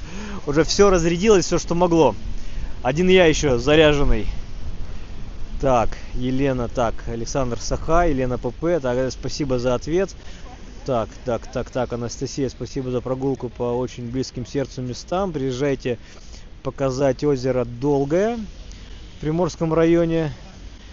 Если будет возможность. Красиво, празднично украшено у нас. Да. А я ответила слушательница, которая явно сомневается. Понял. Так, Игорь, спасибо. Так, когда тут был большой базар, мне пельмени из гипса продавали. До сих пор помню. Роман, ждем новую прогулку. Дмитрий, я почему-то вспомнила, что вернулась именно на Садовой. Плутала долго. Да. Наверное, у каждого найдется какой-нибудь случай и воспоминания из жизни, курьезное и забавное. Я вот, например, здесь когда-то с работы возвращался, мне как раз надо было сюда, на синюю ветку спуститься. А здесь прям вот где вот сейчас елка стоит, Игорь Николаев, спасибо. Привет из БКЗ. Вот здесь елка стоит. Здесь уличные музыканты тоже выступают летом. И вот возвращаюсь я с работы, ну, так что до 6 работал. И как раз музыканты разложились, уже начали играть. А это оказался Noise MC. Вот как бы в то время, когда он только раскручивался. Так. Большое спасибо за прогулку. Привет супруге, передам. Так, ладненько, друзья, все. На этом точно надо завязывать и... я не знаю, как еще сказать. У меня, во-первых, и словарный запас уже закончился. Во-вторых, я уже сам путаюсь. Сейчас еще ненароком метро уже закроют и все. И пойду до дома пешком. Тогда 50 тысяч шагов, а то и 150 тысяч обеспечено. Все, друзья, пока-пока. Всех еще раз с наступившими новогодними праздниками, с Рождеством и совсем-совсем. Сейчас смотрю, тут дом интересный. Уже не жилой, уже под бизнес-центр, под офисы. Целиком и полностью сдается. Вот. Ладненько. Пока-пока. Отпускайте меня. Ночные автобусы в Питере. А я, кстати, давно на них не ездил. Видите, по ночам уже не гуляю. Поэтому что-то я даже сомневаюсь. Были, которые дублируют метро.